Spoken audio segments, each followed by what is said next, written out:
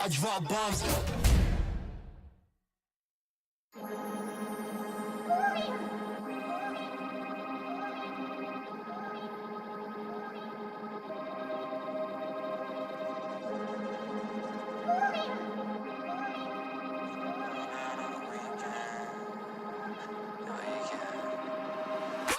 Chilling in the chair, I'll be sipping it.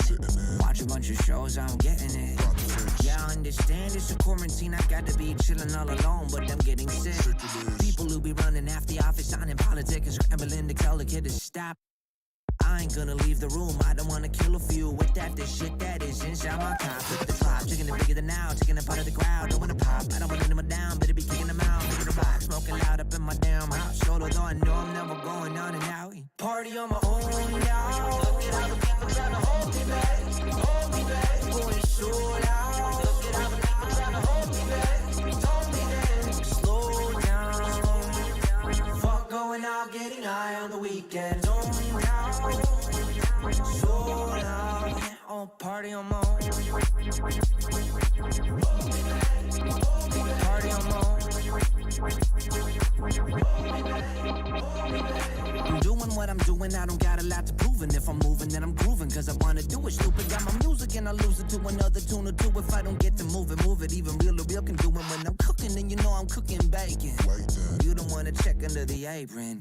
Vacuum the whole room naked, facing windows so people who out getting the greatness. Telling me better hate this, really though it ain't shit when you could compare to what the other people facing. So what I am drinking, still half full is true when comparing to the nations. Party on my own, y'all. Look at how the people trying to hold me back, going so loud. Look at how the people trying to hold me back, told me that, slow down, fuck going out, getting high on the weekend, don't down, so loud, on party on my own, party on my own,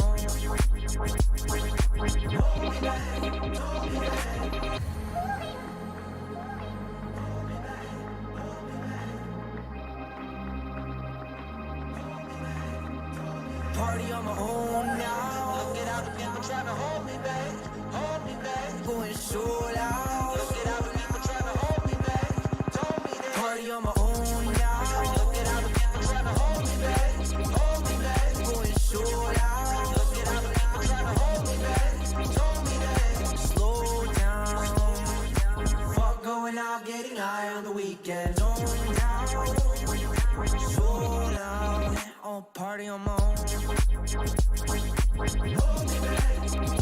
Party on my own. Party on my own. Yeah, that's tight. Max Watson, Tony Romero. Party on my own.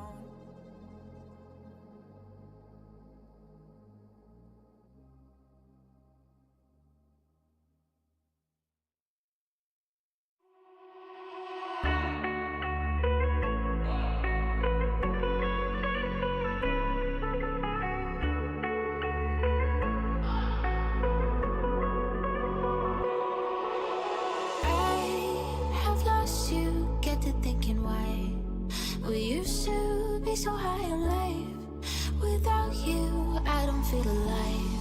So I'll just keep on being higher than the sky. Tell me, are you there for me even when I try? Keep on being high, without you keep on being high. Without you keep on being high. I know that you're feeling forsaken, mistaken, wish you were another man. I remember feeling awakened, mistaken if you thought I'm in that place where you want me to be, but I don't want you back. So it's easy to see when I'm high all the time, 'cause I have lost you, get the thinking why we used to be so high on life. Without you I don't feel alive. So I just keep on being higher than the sky. Tell me, are you there for me even when I try? Keep on being high, without you, keep on being high.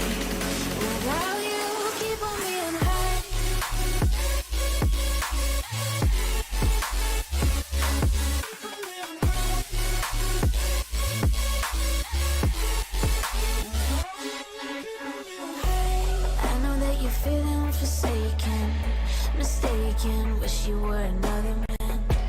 I remember feeling awakened, mistaken. If you thought I'm in that place where you want me to be, but I don't want you back. So it's easy to see when I'm high all the time. 'Cause I have lost you, get the thinking why.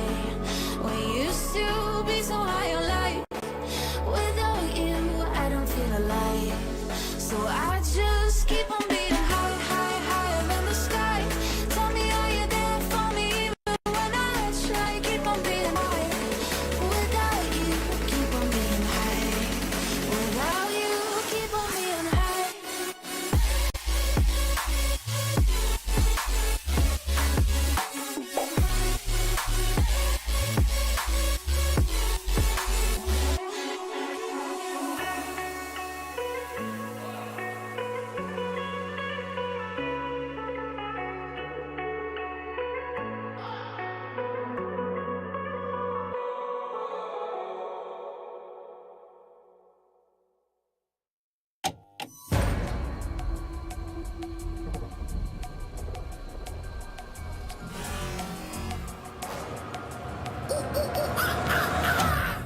There's a pyramid of power with eyes that can see it all. Cameras to capture your image at City Hall. Realize they listen whenever you make a call. If you want a revolution, I'll really give it to y'all. Bring this the army that bands against bands of dead presidents, determining life of mankind. Of cancerous, how we breathe vapors. Green colors bleeding in streets for cheap paper. Assemble the masses, melt the plastic compound. Realign when the shit gets drastic. Lift the veil when the systems are masked. It's just another pyramid scheme, a government ranking. The power with the power, we charge Jurassic. Nation T-Rex with covert tactics. Rise from the ashes, take back the atlas. Bring the madness.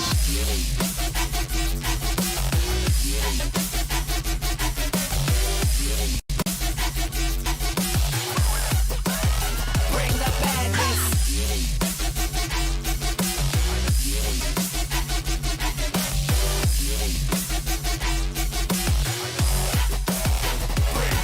There's a pyramid of power with eyes that can see it all. Cameras to capture your image at City Hall. Realize they listen whenever you make a call. If you want a revolution, I'll really give it to you.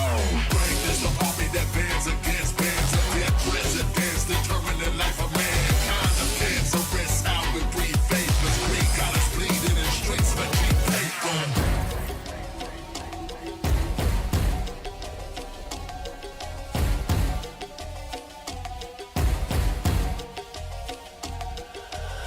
Assemble the masses, melt the plastic compound. Realign when the shit gets drastic. Lift the veil when the systems are masked. It's just another pyramid scheme, a government ranking. The power with the power, we charge Jurassic. Nation T-Rex with covert tactics. Rise from the ashes, take back the atlas. Bring the madness.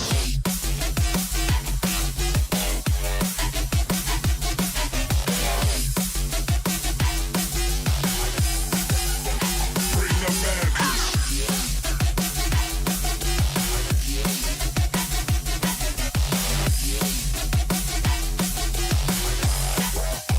Bring the madness.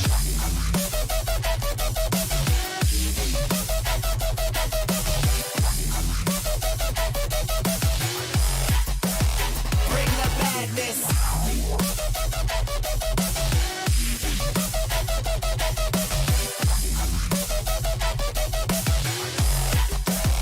Bring the madness.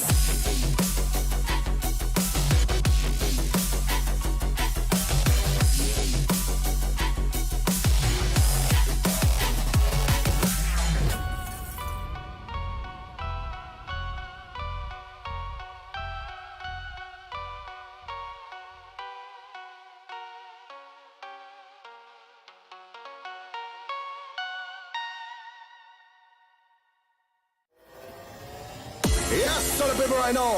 Pegboard nerds must have you locking at the sound. All of the gal I go passing when me boy I go drop them a coming. Murder. Me are the burning fire a natural born killer. When me bust into flame, watch out, some might sting ya. Better turn it, I am make the bad boy bigger. When they come around, we all go on them. Listen to the word and the fire you caught in the middle. When the flames get higher, put up your gun fingers. Return all of the fire, it's a bad man single, give a sign. Put your gun finger trigger, gun finger trigger, gun finger trigger, gun finger trigger. Return all of the fire, it's a bad man single, give a sign. Put your gun finger trigger.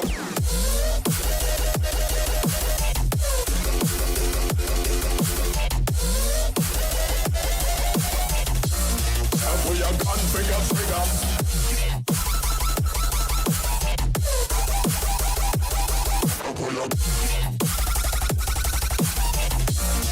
Put your gun finger trigger. It's a bad man signal, give a sign. Put your gun finger trigger.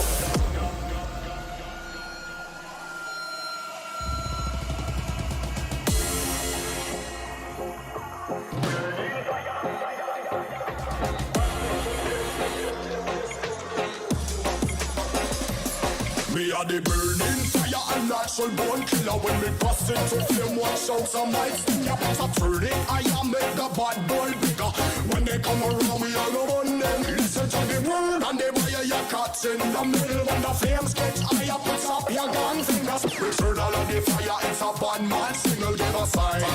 Pull your gun finger trigger, gun finger trigger, gun finger trigger, gun finger trigger.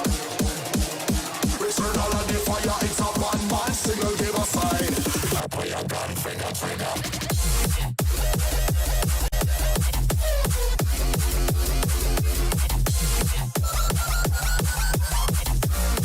Pull your gun finger trigger.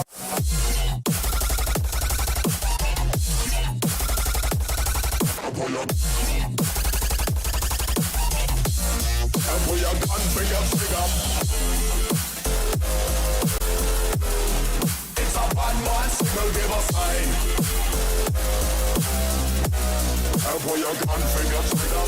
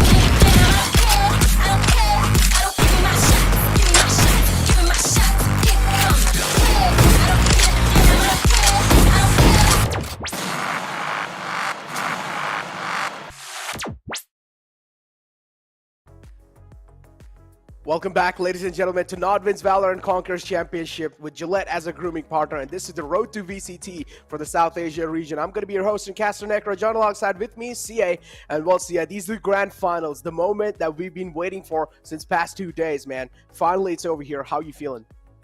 Oh, I'm feeling pumped up, man. I'm so freaking excited. And for me, like this, as you said, right, this is the grand finals, this is the moment we've been waiting for, but this is the moment all of these teams have been preparing for so long. Securing that first spot into the grand final playoffs, that's going to give them one hell of a boost going into the rest of the tournament. By the way, I just looked at your outfit. It looks absolutely sick, man. You look sick.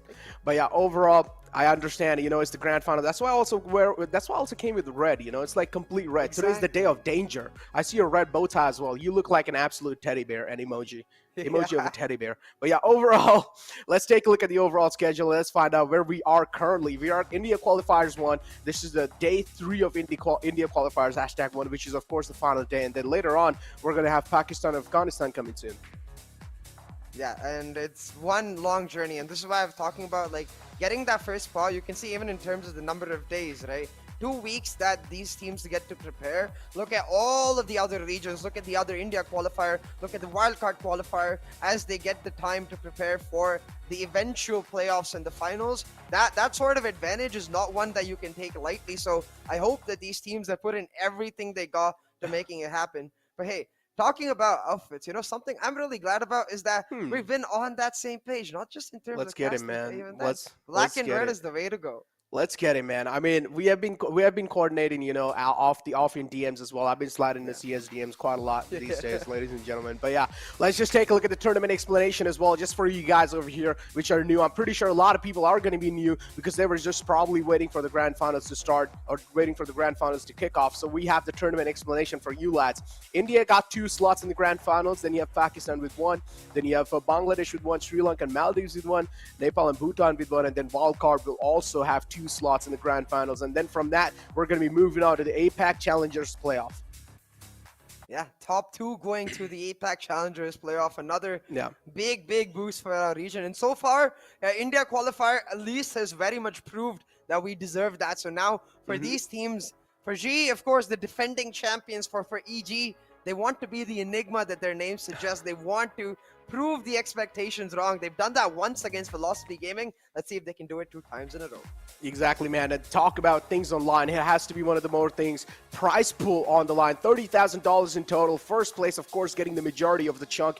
15,000 is on the first place. And then you have second place getting 7,500. And third and fourth, of course, with 3,000. They will have to settle it down. But what I'm really eyeing out for is the MVP of tournament. $1,500 right in his pocket, man. Just kind of like a personal bank.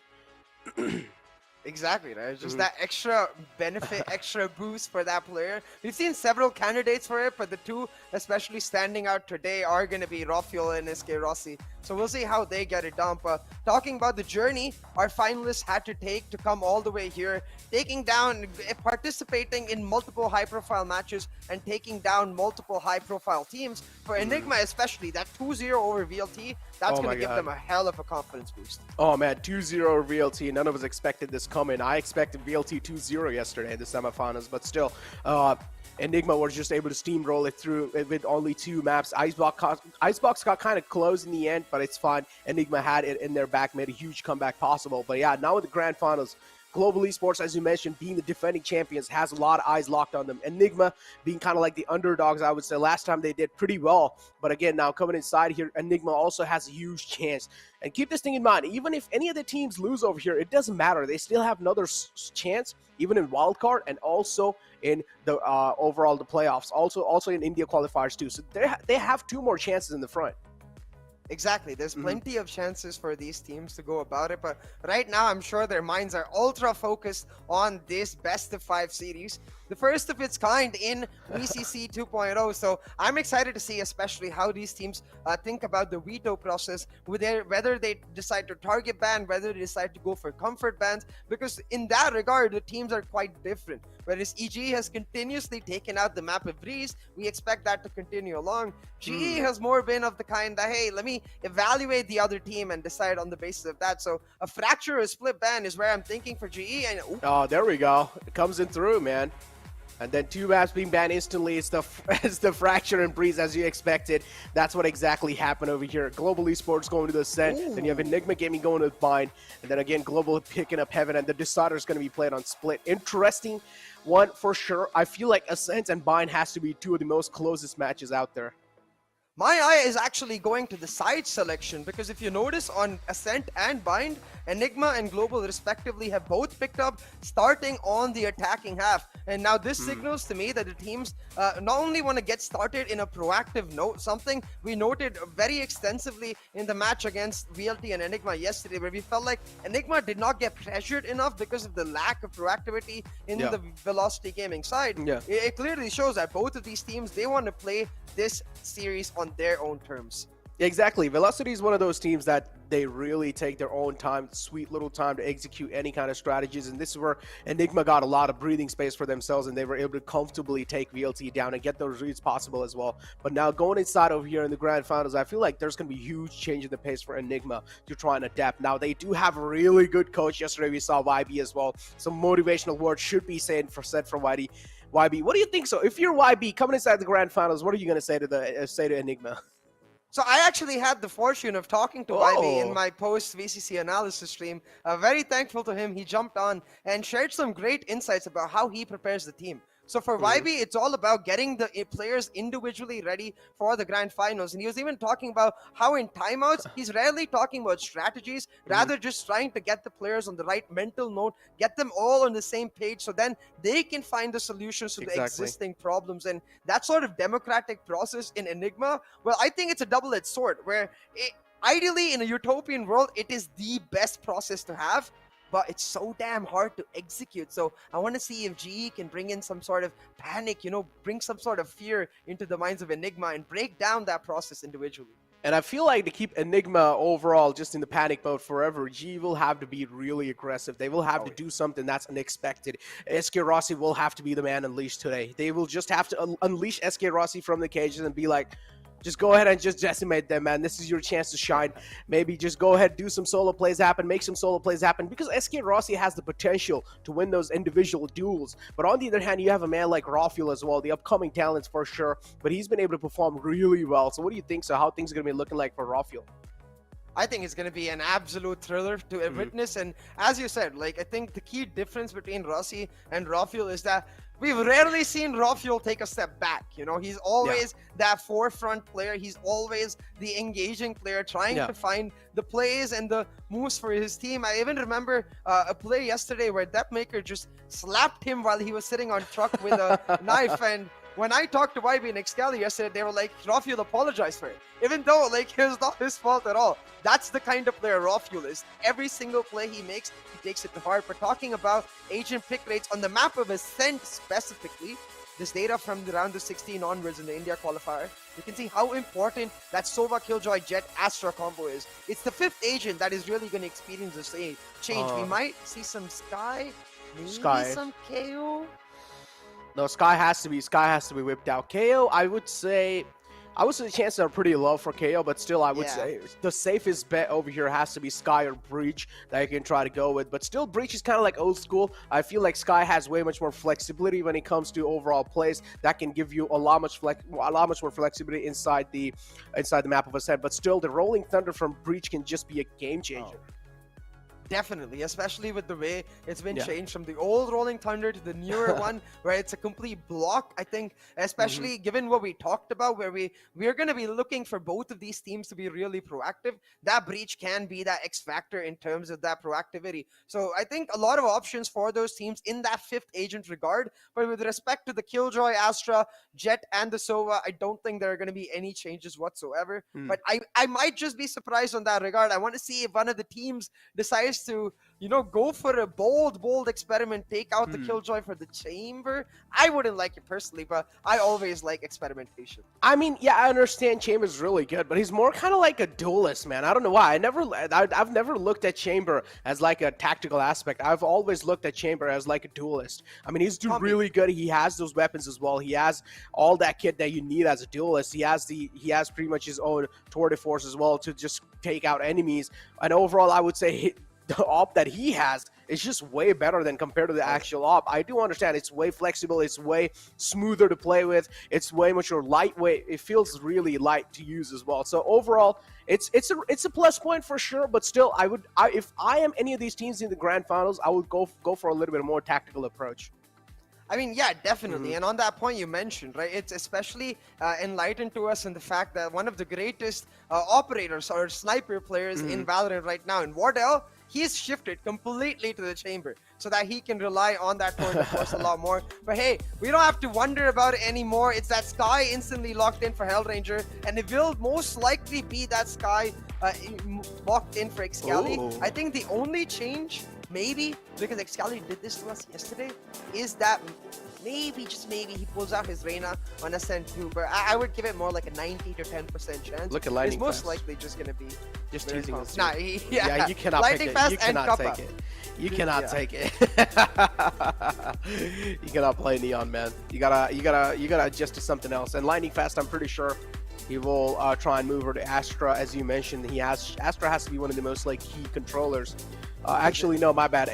Astra is already taken, so yeah, KJ, he's probably going to be going towards, and this is what he's going to lock in. But yeah, Ascent, moving inside the map of Ascent, man. What are you speculations? How things going to be looking like? You think it's going to be really close and neck-and-neck competition, or overall it's going to be a steamroll? Oh, I think this is going to be perhaps the closer of all the maps, because when we go on to the other maps, I do have kind of a strong opinion on which team is going to take the cake. I'll get to it. Hold on! This is what I was talking about. The double 90 duelist. to 10% possibility. And this is Okay, something buddy. that Vibe mentioned to me in our chat yesterday, where he said that, yes, he understands that certain agents can be better than others in terms of meta, but for him as a coach and for Enigma as a team, what comes as the #1 priority is that specific player's comfort. We saw how exactly. damn good Excali was on Reyna. So you Yeah. can see that comfort factor really playing into this pick here. Reyna coming in. But oh boy, oh boy. Map 1 of the grand finals, Necro. I am pumped. You can see the teams are as well. Let's Look get at it going. Excalibur. Look at Antidote's monitor, dude. It's just flashing on his face. It's like he's actually getting flashed right now, but it is not probably, yeah.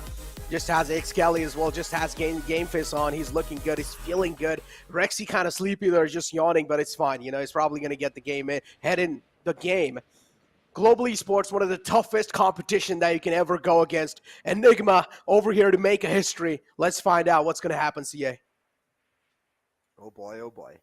Let's immediately talk about the compositions, though, because comfort definitely a big deal when it comes to these teams. But as you rightly mentioned, the Sky offers you a plethora of options that you can then use to adapt accordingly. And I think Global Esports have proven to be one of the strongest teams at doing just that. For now, the immediate guiding light push towards A main. They're going to get information that nobody's over there, and just on the basis of that, casually walk themselves in. They've got free A main control, but Enigma trying to trade it for mid, and this is where Lightning Fast's job becomes key, Necro. He's got to hold on for dear life. Look at Antidote, though. Oh, he tried to catch one off.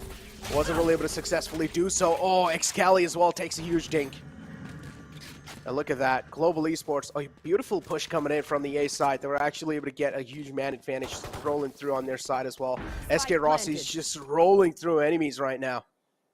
Kicking things off on a good note. Global Esports, things are looking really well in the first round. 2 players alive for Enigma. Pressure definitely is going to start to build up as the time progresses by. Spike is ticking.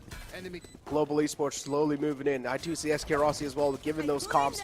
RVK finds an opening. That's a crucial frac that was needed. Kappa taken care of now, but it doesn't matter. Rossi's still alive in the game, and he's going to kick things off on a good note.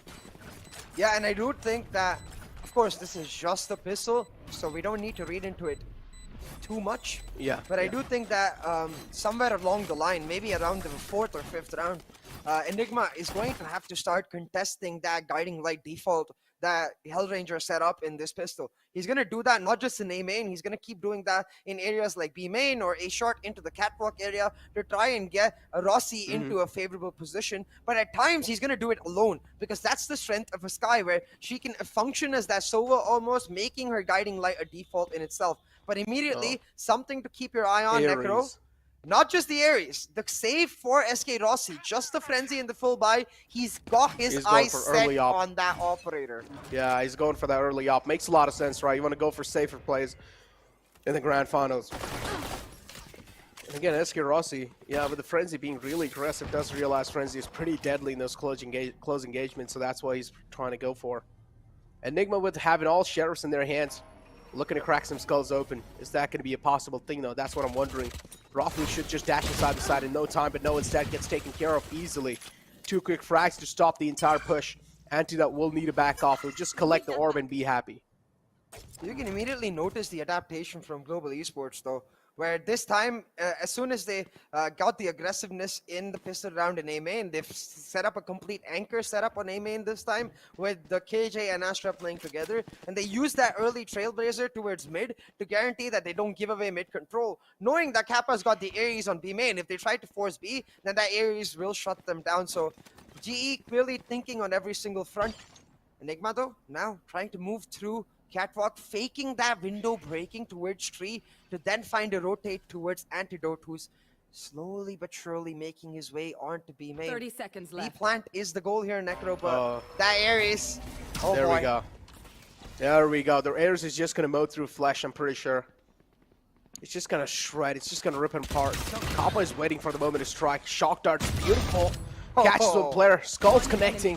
Bullets are landing this time, and Kappa is going to be a happy bunch. 10 seconds A little questionable play from Hellranger. Didn't really realize the man was right underneath him, but RVK will be shut down finally, and a team ace as well. Beautiful. And not a single investment lost, in the sense that the Frenzy was bought by SK Rossi. He is able to recover Hellranger Spectre. He'll be able to buy the Operator while the rest of the team goes on a bonus. Now, the kind of setup I want to see from Global Esports, actually scratch that.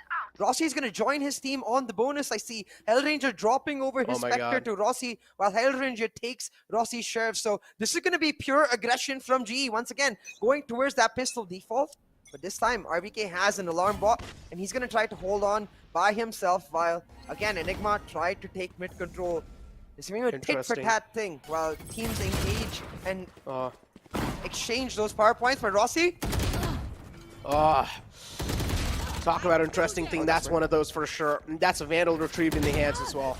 They really need that. Lightning fast because the gravity wall was kind of making things tough for him, but it doesn't matter. Still connects those heads with the Spectre. Just look at the nerves on these guys. Even just to think about to make this kind of a play happen against Vandals and Phantoms is insane in itself, and this shows the amount of confidence that Global Esports has come inside this matchup. They've definitely done their homework. Rexy looking to strike. Lightning fast taken out the equation now. Global Esports left with 3 players alive. Rexy quite low. Threat's going to be lingering on their heads. Recon dart inbound. Skill spotted in the B main. Info conveyed for sure. But they still need to watch out for the man in the back, which is Antidote. A beautiful shock dart! Denying the plant. Actually, no, scratch that. The plant's there. But the shock dart has shut him down. That was beautiful. Now it's all down to Antidote, the IGL himself, to make some clever decisions. But this time, that's not going to be the case. And this was the bonus round for Global Esports. They get to retrieve this is huge. Vandals for all of their players. As you said, this is humongous. They even give the diffuse over to that Sky so she can get that ultimate online that much sooner. And you have to remember that 2 rounds back to back, what we've seen is that Global Esports, they've in the pistol and in this bonus, they pushed and taken A main control while they get traded for in terms of mid control. But because that Killjoy is playing on the opposite side of the aggression, where when Global Esports was playing with the Sky towards mid, the Killjoy is playing A, and when Global Esports is pushing A, Killjoy is playing mid. Now, again, the Killjoy anchor set up towards A, Global Esports able to hold on to mid. This means that there's never a point where the attackers actually get to proactively decide that they want this part of the map. Instead, they always run into an anchor setup, and it becomes that much more difficult. So already that proactivity from Global. Boy. Rossi, oh boy. Here we go. Rossi is going to be a huge threat. And to neutralize him, they will have to make some demonic plays happen. Is that going to be the case? Look at this. Excali straight up walks in. And still is able to connect. Headshot on the Hellranger. Oh, no. Missing quite a lot of shots. Hellranger is not going to be happy about that. SK Rossi having this operator. Look at how scared Enigma are. Makes a lot of sense. It's the man, Rossi himself, yielding it as well. Lightning fast connecting. Another shot onto RVK. 2 players left alive for Enigma. Economy in shambles. 1 enemy remaining. Look at the map too, right? Spike down B. I understand this is the eco, but Even the anchor setup able to push in through because they understand that most of the resources of Enigma are committed towards either taking mid or trying to take B main, which means no pressure on GE across the map except for Excali's insane shots. Back-to-back headshots. This Lena just wants to retrieve now that rifle from the switch area. Instead, 30 seconds left. he's sneaky. Oh man. Skills has got Rossi's back. Oh, he has. He has indeed. But yeah, economy was in shambles for Enigma Gaming. That's why they had a little eco. But coming inside this round is going to be really crucial for them. Hellranger missing a lot of shots over there. Production as well, just being really savage. Showing that in the replay. Just rubbing salt on his wounds. Right. Now that it's 4-0, Kappa. Odin. Oh yeah, this is. Oh yeah. The full buys coming in, the Odin coming in. Time to go Burr, and you can see the power of the Odin. Just relying on that Odin entirely to go for that Behold. But this is where the conditioning comes in, if you notice, towards A main, where you can see multiple members of Enigma ready to contest. A similar default from Hellranger. He uses the Guiding Light and the Trailblazer to get info, because of which they might expect a 3-man stack at A, but that's not actually what it is. They're playing a contact setup here with Skills playing Binary and Hellranger just being the bait here, breaking the recon drone, breaking the Guiding Light. Skills is positioned completely unknown to Enigma right now. Oh, Skills and Winery, yeah, as you mentioned. But still nothing to report from the player. He hasn't peeked out. Not a lot of info being retrieved. They're going to the Odin. Yep, there we go. Odin pulls out. Kappa is ready, crosses train. He's just waiting for them to straight up walk into it. This shock dart can be huge. A beautiful shock dart as well. Another will rebound. I'm pretty sure it has dealt a decent amount of damage. Operator being shut down. That's a huge shutdown this time, but still, Enigma, they're able to maneuver with a slick movement, and they're able to get their hands on the site. 2 players left alive for Global Esports. Things are fading away this round. The possibility of winning it are as well fading away, but Skills with a huge 2K can make some things possible. Cosmic Divide used as well. Interesting. Complete backside being blocked. Skills taking a sweet little time to make this execution happen. Moving in from the cat. Finds a dink, but that's not going to be enough. Rafiel is a little too good in those angles. I wonder if he could have rather gone for the Cosmic Divide in a diagonal manner to try and isolate the fights, maybe separate Rafiel from Rexy in that situation, but I can understand the logic where he's expecting one player to be on the site and another player to be in Boathouse to go for that Boathouse Cosmic Divide instead. And huge plays from Excali especially, getting Enigma that entry and Antidote chiming in to make sure that the round taken away by Enigma as they open up the books, they get themselves on the board, and now hopefully they can keep this momentum going, because that round, it didn't really affect Global's economy as much as Enigma would have liked. Still the operator coming out for GE, I expect. Maybe the Odin as well, but for the start of the round, it's just a few shots taken by the op as he then rotates over to A, and the read is right by Rossi and GE. A is where Enigma have their sights. A's where they got the sights. Drone spots 1 man out. Hunter's Fury out. 2 players get tagged. Not great. Rossi posted up behind the cardboard box on the site. A little bit of team flash coming through, but Rossi does have the Blaze-Storm available to slice through his enemies. Lockdown invested. A huge investments being done from the side of Enigma. But this lockdown is especially key because they slightly missed up the wall. I think normally the wall needs to be slightly more narrow so they can plant in that box area, but now with that lockdown they can still move in. Rossi says no, though he finds one, but already the site is gained for Global Esports and for Enigma Gaming, and Global Esports in a weird situation, Necro, because both of their remaining players are on opposite sides of the site, so they're gonna have to rely on just 1v1s and some nutty shots. Nutty shots indeed, yeah. Skills and Kappa, the 2 experienced players alive now. 1 enemy remaining. But Rexy is just really good. Even with 30 HP, he's able to make some miracles happen. Gets a 3K for himself. Skills trying to fight back in the situation that he's found himself, and not really that comfy, huh? Con Dart instantly shut down. The scan's not going to go through, but it doesn't matter. Excali, with that aggressive angle, will shut him down. Yeah, Back-to-back round wins from Enigma Gaming. They are starting to make that dent in GE's economy. I don't think the operator will be affordable in that next round, so maybe GE do go for that full eco to bring back the operator. But right now, Enigma are back in the driver's seat for at least temporarily as they look to persevere and push in. And again, that power of the Reyna coming in with respect to the fact that the biggest weakness of the Sova Sky combination is that your Jet is often left stranded in those executes. But now, Excali can set up the Lear as Rafiel goes in for the rush. But once again, it is going to be that eco for GE. Finish Guiding Light as well as Trailblazer. All of the Sky utility used very, very early to just get the information. But it will mean if they lose sight, retakes become that much harder. Side control is what G really needs. Rexy getting that orb in his hands. Excali just in the front trying to gather as much as attention as possible. Slow walk through, and I'm pretty sure it has to be kind of like a mid to B, maybe kind of a strat, or maybe they're just going to completely rotate the A site. That's what it seems like. Tree control is what the priority is, but there's a lot of utilities, even from the side of Global Esports, to try and stop this push, but here we go, presence spotted. Utilities will be used as well, but it doesn't matter. Rafiel's crossers are trained.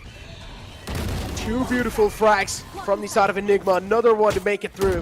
Blades are out, but the right click's being used. That means now he's out of Blade Storm. Trying to get the gun though.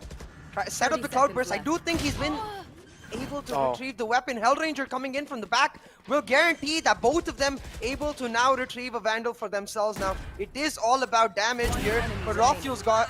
Oh, actually, Anti's got his hands on the operator, finding himself in the shoes that he started this game in with that operator role. But in this 1v2, Rossi too low to surely clutch this. Yeah, too low. Classic's going to seal the deal on him. And Enigma Gaming with another round in their hands. As you mentioned, yeah, for now, they're going to be on the driver's seat. But I do want to see what's going to be the outcome in the next round. This is where Global Esports will have a full buy again in their hands. But the way these guys are connecting some nutty shots, this is making me question. Because, this making me question Global Esports overall, because now that they have the momentum going in their favor, Enigma is one of those teams that's not going to let this momentum get away that easily. I mean, I know you were looking at all the nutty shots and Necro, but what I had my eye on in that round was as soon as Anti landed that shot on the sniper, the Astra went like just swag, just showing off her swag, you know, just showing off the vibe the Astra brings to your team. And Anti as well, very chill as an IGL, very calm, very composed. But hey, talking about being composed, Global Esports taking a minute for themselves to discuss what is going wrong. They were off to a flying start, 4-0 on the scoreboard, but in these last 3 rounds, Enigma have got themselves on a win streak and now looking to equalize in this next round. It's especially important because the last round was an eco Necro, so full buy for GE here. They got to make sure they don't lose it because that gives Enigma a free road to the lead. Tactical timeout from their side. Now, Global Esports do realize this round's going to be really important for them for the momentum in the future. Look at the amount of economy Antidote has in his hands. Or at least had in his hands. He had 4,000 credits to start off with. Now has got the operator in his hands as well. SK Rossi with complete 0 credits in his hands. SK Rossi needs to get at least a couple of frags to kick things off for himself when it comes to the economy. This frag can be crucial, but no, instead Excali denies it. A little too close to comfort for SK Rossi. Will fall down, but instantly the operator retrieved by Skills is looking to get the trade happen. That's not going to be the case instead. Oh no, Skills too lucky to make it out alive.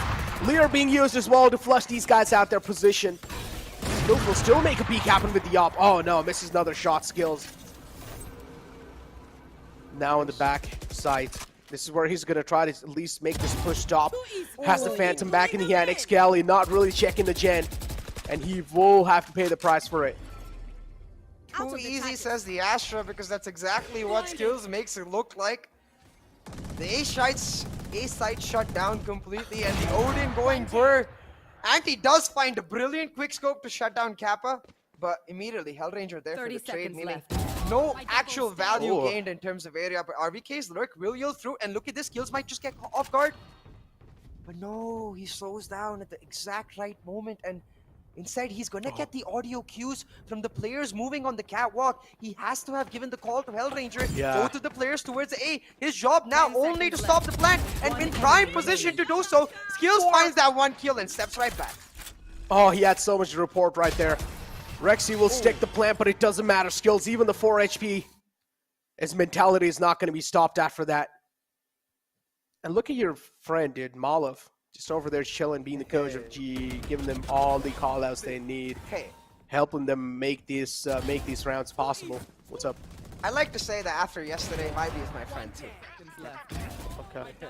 There we go. CA is just kind of like going out there, just hunting for coaches, and he just learning wants to from be the best. really good friend. He just wants to be really good friends. Maybe I should start being available for your post analysis stream as well. Maybe I should start hopping on them. But yeah, SK Rossi. Oh,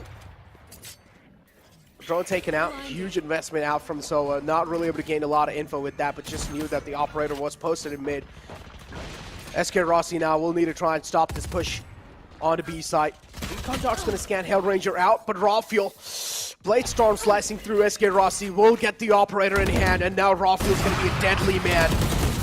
Rawfuel's looking for his victims, and he finds another one with the operator. RVK to follow it up. 2 players alive for Global Esports. And just like that, somehow Global Esports have managed to screw things up. Lightning Fast is just going to peek in his crosshair.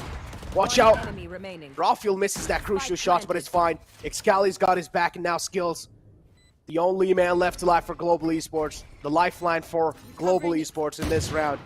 Round matters quite a lot for them. If this round they lose it, economy's going to be in shambles, but it doesn't matter. Skills has some insane skills for sure, CA. And he's looking to make this clutch possible. Rawfuel's on an off angle. he's got the Hopefully cosmic divide Skills. back.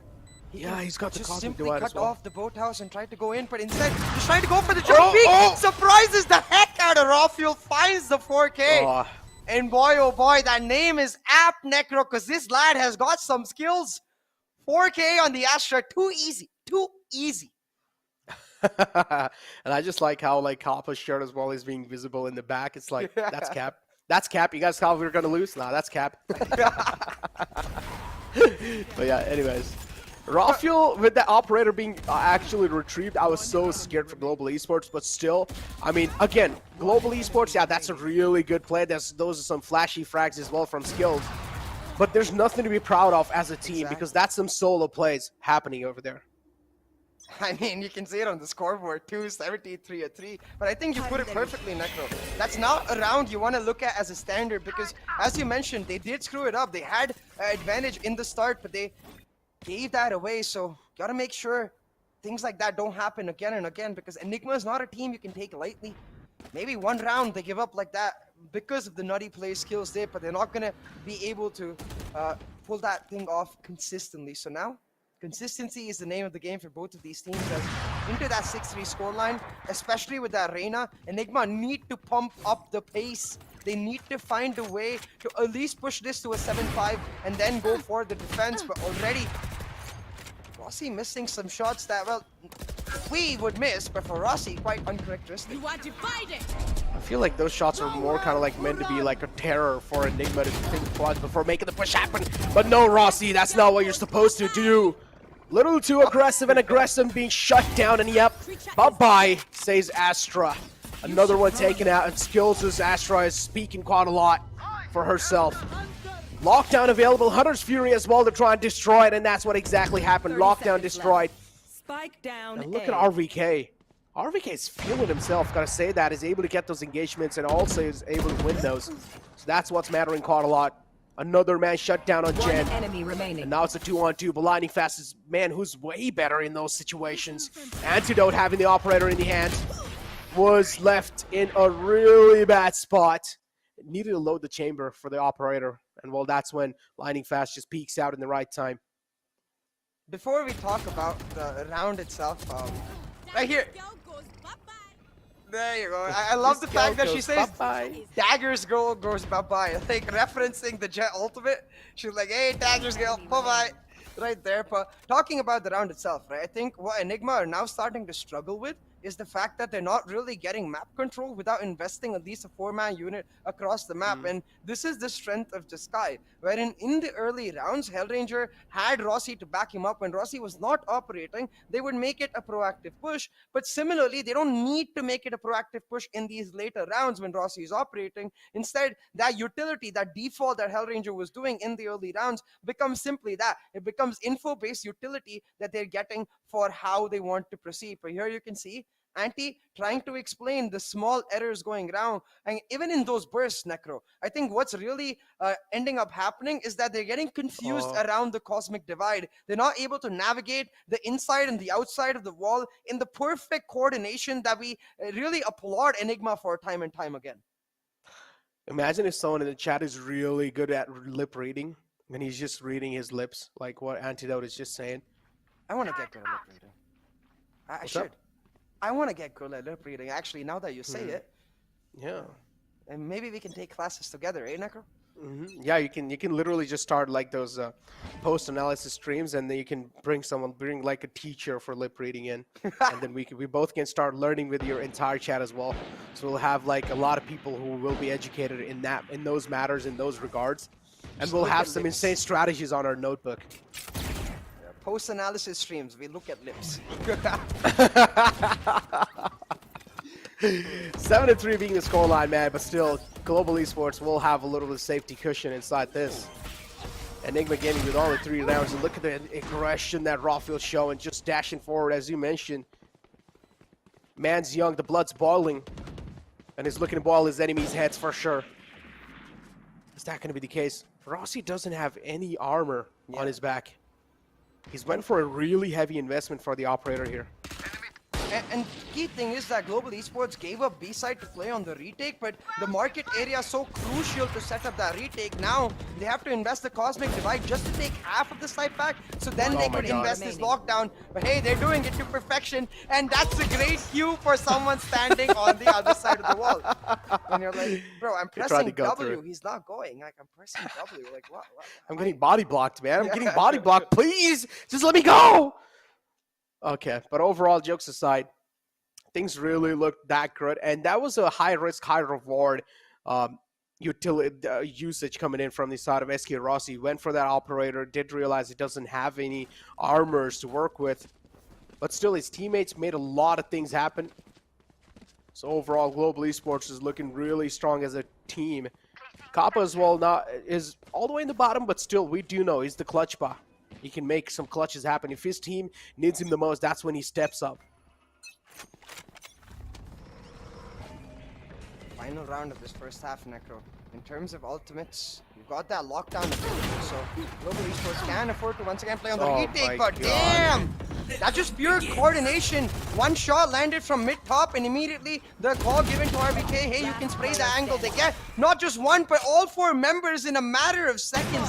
In a flurry, all of Global Esports fall, and Enigma Gaming with a flawless to finish off this first half. Beautiful read, man. Gotta say, that was a really good read. But again, maybe Global Esports threw it on purpose because they did not want to see 9-3 on the board. Oh my god. Maybe that's the case. You never know, man. Think about it. That's kind of like that's the Malov strategy right there. Oh boy. Like, guys, we don't want to be on the 9-3 curse, you know, especially since we're going on the attack. We don't want Raw Fuel to become the next Rossi. Nah, we're kidding, guys. No team would intentionally do that, but it's all props to Enigma, really. The pace at which they set up the execute on that round, I think, not just surprised the heck out of Rossi, but all of GE. They didn't even get a second to think about how do we adapt once Rossi is down. No, as soon as Rossi was down, Enigma was punishing them on every single front, and they got a flawless on the basis of that. Now, it's just a matter of can Enigma continue this momentum? Because on the defense, if you remember yesterday, Necro, Enigma's biggest strength was their discipline. We have to see, can GE break that discipline? Can they introduce fear? Oh, man, talk about discipline. Antidote's play yesterday on Lamps, if you remember on Fine. Oh, yeah. Oh, that was a beautiful play. Talk about beautiful plays. Beautiful team coordination coming through from both teams. Pushing in, just opening the floodgates on the B side from mid. But RVK is able to shut down that aggression. Skills being found, but it doesn't matter. The opening fragger's still alive, and it's Rossi. Just Rossi just trying to make that chaos happen. His presence is just felt so much that everyone just starts looking at his side. And that's when majority of the players just get scared. But Rafuel is just on that aggressive page. His holding W is not going to stop today. And now it's Rossi left in the clutch situation. Oh my God. Opens the skull open for another man, but Oh now my- instantly finds another one as well. No. Rexy, the only man left alive! And Rossi gets a 3K. What? All right, Rossi, just chill out. Just finding his victims single-handedly and putting him down in grave. I gotta Oh stand my up. god. I gotta stand up. I cannot sit down after that. I gotta stand up. Spike down. Whew. Rossi just increased the temperature in the map and in my room by several degrees right there after that play. Boy, oh boy, that was some spicy gunplay right there. It's so spicy, you can see the Hellranger needs a minute. He just needs a minute. Be like, okay, calm, guys, calm. We don't want to rely on Rossi's headshots every single time. That's all I wanted to say. Now let's get back to the game. That's what he's saying, right? Look at his hands. Look at his hands gesture. He's like, the head is this big, okay? And Rossi's bullets are this small. It's not that hard for them to connect. Look at him just now, just cracking. It's just like, rubbing the sweat off. He's getting ready, just getting those nerves shaken off as well. It's the buy round for Global Esports in the tactical timeout. Head Ranger's just taking a chill pill, drinking some water, getting himself hydrated. Talk about hydration. Everyone in the chat as well, make sure you guys are taking a sip of the water. You guys need to stay hydrated. Oh, yeah. Whew. SK Rossi. Ganesh Gangadhar SK Rossi. The man, the myth, the legend himself. Hey, right now, Enigma Gaming, they're not out of this map just yet. And remember, even if they are, this is a best-of-5 series. The first map pick by Global Esports themselves. Anti barely revealing his body, but that doesn't matter. Because Anti himself with the jiggle will take him out. But a 1-for-1, not so bad for GE, because they now can aggress onto site and take it for themselves.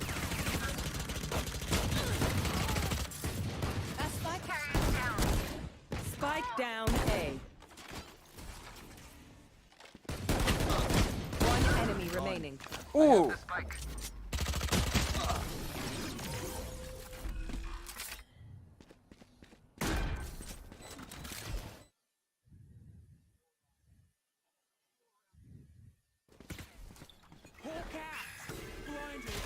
But hey, that was a pretty good eco round for Enigma Gaming. 3 weapons taken down on the side of Global Esports. I don't think actually it was 3 weapons, because the normal GE strat is to not go for a full anti-eco. They usually go for 3 or 4 weapons, so maybe 1 or 2 weapons lost. Either way, it's great for EG, because as you can see now, it's only Lightning Fast and SK Rossi with the weapons, a Bulldog and a Spectre, while the rest have to just opt for the Sheriffs as they try to play the bonus. But Rossi! Is that a bird? Is that a plane? No, that's SK Rossi. No, that's SK Rossi.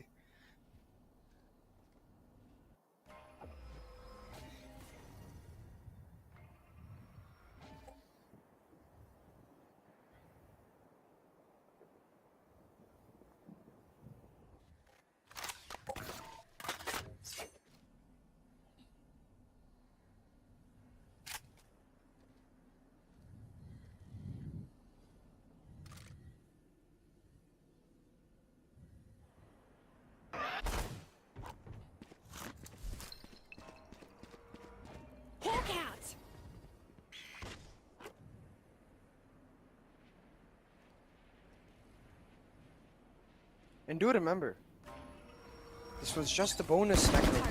And Global Esports right now could just isolate RVK, convert this bonus into a win. 30 seconds left. Oh no!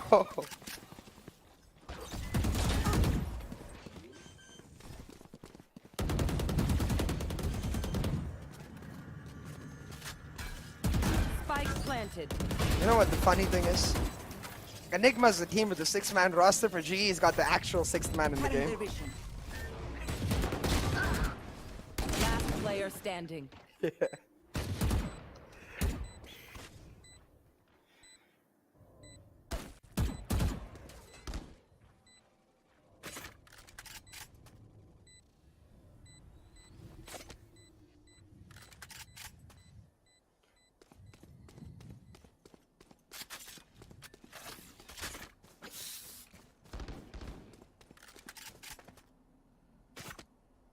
Look at this. Just going for the save here. Antidote doesn't have much of a choice, but the hunt is already there from GE. I wonder if they start pushing further. I would have liked to see them do that because they don't really need the economy, but instead just giving the respect to Antidote, respect he very much deserves, because I want to remind everyone here in the chat once again, Enigma Gaming is the team that came down from 9-3 just yesterday to beat Velocity Gaming. Don't you dare count them out of this map just yet. They're a team that takes every round one by one, but hey, it's easier said than done, man, because it's not even SK Rossi popping off, eh? Skills, lightning fast, him and Hellranger in certain situations, Kappa with that Bulldog spray, like every single member of GE, it just looks like they've woken up on the right side of the bed.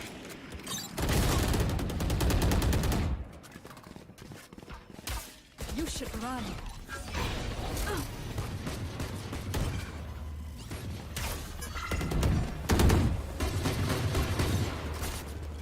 This They also got the recon darts in their hands, and now we do have some interesting things happening. SK Rossi and his team already in the site. They've got the control in their hands.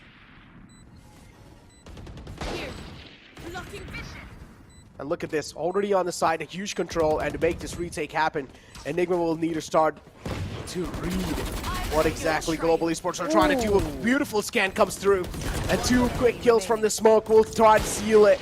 Already kills are just flowing through, and Enigma, they're being shut down, they're being ripped apart. Nice flash, and Rexy forced out of his comfort zone, and Rossi is just a bird. now, he's an eagle. You know, when he's in the air, his vision is just focused in on the opponent's head. Like you said, like Hellranger was explaining. Big head Rossi see, big head Rossi kill. But hey. Oh man. 12-4 right now, and it does look like this map choice of Global Esports is going to get them off to a strong start in this best of 5 series. But again, I have to remind everyone, maybe not in this map, we will see a comeback coming in, but a best of 5 series, and I don't want to count out Enigma just yet. I don't think we got to see the predictions. Necro, you were pretty on point with the way this is going in terms of the 3-0. Personally, I was expecting a 3-1. But I mean, hey, it's still the hopes and dreams alive. One more round. Global Esports needs it. Yeah, even though a lot of rounds are given away, there's still like 1% chance that maybe this comeback can be possible. Each and every single chance can be counted on. Here we go. Rossi moves in forward, and they're just able to get those, line up those frags. Excalibur able to follow it up. Rexy as well is now starting to realize. And now there we go. Global Esports, they just crumbled down. A beautiful round coming through from the side of Enigma. Yeah, and all on the forefront with, again, Rawfield finding that first blood. Do not count your chickens until they've hatched is what we always say, and I think that's exactly what is bound to be going through the voice comms of the Global Esports players. But ooh, look at this, lightning fast picking up the Odin. Now I do want to notice how he's going to use this, because I feel like the way they're going to try and make this work is try to clear off that first lane immediately, therefore isolate all of the players of Enigma Gaming towards the right inside of that B side from the attacker's perspective, and then maybe later into the round with that information force it in. But what they don't know is that Raw Fuel, he's got cojones of steel, still moving in, not scared of anything. Doesn't get the peak though, so Attack comes through, Raw Fuel spotted. Has no other choice rather than to back out. G taking things quite slow. Do realize they cannot be overconfident anymore, or at least show that confidence that much as they showed in the previous round. So that's why now they're trying to get the read back up on the Enigma, because Enigma, you don't want to let any round slip by, and you don't want to let them sense that momentum coming back. Excali has found himself quite deep in mid. Get out of my way. So he's going to be conveying a lot of info, and look at this. Oh, huge rotation coming through all the way on the long side. I don't think... And in A main, everyone's in there. Necro, I don't think Cali noticed the rotations just yet, so instead now going for a flank. G are going to have to go for the burst real quick. Immediately though, Killjoy lockdown traded with the Hunter's Fury, but Cali's flank coming online now. Cali, can he make it work? Can he push forward even more? Rossi, his main objective with the Blaze Storm was just to shut down Excali, and that's what he exactly does. 2 players alive, it's 2-on-3 now. Global Esports having a clear advantage. Our Global Esports going to be able to seal the deal on the first map of the Grand Finals against Enigma. That's what I really want to see. Enigma as well taking their sweet little time to make this retake happen. Astra we do see on the doors, but this time she's being shut down. Rossi is looking for the victims. He finds a third one, but he's not going to be able to get another one, but it's fine. Skills has got his back, and Global Esports get the first map in their hands with a dominating lead over Enigma Gaming. Oh, and Necro, this is a little scary because, to be honest, Ascent is the map with, in terms of the information, is what we have least information on. It's what we see in GE and Enigma the least on in these last 2 days, and given the way Ascent ended, Global Esports, they just look like they've got every type of preparation they could have done going into this finals. This was the team that made it through Qualifier 2, stumbling in the finals of Qualifier 1 in VCC 1.0, but even that, it seems like they want to correct this time around. They want it right off the bat. They want to prove why they're the defending champions. Oh man, I mean, Global Esports have been looking really in sync, right?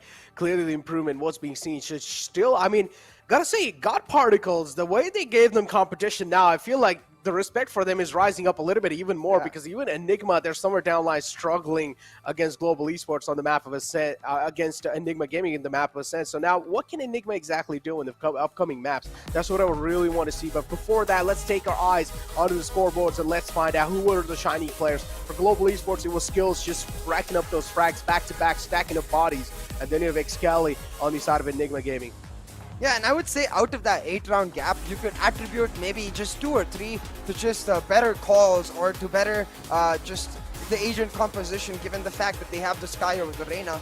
There were 3 or 4 rounds where Global Esports just shouldn't have won it. The Skills round, for example, the SK Rossi round, for example, certain rounds that GE is able to pull off from nothing, and I think that's what really shows you that they're champion material. You know, you've seen this across every single region. Teams like Ascend, teams like Sentinels back in the day when they were dominating around the Iceland time, they would pull these rounds out of nowhere. They would put this in their opponent's mind that even in a 1v5, you cannot count us out, and that really starts terrifying you after a certain point in time. Oh, indeed, it does start terrifying you, huh? But overall, man, it's really hard for me to get my eyes off the scoreboard. 13-5. Again, another outcome that we did not really expect coming through. I went with 3-0 GE because I thought, okay, look, there were only 2 odds, okay? It's either 3-0 or it's either all 5 maps in, or it's either 3-2 for any of these teams. And now looking at the scoreline, I feel like there's a high chance that it might just be a 3-0. But let's just take a look at another stats. The damage stats, clearly Global Esports leading the way. And it's just complete throughout. In all the stats, are Global Esports is just a step ahead of Enigma. But it's fine. We still have 3 more maps, or overall 5 more maps. If Enigma Gaming are able to give a tough competition to Global Esports, we're probably going to be going through all 5 maps. I'm certainly hoping so, because as a neutral observer, I want to see the best that both teams have to offer, and then on the basis of that, we get to decide who our winner is going to be. But you see that peak, the 3 or 4 rounds, that's what I'm talking about, the 5K, 4K, the over 800 ACS around the round 8 to round 11 mark. Skills just went ham, man, and like that became the difference here, and that's how close these 2 teams are. All it takes is one player finding that right groove, and with Astra, I mean, the groove is just already there, the vibe is already there. That's why I love her voice line. So Skills, you know, clearly vibing with the same vibe. Oh man, vibe check, that's what we like to see. And Skills as well, just vibing it with the Astra, as you mentioned. Overall looked really strong, but again, as you mentioned, it just really takes that one single little spot and just to find your groove, just to get your hands in the game, just to get your head back in the game. SK Rossi as well had quite a little bit of pop-off moments, but still not as poppy moments as expected. Again, in the first map, somewhere down the line, it takes SK Rossi a little bit of time to show himself up, but maybe in the second map, this is where SK Rossi will just start completely dominating through. But with that being said, let's just take a look at the viewer rewards as well. We have something to give back to you guys, this exclusive VCC merchandise. All you guys need to do is just go on your social medias, make a post, type hashtag VCC in that post, and make sure you guys are tagging at NODWIN Gaming in it, and then you guys will be eligible for this giveaway. Each and every single day we have one giveaway for you guys. So hey, make sure you guys are taking all your chances for this one, because this is an exclusive merchandise and you would want to show it off to your friends. Yeah, I mean, I'm gonna certainly try to bring some around, so maybe I can show it off to you guys in the future. Before now, they've got a long set of matches to go, Necro. It's not over just yet, is it? No, it's not over just yet. But for now, it's going to be a temporary break for us as well. So we're going to be pushing to a short break. We'll be right back.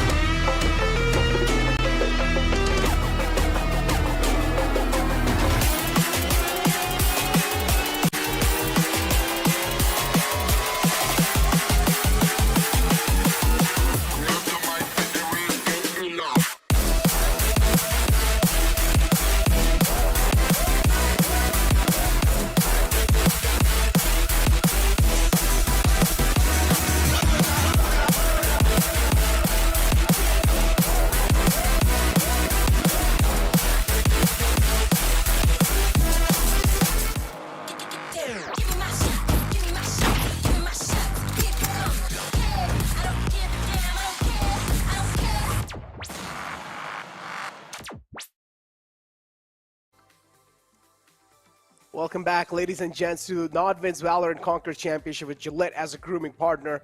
And overall, now first map out of the way, man, you still have a little bit of maps, much more in the future. Moving inside the second map, pressure definitely going to be on Enigma Gaming. So what are your thoughts on that? I mean, it really does come down to their ability to reset themselves, I think. And we know that they have that ability, especially with Vibe as a coach, the composure that players like Anti and Rexy bring into the team. I think they're definitely going to be able to just put that map in their tail lights and focus on what's upcoming. And what is upcoming, Necro, is one of their strongest maps, Bind. So now the question really becomes not just for EG, but for GE as well, who run a very similar composition, but one that honestly favors my taste a little bit more with that single duelist double initiator. Hellranger on the Sky, I've talked about this a lot. The extra flashes that Sky pick offers gives them a lot more opportunities. So I want to see what Enigma have prepared to sort of shut down those opportunities, to shut down those options, because I know this team has put in the work. Enigma, yeah. They also have a really good coach as well. So the coach is definitely going to be doing the coach part. He's going to be coaching them. He's going to be telling what went wrong in the first map and what they can try to do to improve. And again, Enigma somewhere down the line, they were able to get those reads. They were able to adapt what Global Esports were doing. But I just feel like it was a little too late to do that. They were not really able to do it on the fly. And just because of that, they were able to just like give away so many rounds to Global Esports. Global Esports kicked things off pretty well. Somewhere down the line, later on, it did seem like Enigma Gaming were getting the grip back, but still later on, it was just Global Esports who were getting the momentum over and over again over Enigma Gaming. They were just not able to get the read. And let's take a look at the Asian pick rate on Bind. And it has to be Soa. I mean, Soa's just had a lot, 100% pick rate, but this time you have Raze as well coming through on 90%. Yeah, the first 5 agents, they're the exact composition of Enigma Gaming. They're not going to change that at all. The question really is going to be, does Rossi stick to his jet with Hellranger on the sky? Does Rossi stick to his Raze with Hellranger on the sky without that jet for the side of Global Esports? And I do think the answer is going to be yes, but hey, I'm always open to surprises. Like, personally, love the idea that these teams could bring in something new in this high pressure, high intensity state that is the grand final. So let's see. I think Global Esports definitely in a comfortable position, so change is unlikely, but maybe, just maybe. In a comfortable situation, yeah.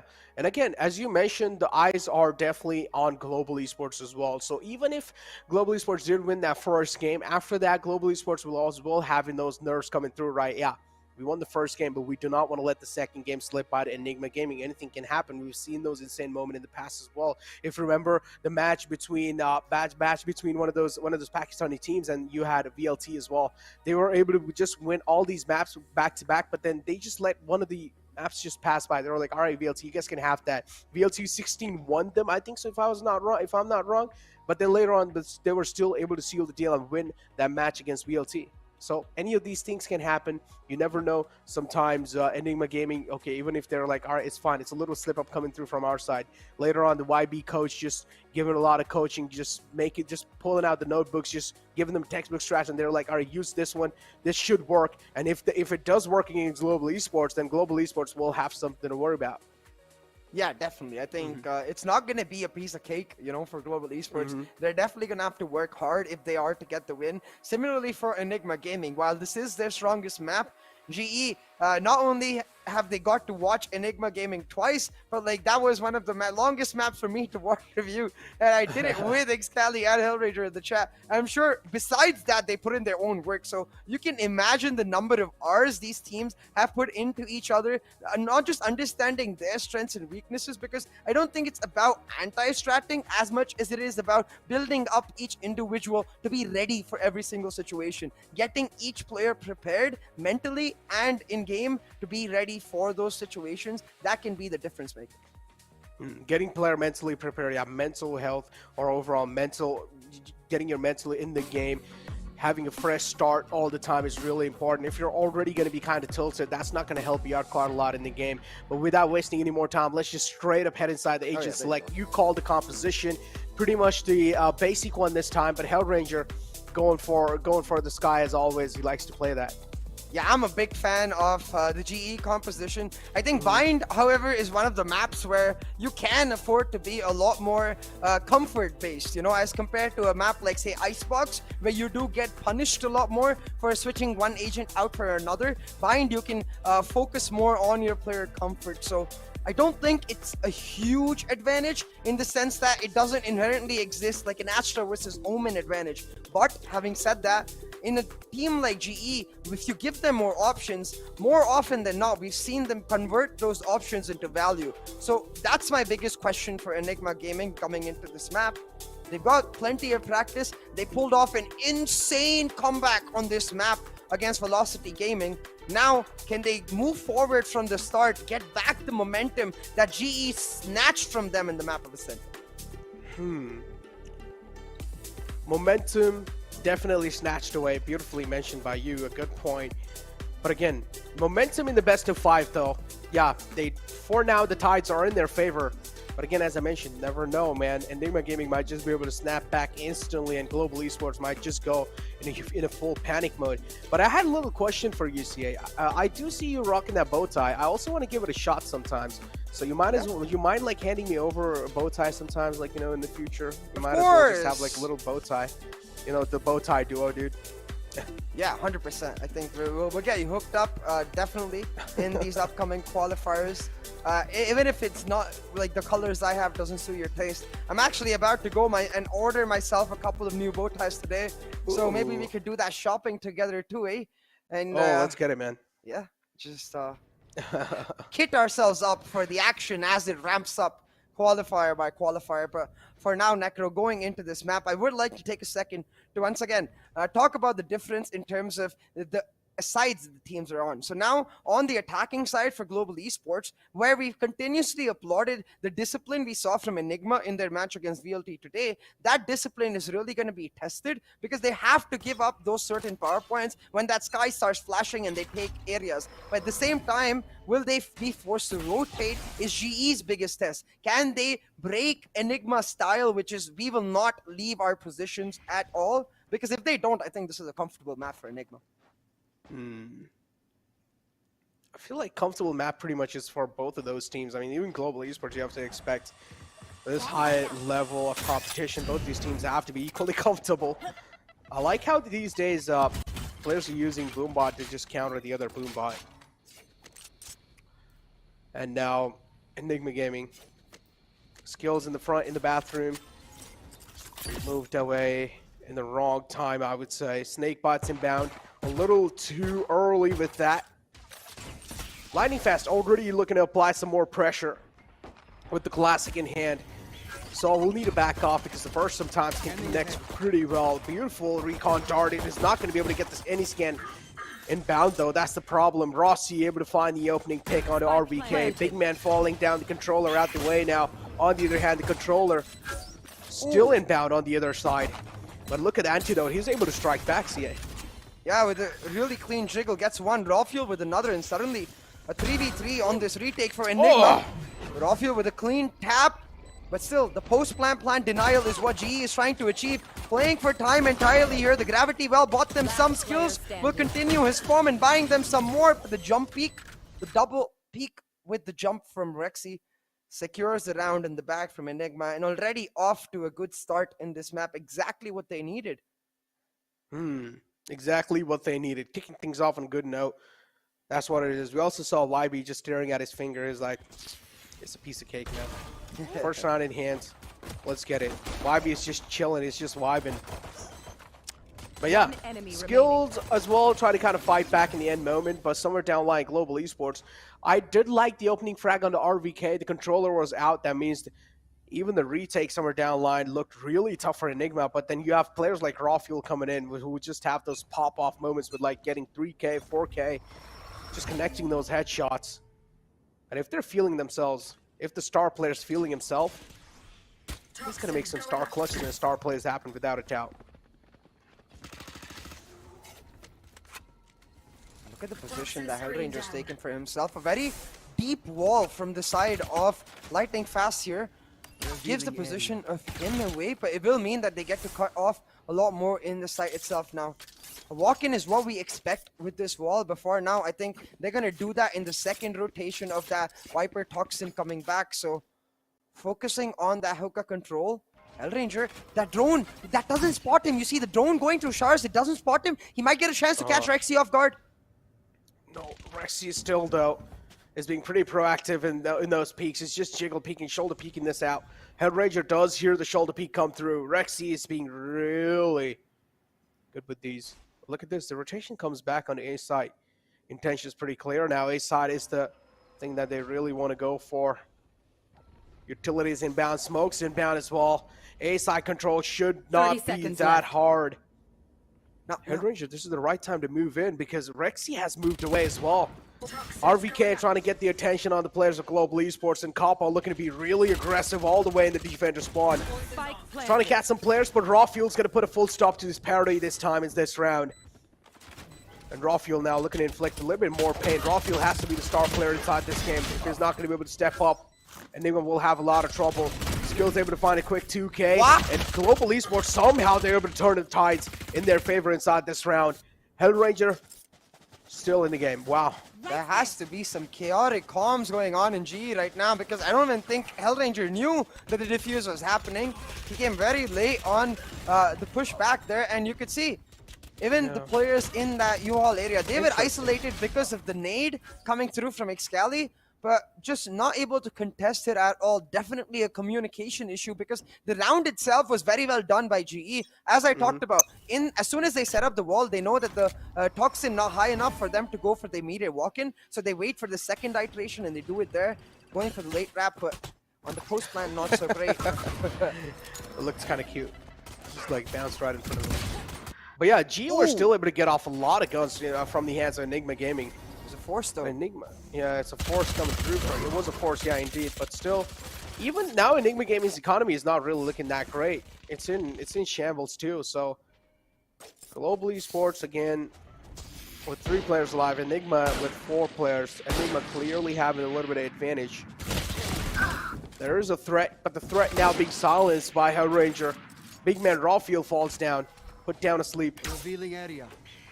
Recon Dart comes through just to make sure the backside's clear. But this time, Antidote's waiting. He's waiting right outside the floodgates to try and compromise it.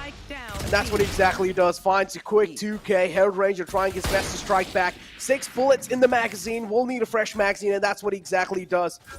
Recon Dart's inbound. He will be scanned, but it's fine. Has a flash in hand.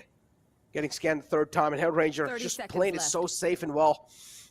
RBK will have to push out at the CT. If he's able to get this headshot, that would be insane. But Hellranger just didn't really have full HP. The Sheriff King himself, RVK. I mean, yeah, to be fair, as you said, Hellranger did not have full HP. And it was a body shot was all RVK needed. A good shot, though, from Hellranger in this round. Again, this was the bonus for the side of Enigma, so a huge round for them to win. But the saving grace, almost the silver lining for GE is that now they can't continue their bonus anymore in Enigma. Both teams having to invest in this upcoming round, and invest it is. The operator picked up for Rawfield. With the light armor. Rawfield. Yeah, each and every single teammate's eyes is going to be on the Rawfield. Aggressive angles being helped from there. And well, there you go. Rawfield opening on the Kappa. That's the info giver out the team as well. Clutchbot now not in the game anymore. That's a little unfortunate moment for them for sure. Skills walks right at the backside. A lot of footsteps given away. The Soa is waiting, and he's looking to take him down, but no. Skills instead strike back. Rexy shut down. And more like strike down after that. Rawfield still with the operator, making it hurt. Holding a little bit of angles outside from the smoke. Enigma, they're able to get the side control back, but still not a full side control coming through. Rawfield misses that shot. Will have to pay the price for that. No one in the bathroom. Just yet. RBK. Oh no, it's the sandwich situation. Rossi plays that perfectly. A teeny point here, but like, I think Global Esports need to start changing their smokes a little bit, especially in areas like Heaven. Because as you might have noticed in that round, Rawfield got a second to peek. Now, it did not matter in that round at all, which is why it's a teeny thing.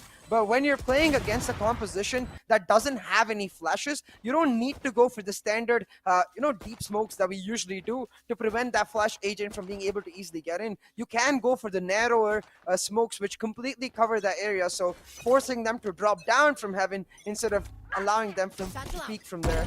Hey, right now it doesn't matter. Because Global Esports, understanding that the operator is now gone, able to be much more aggressive and proactive. It's SK Rossi already. Getting one angle cleared for him with the help of his buddy in Hellranger, and the other cleared with the help of his buddy in the Boombot. And now, with the Trailblazer, they look to push into the side, but this is all a fake, because look at skills! Oh yeah, indeed, look at skills, you mentioned that. And there we go. Bodies in the deck. Rawfield as well, able to trade it back. 3-on-3 left now. What I'm really noticing over here is that Rossi has different crosshairs every day. It's like he has a notebook down and he's written down the overall like what crosshair size is what. And he has like on Monday I'll use this crosshair, on Tuesday I'll use this crosshair, on Thursday I'll use this crosshair. So today is the white crosshair day. And Rossi is looking to inflict some pain on the enemy side. 3-on-3 situation as I said, but still Tide's heavily favoring Enigma because the problem is Enigma are leading the charts over here in this round. And Global Esports are going to be quite jealous after seeing that. Rossi finds one slip-up coming through. IGL out the game. 2 players left alive. Rawfuel doesn't have a lot of HP to work with. One enemy remaining. And there you go. Rawfuel finds another one. And it's just Rossi making things hurt with that crosshair. And with his Vandal, of course. Rawfuel, a fake defuse coming through. Looking for Rossi to slip by, but no, Rawfuel has no other chance rather than back out. But it doesn't matter. Rossi will shut him down. I actually, for a second, thought that there was the Rossi peak against Excali was a bad peak because he had his ultimate, and I thought he was going to play on his ultimate, but you can see why SK Rossi is so damn confident when he's flowing. Even when he gets caught off guard, the flick immediately with the right tracking. It's not just the flick like he'll pop Excali's head. No, he's able to track through the Radiant Broxes and take him down. And I think you mentioned this, Necro, after the first map that, hey, maybe it's just the first map jitters. We didn't see Rossi popping off. Even on that raise here in the second map, the primetime Rossi clearly on form. It's the crosser, dude. I'm telling you. Gotta start having like different crossers for different days as well. Everyone in the chat, take notes. You gotta have a certain kind of crosser on Monday, different crosser on Tuesday. But on Sunday, you gotta have the prime crosser. On the other hand, Rossi now with the showstopper will find a successful frag Excali. I don't know what kind of movement was that, but still Excali being caught now. Rossi blinded, and he's trying his best to move around. So blind. 29 HP left with, but Global Esports, they don't have a single casualty on their side. Cosmic Divide's inbound, and Enigma Gaming. Oh, in this round, there's no way they're gonna be able to get it back. Rexy does have the Hunter's Fury available, but I'm pretty sure he's gonna save it for the next round. So we talked about this yesterday, just how good that defensive Cosmic Divide is against Velocity's no flash composition is how bad it is against Global Esports Sky composition, because it gives the Sky just easy cover to sit behind and pop bird, and then pop heads along the way as well. But talking about heads, Rexy looking to pop a couple, find some exit frags, and he will do exactly that. Now with low HP, looking to back himself off. Gonna be difficult to find more, but he still finds his Oh fourth. my god, what? No, stop. They're just gifting him these kills. Sexy Rexy. Yeah. Indeed, yeah, sexy plays for sure from his side. Hunter's Fury is still available, so to keep that in mind. They've also dealt quite a lot of damage, and Malov clearly a little tensed after that. Yeah, right here you can see on the replay, as soon as that defensive Cosmic Divide comes in, right, it actually is just an excuse for Global Esports to push through it, because they have the Sky to set up the pop flashes, and that's why I think Enigma need to start changing that wall. Against Velocity Gaming, it was amazing, because there was no way for Velocity Gaming to pop flash and move through the wall, but now I think that Cosmic Divide needs to be used for maybe retakes rather than actual anchor situations. But immediately back to this round, look at the aggressiveness with which they're moving in on Rawfuel. He's already found one. Can he find another? Can he find another? Whoa! Oh, he can't. Oh my. He certainly can. A beautiful flick onto Lightning Fast's chest will blow and make a hole into it.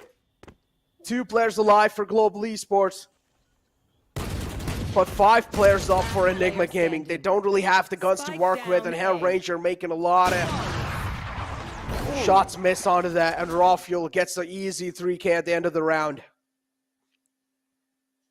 Huge place from Rawfuel there. Especially important because, again, talking about the composition. This composition of Enigma Gaming, double flash. I just wanted to give it a second to appreciate Rawfuel's shots right there.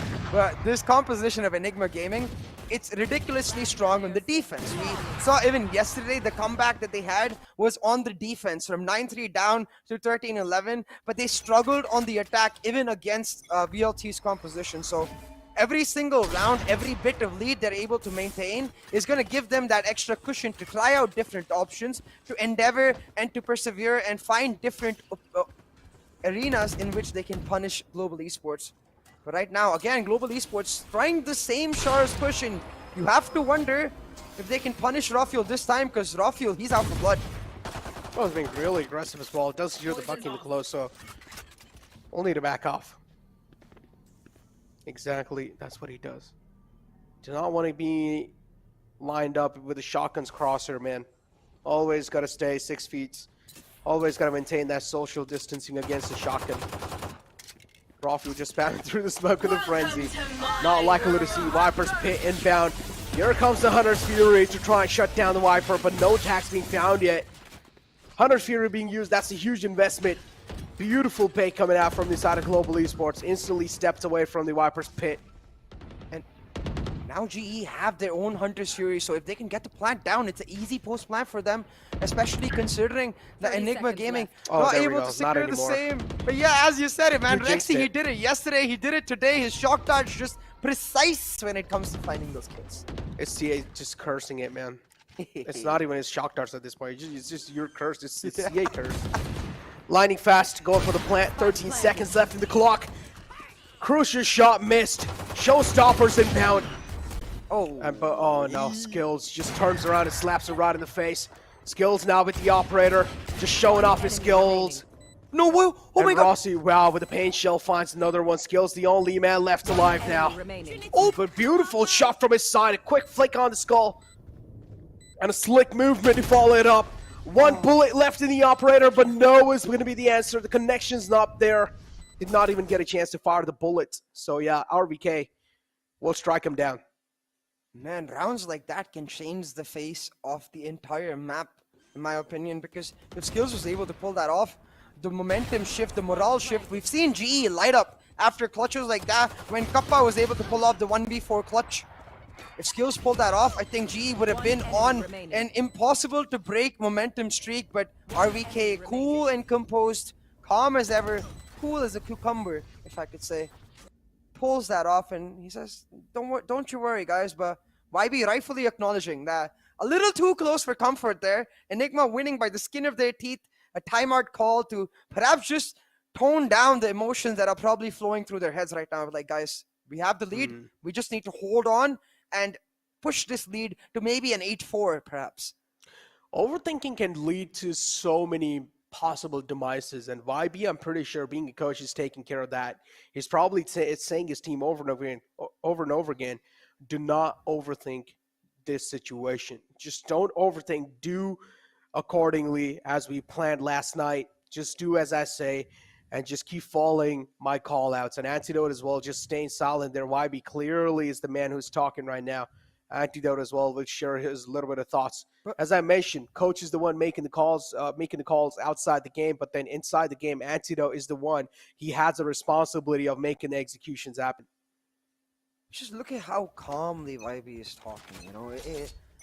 Even if he's not actually telling them to be calm, just the calm nature of his words is bound to instill a sense of peace in the team, focus in the game, and that's the best part that I feel you can give as a coach. Bring your players back to ground, bring them back to earth, and make them focus on what is in front of them, the round that is happening next, and I think that's YB's best quality. Yeah, man. The tone of your voice really does matter quite a lot. I've got your trail. The way YB is chilling right now reminds me of a streamer called Choco Taco. One of the chillest streamers out there. But yeah, we do have now lining fast, and just trades happening back and forth overall. And we're left with a 3-on-3 now. Spike going down, 53 seconds left in the clock, still a minute to go. Ooh, Global Esports being really quick with their decisions. Beautiful satchel to get himself out of that spot, and now Rossi still missing that shot. Antidote, the only man left alive, and still in these clutch moments, he will need to get at least a good read on what exactly is going on or what kind of post plans Global Esports is playing over here. Global Esports clearly not looking to play off of each other. Instead, they're playing for a post plant. An Antidote, beautiful flash coming through. Instead, he's going to be sticking that defuse.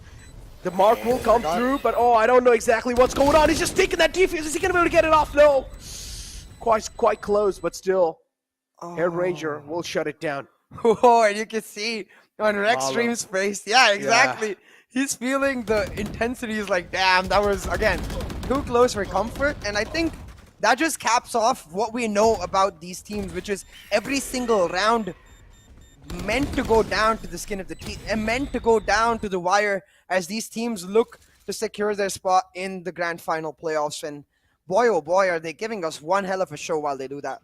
Right now, GE, they're holding strong, and I have to say, if the round gap is something like a 7-5 or a 6-6, then GE, I think they will be content with this half much more than Enigma. I mean, they're able to make a comeback happen. Enigma as well. I mean, mental is really important in the game. But if Global Esports are able to make the comeback happen, clearly we'll see the panic set in the players of Enigma. Global Esports, intention is not clear yet, but still the opening fraggers available, kind of tilted on the A site, looking to take the Showers control. There's no one present in Showers, but still I do see 3 players on the backside from Enigma Gaming. Actually scratch that, make it 4. A heavy presence on the A site. Somewhere down line, Enigma, they're actually able to get the read here. Exactly as you said, Enigma holding on, pushing in, but Rossi, doesn't matter, he still pops their head. Now a 1-for-1 trade, granted, but amongst all this chaos, they try to walk into A short, but Rossi just slices them up, puts them on a platter for them Enigma to eat. 30 seconds left. Just slicing, as you mentioned, just slicing and dicing him. And Rafiel still on an aggressive page, is looking for the victims, but this time he's a victim himself. Rossi left in a clutch situation with 87 HP to work with. He also has a showstopper available, takes the teleport, has the spike as well. What's up? They did not hear the teleport, I think, because of the Cosmic Divide. It blocks the teleport, but the satchel messed him up. It reduced the time he has, and that should surely let Antidote take over for Rossi. Surely not from this position, yeah. That satchel could have changed the entire game, because as I was saying, I don't think they heard the teleport. The Cosmic Divide blocked both angles in Hookah from where Antidote could have heard it, as well as the site on A from which Rexy could have heard it. So if that satchel had gone perfectly, I think Rossi would have had a significantly better opportunity at least trying to clutch that round. Trying to clutch that round, yeah, he did have good opportunity, but the problem was he got just dinked in the end moment when he tried to cross over. And yeah, again, the missed satchel coming through from Rossi clearly kind of hurting them huge. Economy as well falling down. I wouldn't really say in shambles. There's still a huge chance maybe Global Esports can get their economy back, but decent buys, I would say, from the side of Global. But Enigma having clear advantage. Rafael able to cross over with the operator. He might just be the player to make the plays happen inside this round. Yep, beautiful gap as you mentioned as well, but still problem was the Trailblazer. It spotted him out.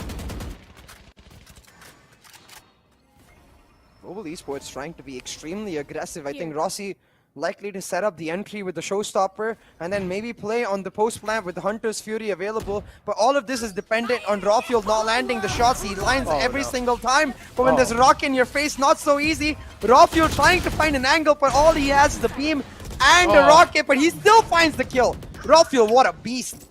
Oh, Rafiel is just a beast unleashed. And will also get away with that. How? He's able to connect those reflex shots with the operator, and that's what's really impressing me all the time. Tried to flash. I did hear the bird sound as well, but it just got shut down in the nick of time. Unfortunate. I feel bad for the bird. Pop bird. We were talking about this yesterday, right? Pop goes the bird, and pop goes the eyes. Hey, talking about eyes going RIP. GE, they're certainly going to be feeling the pain after that. They committed the showstopper, the Hunter's Fury, and they got Rafiel like tap dancing all over B. They got him just running left and right and here and there. But hey, it did not matter because the beast himself, all he needs is a millisecond, a moment, a peak to find the kill. And he did exactly that. And Enigma, now with that 7-4 in prime position to take away this round as well. I think the economy of GE not in ideal shape, so an 8-4, definitely a great scoreline for Enigma, not just to end this half, but to bring back that confidence and momentum they might have lost in Ascent. Talking about confidence and momentum, man, I'm just so proud of our jokes. We're going to crack these lame jokes, and everyone in chat is hating us for that. I'm going to hold on to my words now. Rafiel able to find one, and look at this. This is where the trades are coming through, but still Enigma having a man advantage. U-Haul control given away, but if he peeks out of the crosshair, Rafiel's not going to spare him. And he connects that crucial shot. Beautiful blind comes through, and Hellranger finds an opening. Trailblazer's out as well. Rafiel's position given away, but it doesn't matter. Rafiel's crosshair is strained. And he's just way too focused on his target. He's not going to let it slip by, but Rossi in a close situation. He is the man who you really want to be alive in these moments.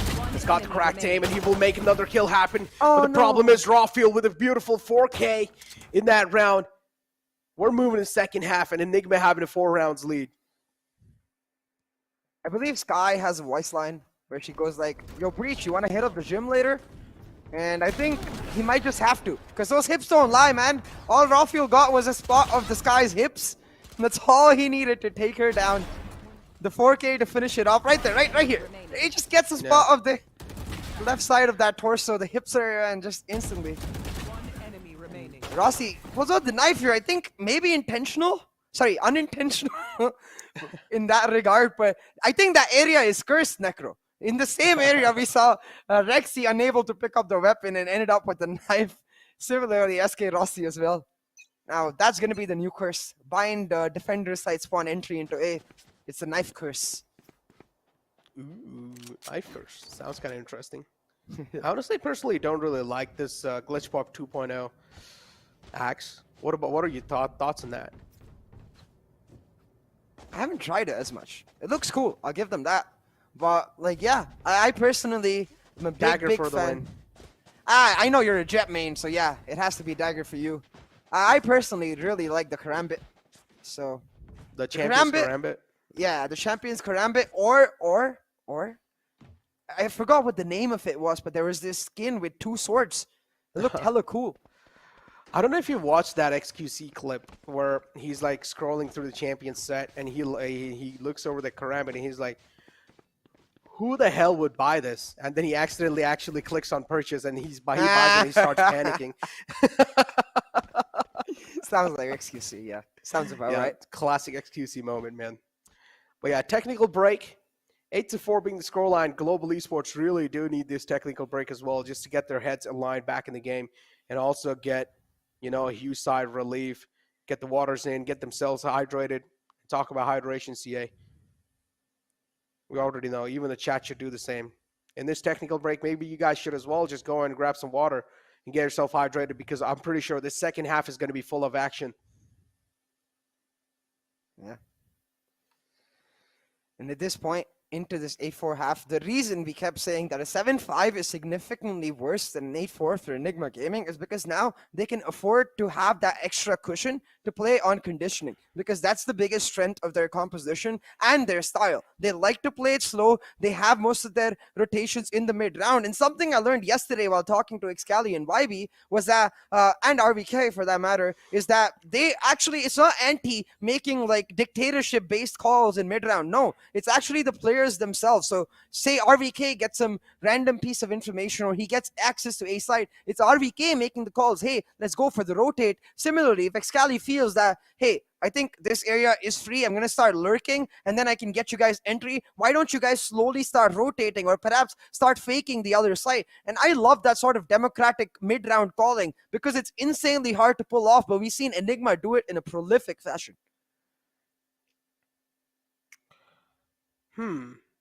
I mean, I do understand where you're going with this. It's like, okay, even though you do have the IGL, but still there are a lot of players. I mean, overall, the players, like 5 players in the game, they're sharing their own opinion on what to do, and also sometimes will maybe make the call as well. And even Antidote himself said, right, he's really new when it comes to this IGLing role.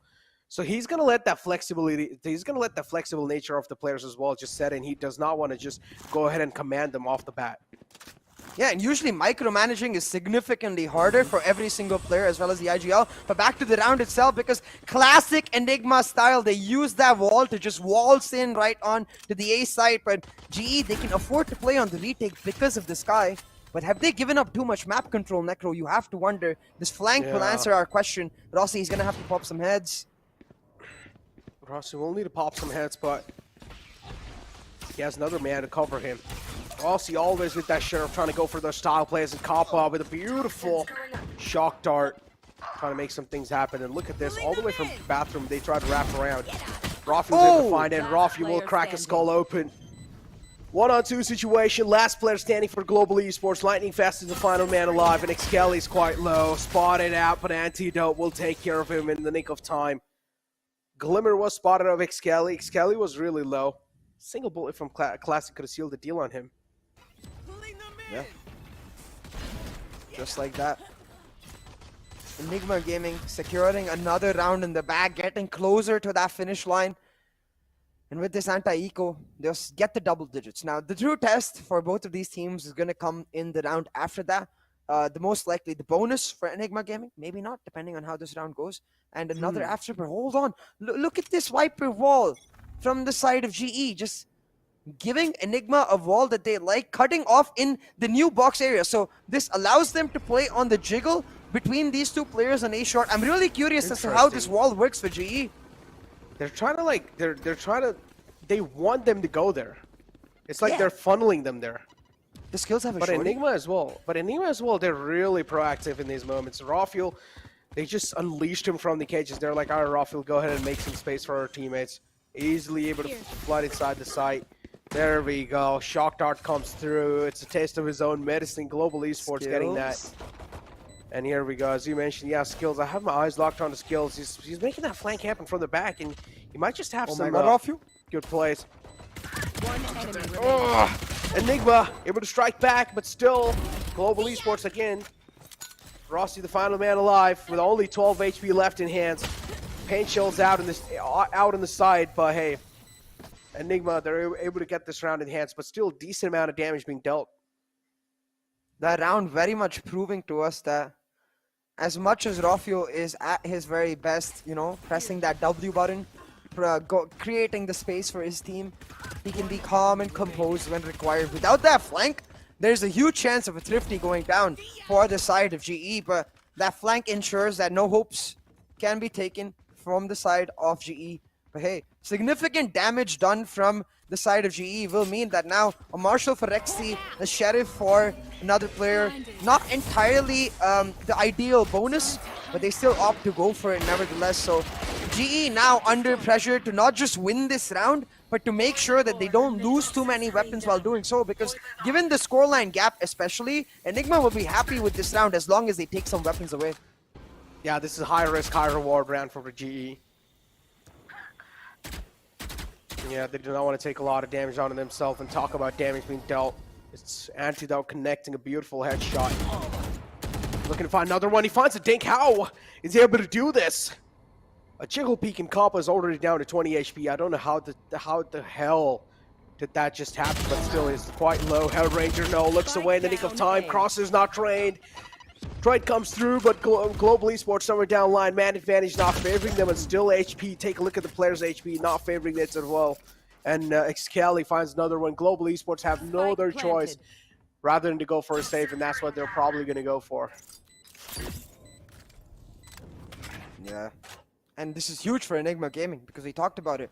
For them, they would be happy even if they just got a couple weapons, but they get the round.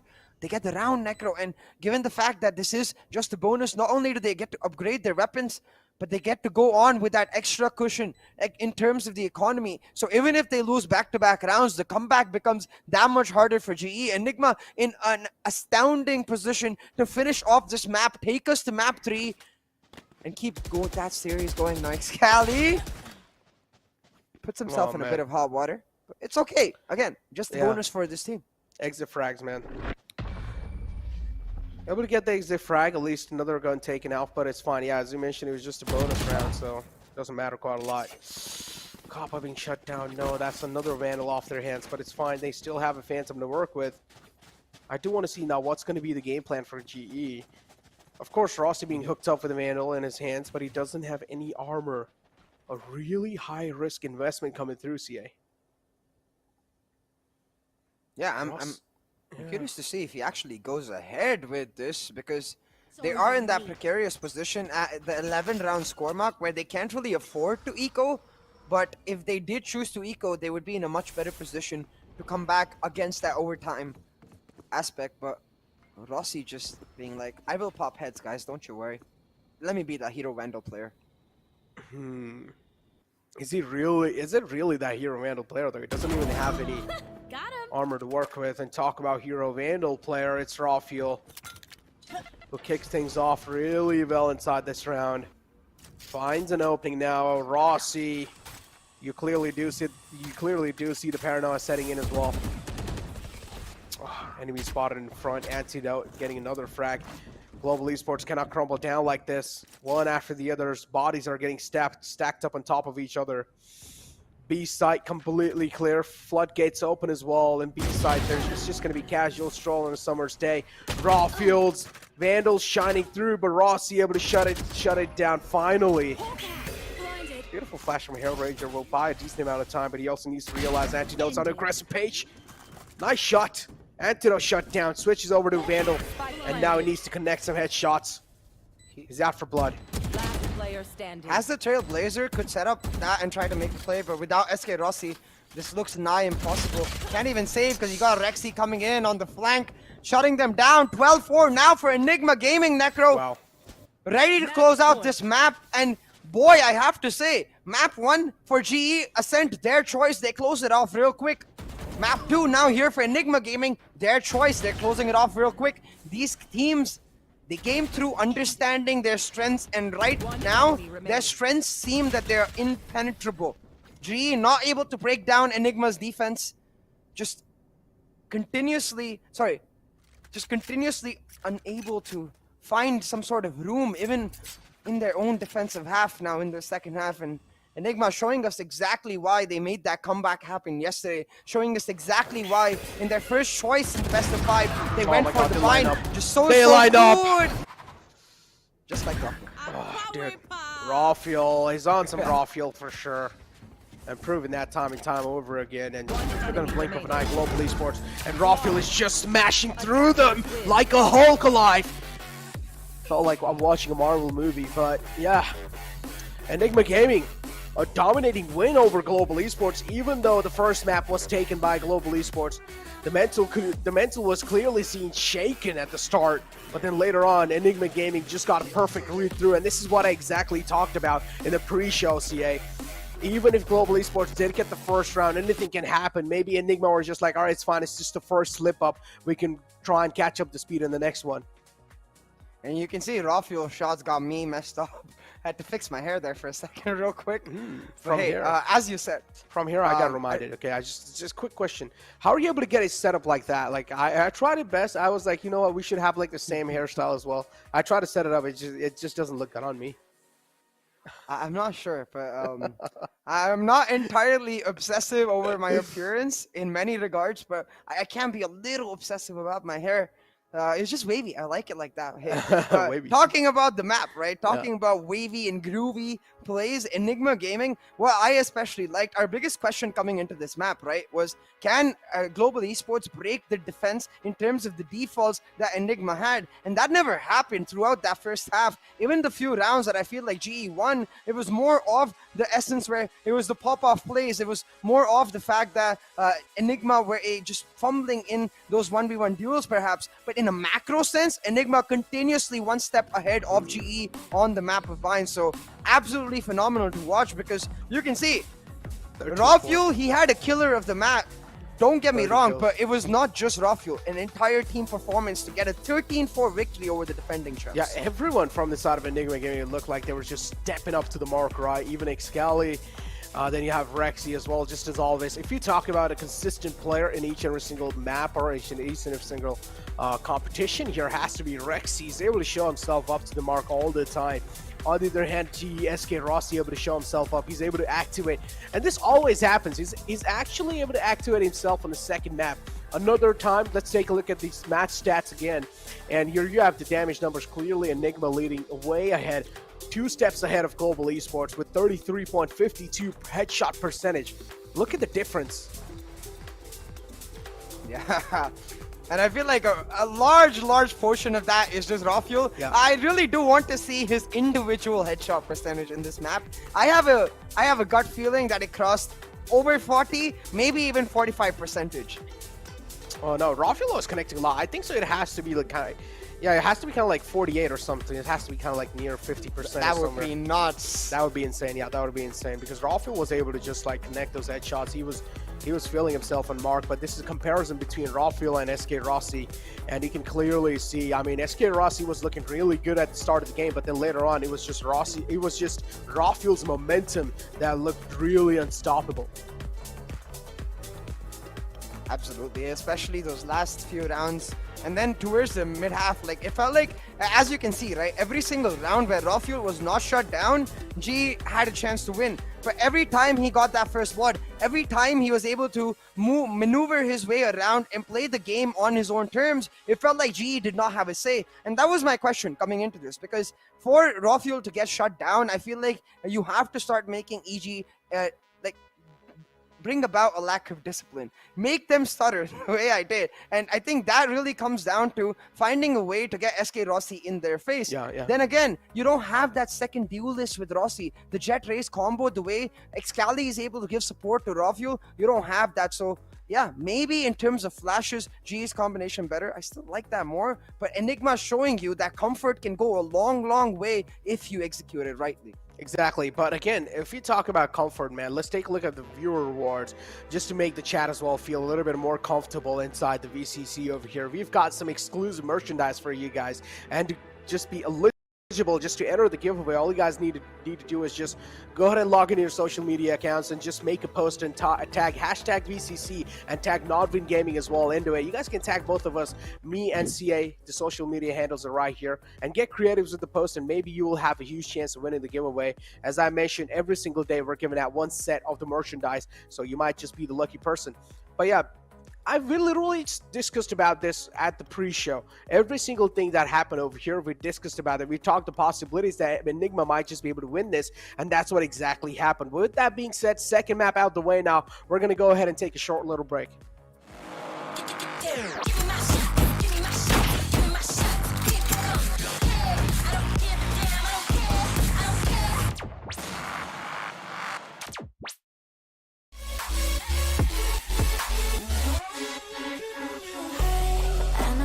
Feeling forsaken, mistaken, wish you were another man. I remember feeling awakened, mistaken, if you thought I'm in that place where you want me to be, but I don't want you back. So it's easy to see when I'm high all the time, 'cause I have lost you, get the thinking why we used to be so high on life. Without you, I don't feel alive. So I just keep on beating high, high, higher than the sky. Tell me, are you there for me even when I try? Keep on beating high. Without you, keep on being high. Without you, keep on being high.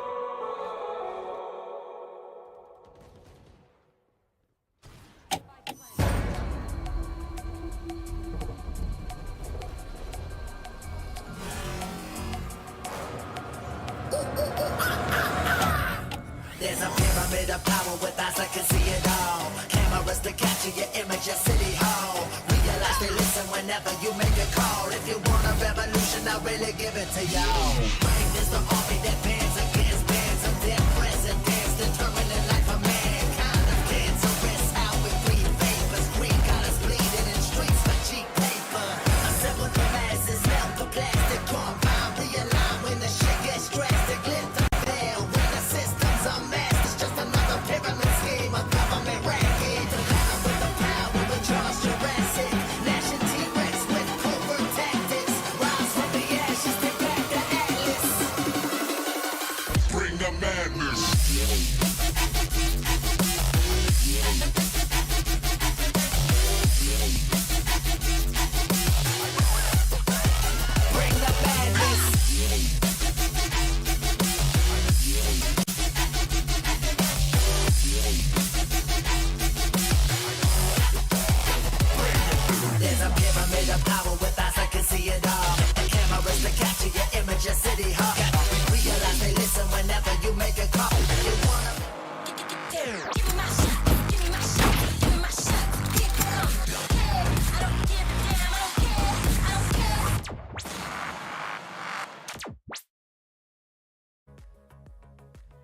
This is Necro, this is CA, and this is NODWIN Gaming's Valorant Conquerors Championship, and we are currently in the India Qualifiers 1 Grand Finals. First two maps out the gate.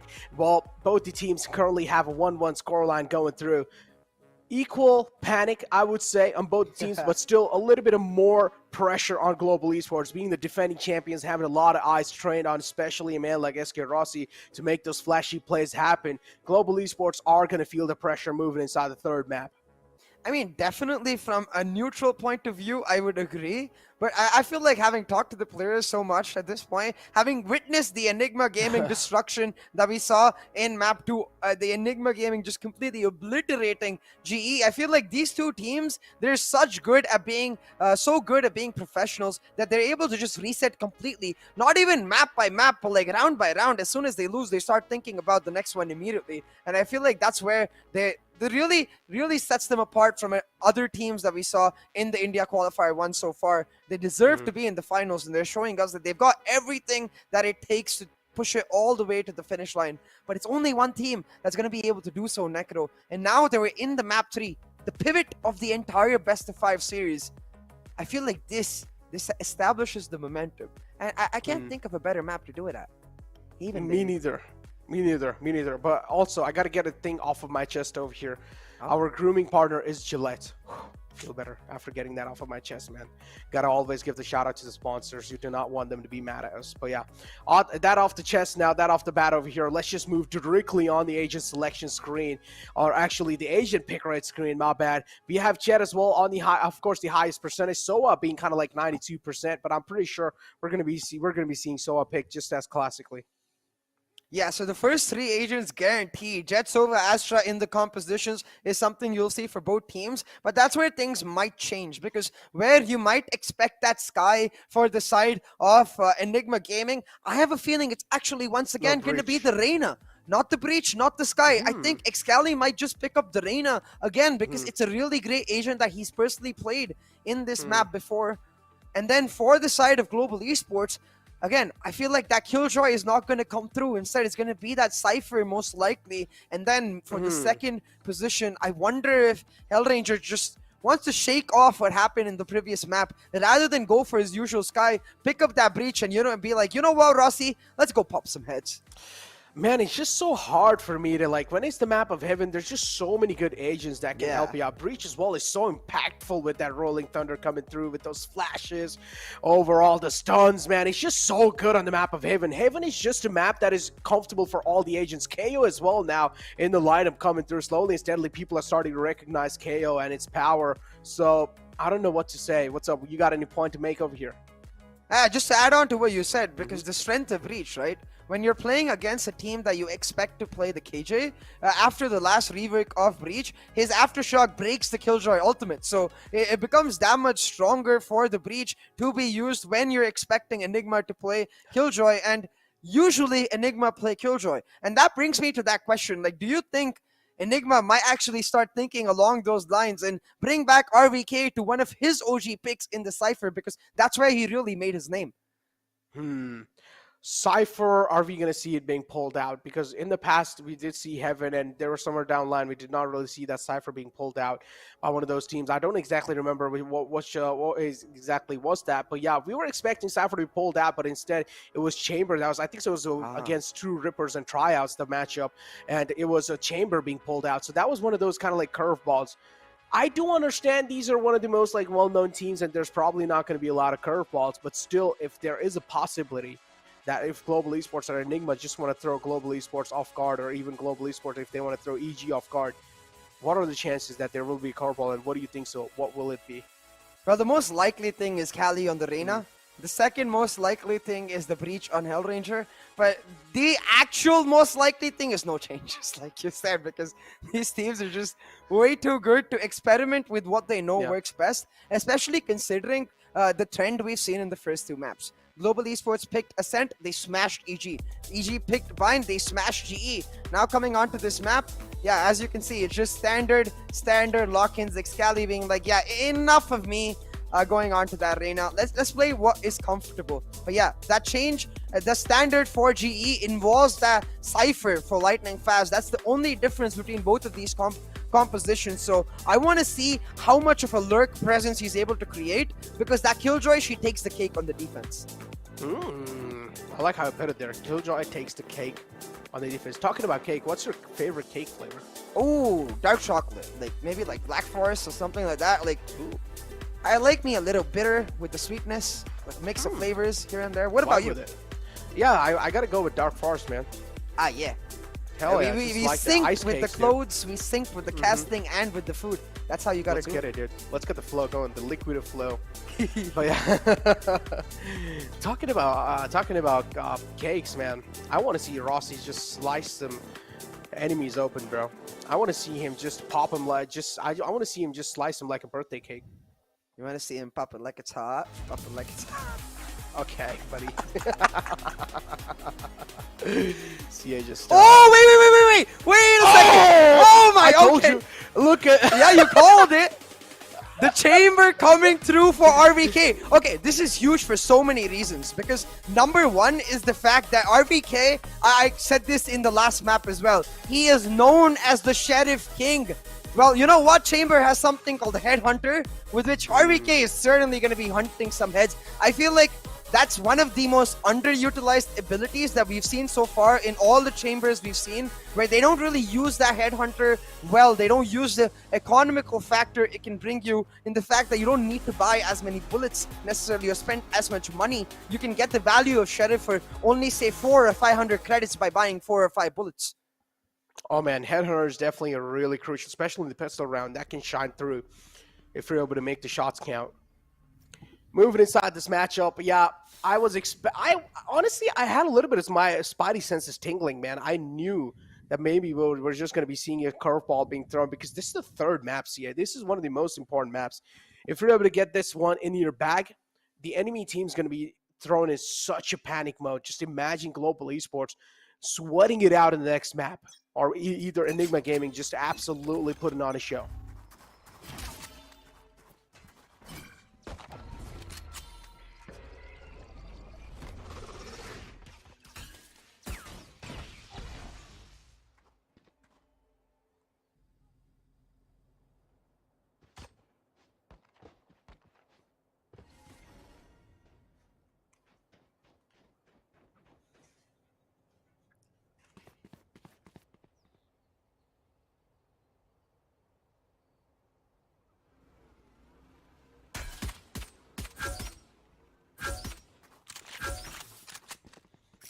Enigma forcing on A sides and just flooding in on the mains here.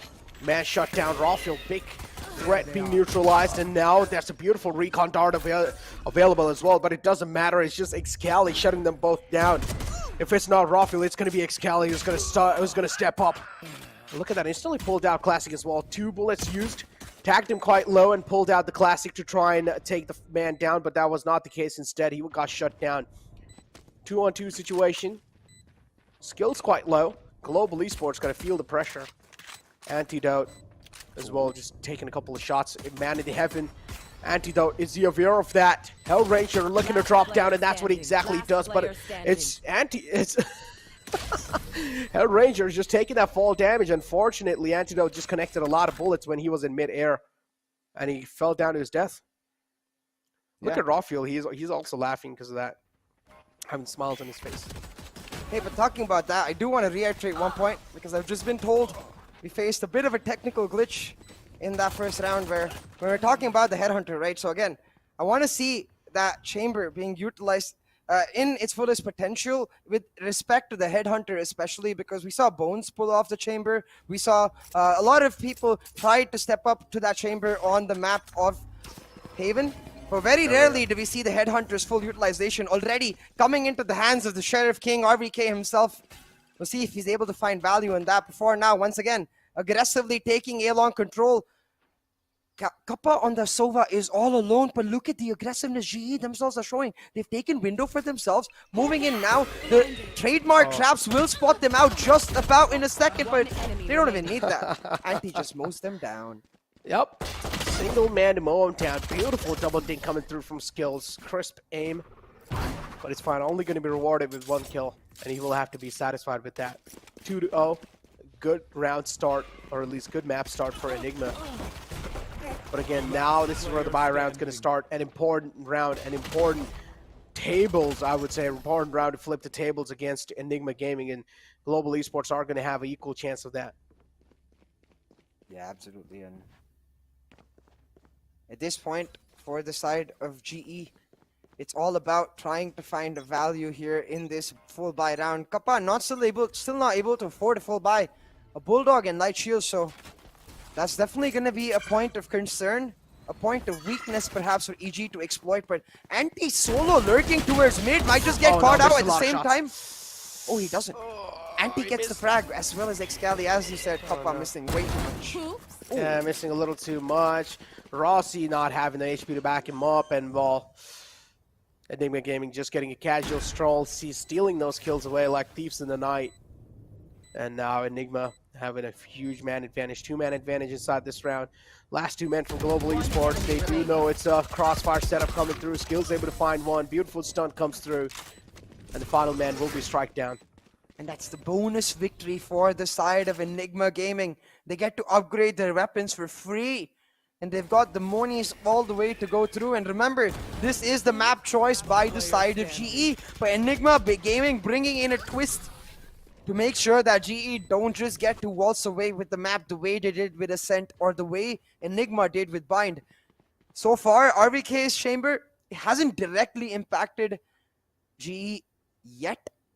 But a 3-0 lead so far, especially with Excali starting to pop off. The Seeker's already ready. I'm expecting just a hard rush here into Seaside. Try to maybe make a garage split happen, especially considering the fact that for the last 2 rounds, Global Esports have continuously pushed mid. They've tried to contest that mid area. Anti was able to shut down Hellranger in the last round, so they should start expecting that instead of mid, they'll either push A main or C main. But GE actually doing neither of that. They're going to look to push garage right here, perhaps, with the help of Lightning Fast. And this is curious for me, because usually you don't want to end up pushing an area you've already been punished in.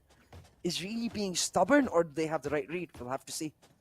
Maybe they're just going to do a little bit of improvisation. They have realized what went wrong the last time they pushed, and this time they're going to try to fix it.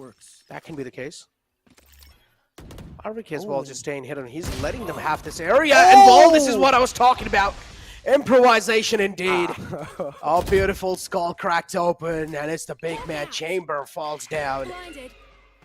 Unfortunate. Headhunter out the game. Oh my. Fast follows it up with another one. What's going on? Global Esports able to stack up these skulls like it's nothing.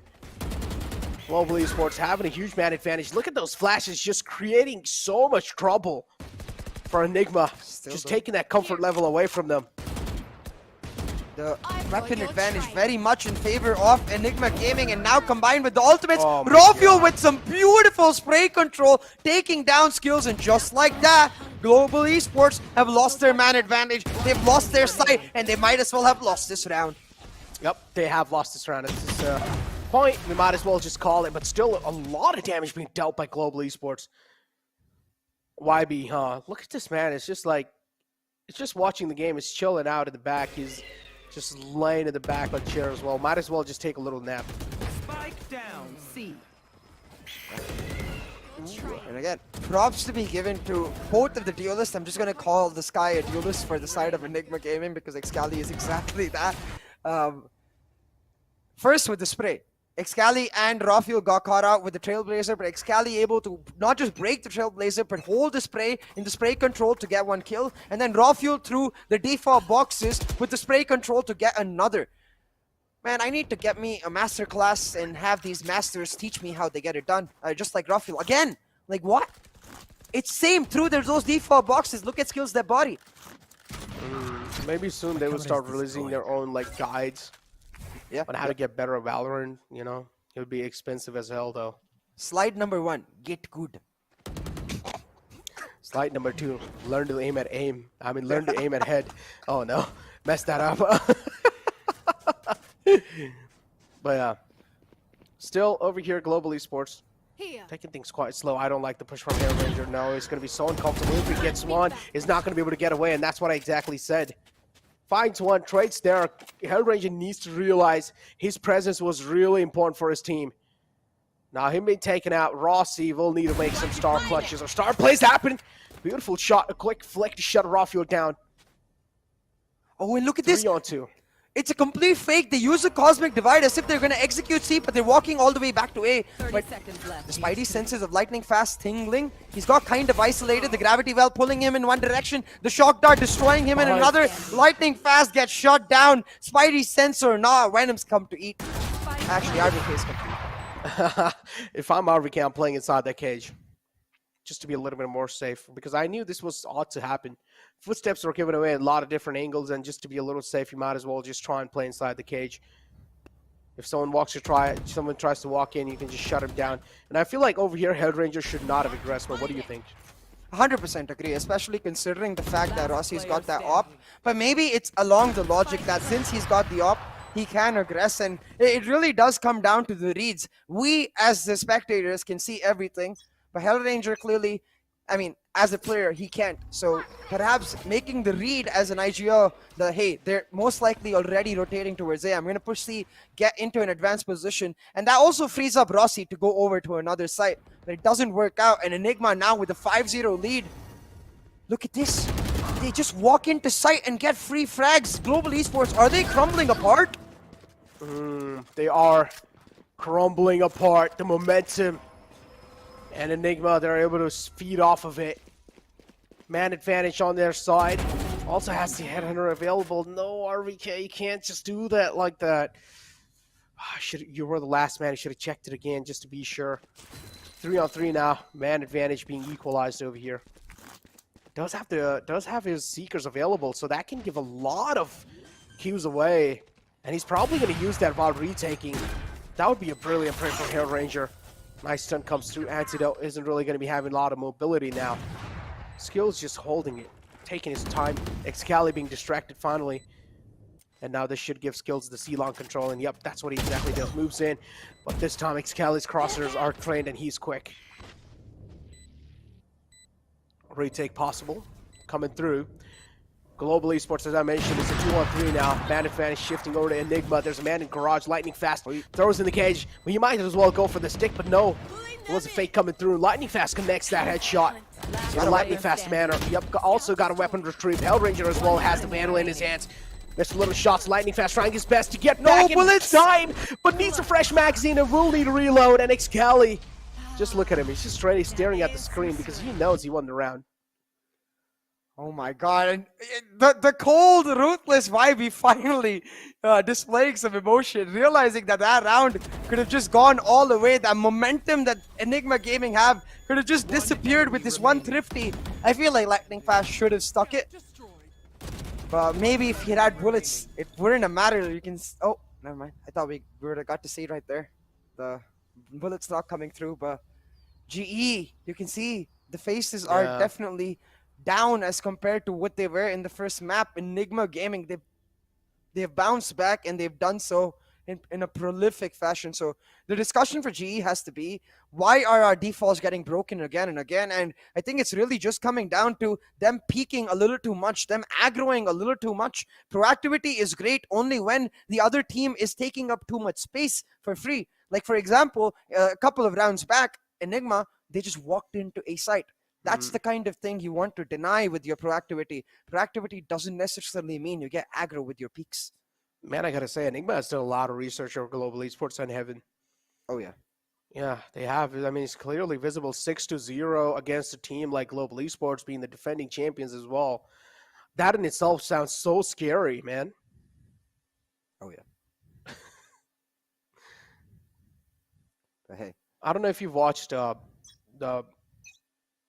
I forgot the name of the movie, man. The robot movie where it's kind of like a boxing, the robot boxing. I think so. It's what yeah, with yeah, it's like robots box, but then they've got to be controlled by players. But then there's one robot gets taught by a dude, that young dude. I don't remember the name. Maybe chat can. He has but what were you saying about the movie? The movie was like, you know, in the finals that the robot is actually going. It's like the final fight scene, right? Everyone's scared about just hearing the final robot they're about to face. They're really scared. They're scared that, okay, is even our robot going to be able to give him a tough fight? But in the end, he ends up winning the fight. Real Steel. There you go. Yeah. Real Steel. I remember it. Real Steel. That was the name of the movie. So it's like, even though Enemy might look strong sometimes, but he also has some weak spots that you need to try and pressure. Here. Hey, right now. Enigma most definitely in that driver's seat. Look at Hellranger's position. He's being very sneaky here. He might just catch the spike off guard, and that's exactly what happens. In the meantime, Roxy with a double peek, make that a triple. And just like that, GE might just be back into this map, back into the flow, and in a position to stage a comeback. But I feel like that's too early to say right now, Necro. Definitely this round itself, it's going to give them that boost of confidence, especially after a timeout. It's going to make them feel like, hey, we fixed our mistakes, we fixed our issues. Now we just got to focus round by round and claw this lead back. There we go. Finally able to stop the momentum. Or again, maybe I'm a little too early to say this. The operator still being saved by Antidote, and Economy, if you talk about Enigma Gaming, really looking in that aspect. So Rossi as well, just able to make those star players happen. And I honestly feel like Rossi has to be the man who needs to be given credits. Again, this is nothing to be proud about for Global Esports, because Rossi is the one making those solo plays happen, and that's why they won it. This is not off of team play. I mean, I do agree in a certain extent with what you're saying, but I feel like a key reason they were losing those rounds is because pushing too early, the aggroing too early, not giving Rossi the opportunity to find those peaks, to find those kills. So at least in that regard, they definitely fixed up one aspect of their teamwork. Focus more on the information that the Sova Sky delivers. Focus more perhaps on the lurking potential on that Cypher, and let Rossi do Rossi things. But right now, the guiding light coming out from the side of Excali towards C-side, it gave the noise that someone's been spotted. So what they know so far is that B is completely empty, while the standard 2 stack towards C or 2 stack towards A is the likely setup of GE. This could mean that they go for a late B execute right here, especially considering the fact that they have that Hunter's Fury to play on the post plant. Hunter's Fury, yeah, just noticed. Do you have the Hunter's Fury available? So I've got your trail. yeah, instrumental play. There you go. Seeker's out. A lot of info being conveyed. Shock Dart's out as well. Global Esports trying to stop this push coming through, but that's not going to be enough. Easily able to flood inside the C-side. C-side in hand now. 4 players available. It's a 4-on-3. Excalif is able to pop off at this place. That will matter a lot, but missed a lot of shots. Hunter's Fury inbound as well. I thought they would try and play for the post plants, but that was not the case. Instead, they wasted it over here to try and help Excali's aggression. But Excali missing those shots. This is why Enigma completely just crumbled down in that round. Excali's positioning was a key positioning. They were heavily relying on that. 100%. Excali cannot afford to die right there. He needs to be that late wrap, you know, because if you notice the situation for GE, they left C-side completely as soon as they heard the Seekers coming out. You can see in the replay, because the call has to have been, hey, we have the Cosmic Divide, let's play with the Cosmic Divide on the retake. But they don't need to commit that the second Excali gives up his garage. Instead, they just pincer through the CT area and the garage area for a free retake for themselves. So 100% agree with you, Necro, on that point. Excali cannot afford to get caught. Maybe jiggle and then come back into garage, but you cannot afford to trade 1 kill for 1 kill, because, again, you're not playing that Reyna where you can dismiss on out to there. You're playing that Sky where you don't have that movement capability the way a duelist does. Beautifully put by you, but I'm going to hold on to my words for now, or thoughts. Aggression again coming inside garage, and Enigma, they just want this. Raw fuel, yeah, just on a complete raw fuel here. The energy's clearly popping through. Dash and an updraft comes through as well. And well, easy side control again. I just don't understand how they're able to get this side control that easily. At least Plant got denied for now. A lot of time being bought. And now they will need to try and go for the plant. Well, Raw Fuel's position is just so key. He's able to hold those off angles successfully. Okay, Cali instantly teleports back. Raw Fuel able to find himself a 3K. Antidote follows it up. Well, guess what? It's caught by the only man alive. A flawless round coming through from Enigma. Beautiful read over Global Esports defense. Key errors made from GE once again, doing exactly what we were talking about Cali, what Cali shouldn't have done. Just a little too eager. Lightning fast, no need to push in there, I think. But even skills, I don't think there's a need to play such an aggressive, a narrow angle in Garage, because especially against the Sky, you're bound to get checked. You're bound to get either flashed by that guiding light the way he did, or maybe even spotted out and stunned by the Trailblazer with that coming through the Garage. So especially when you're playing the Astra, I feel like you need to play much more deeper angles and play safe, but nope. Skills be like, hey, I popped off in map 1, I'm gonna do it again. Oh no. Again, those peaks coming in, those unnecessary pushes, almost overconfidence in the idea that they're not gonna be here. They're getting punished. Oh, they're indeed getting punished. Trails happening back and forth. Left with the 3-on-3 situation to work with. I also saw the tripwires on B side. It's just beautiful. It's not gonna... Beautiful tripwires just to make sure no one's gonna be crossing over to the other side. But yeah, 7-3 being 7-2 being the scoreline. Global Esports looking to make it 7-3. Is that gonna be a possible case scenario? Antido, maybe you should turn down the brightness a little bit. So bright on his eyes, man. Yeah, overall, Antido peeks out to heaven.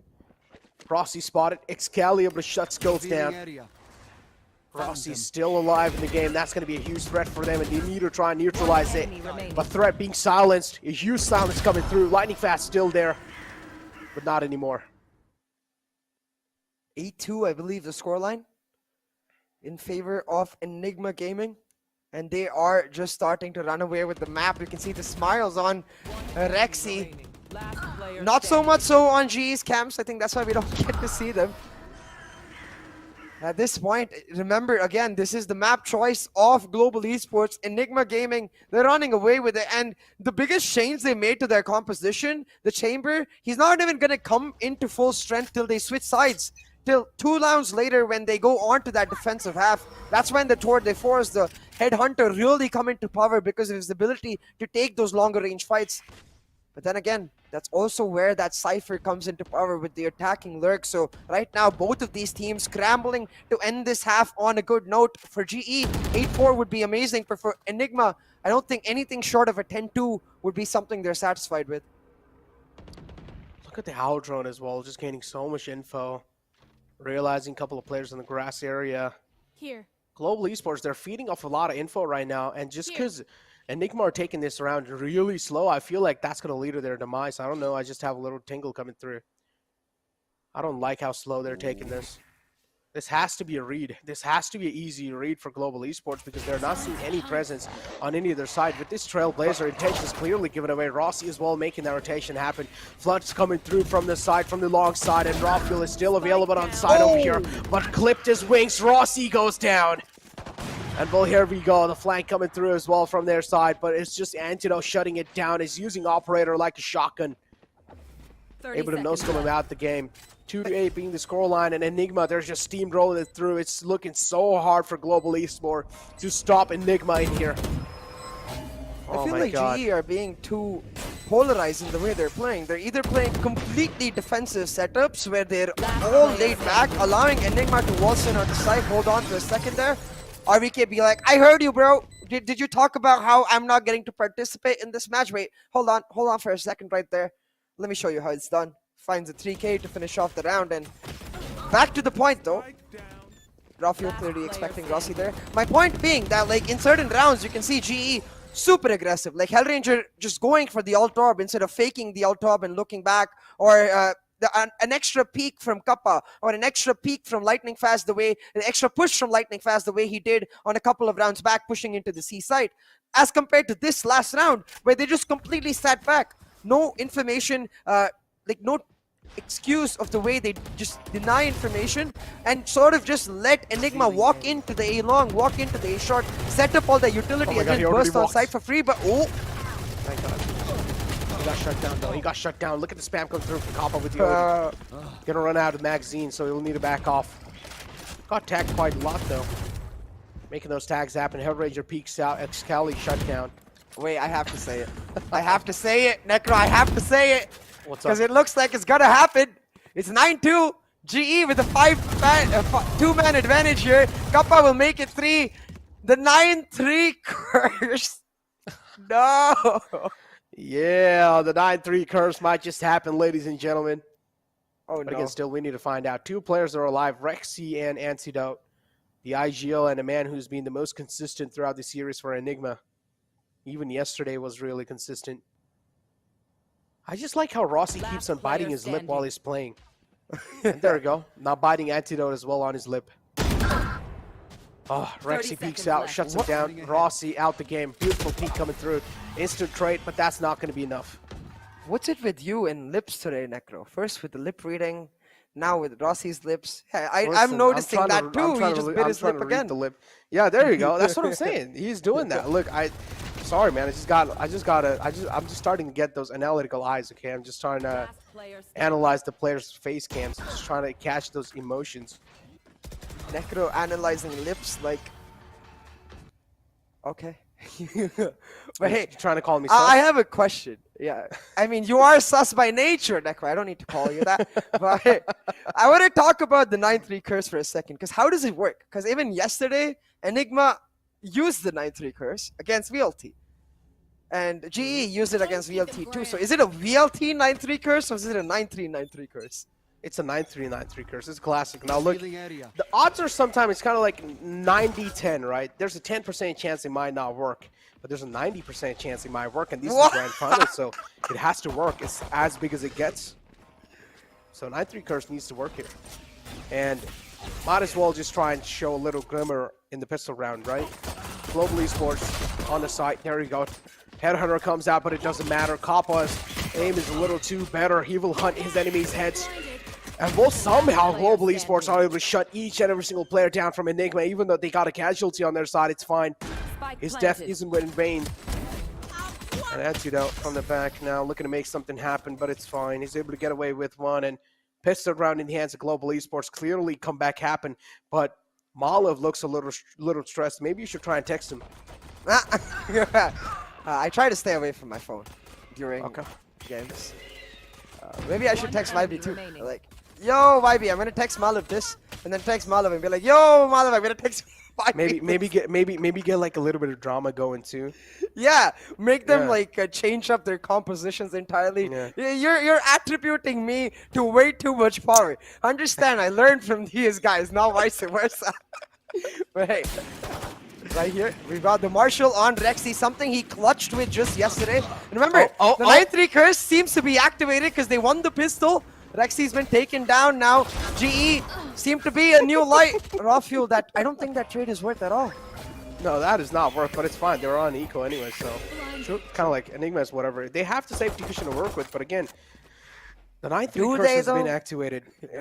Do they? Yeah, again, I understand. The 9-3 curse can be really damaging sometimes. One last man alive for Enigma. Excali just spinning his knife around. Maybe try and throw it. He knew it's done. He knew it's done, so he was like, all right, well, might as well just try to die in style. I have to say though, like, forgetting the curse aspect for a second and remembering the fact that if this actually does become a comeback, I understand that these players are professionals. I understand that they have the capability to reset map after map, but a best of size series is not just about like the plays. It's not just about the idea that of one team outthinking the other. The mental aspect, and then more importantly, the stamina aspect for these athletes becomes such a big deal. So if you get pushed back in a map that you thought you were just going to close off real quick, and then you lose that map, you're going to lose at least a little bit of energy, and that can go a long way. Energy, man. You need that. But who? I'm telling you, who's not going to be short on energy? It's going to be raw fuel. Just on a complete raw field there. Enigma. They're letting them take the side control. Beautiful Cypher cage as well. As soon as Antidote walks out, the footsteps will be given away, and also the cage will activate. So there you go. But Enigma, somehow, they're able to put a stop to this entire push. Raw Field's Vandal, of course, glowing. Looking to glow his enemy skulls as well. 2v4. GE needs this round desperately. They're playing off of on it. Nice eco, but still now raw fuel. He's posted up. He's letting them make those mistakes, but Hellranger took it to react. Last man alive is the Rossi. Threat still there. He can make the clutch happen, but the spike's not in his hand. Beautiful flash, Rossi. God damn. Sometimes it's kind of hard to pronounce his name. Sometimes I'm calling him Lassi, now I'm calling him Rafi. I don't know. Now, we've got to see if SK Rossi can make some plays with his posse and pull off some naughty curse here. Okay, I couldn't make it rhyme third time in a row, I'm sorry. But hey, definitely a pushback in terms of the comeback aspect by the side of Enigma, because you can see, even though that was a bit of a bonus for GE, it was still one weapon invested. So Skills is going to have to make the sacrifice. He's going for the Spectre Light Shields only. Makes sense. The Astra is the agent you want to have the most far back, but might just end up working against them, because look at this. Enigma, very aggressive. They only done that aggression to get RVK in a really good spot. Now this spot is not just about holding down C long. It gives a lot of information if someone starts running in that attacker side spawn area or running in that mid area. So audio cues can be huge in that C cubby. Talk about C cubby, man. Rawfield posted up in a real good off angle. If he's not being expected here, can be really well, but the spike is going on C. And who's available on C? It's going to be RVK with the chamber. Looking to inflict some pain. He also has the Headhunter available with 8 bullets in the mag. There we go. First pick. Floodgates open. Ross able to find another one. The follow through comes in, but Xkelly just with the spam trying to buy as much as time as possible. But this time misses a couple of bullets, and Global Esports will get another round on the board. Don't do this, G. Oh. Bye-bye. Dagger's goal goes. I'm going to try to... I mean, I don't think I can reach the pitch, but I think I'm going to try to learn the accent that Astra has. Well, give it a shot right now. Nah. Come nah. on, come on. I do not want to try Do for it the for first the time people on that are stream. watching. Do it for the people that are watching. I'm going to Give it you, a shot. I'm going to tell you what I feel I want to tell you right now, but in the Astra voice line. Bye-bye, Boomer. She's I'm not a boomer. I'm younger than you. What are you talking? I'm 21 years old. How old are you? Let's not go there, Nick. Let's go back to the map where it's 10-6 right now, and it seems like I'm starting to get these flashbacks to yesterday where Enigma made the comeback. It was 9-3. They won the pistol. They won the anti-eco. They lost the bonus, and then they won back-to-back rounds after that. And with Rolfio's Blade Storm shut down, this round looks like it's about to go that way. It is an eco for Enigma Gaming, and Rossi, well, he's hungry and ready to eat. Oh, talk about hungry and ready to eat. He's eating them alive. And Global Esports, look at that, just stacking up bodies, 24 HP to work with. RVK, not enough, man. Global Esports, another round on the board, and I'm telling you, it's the classic curse. Just helping Global Esports to shift the tide in their favor.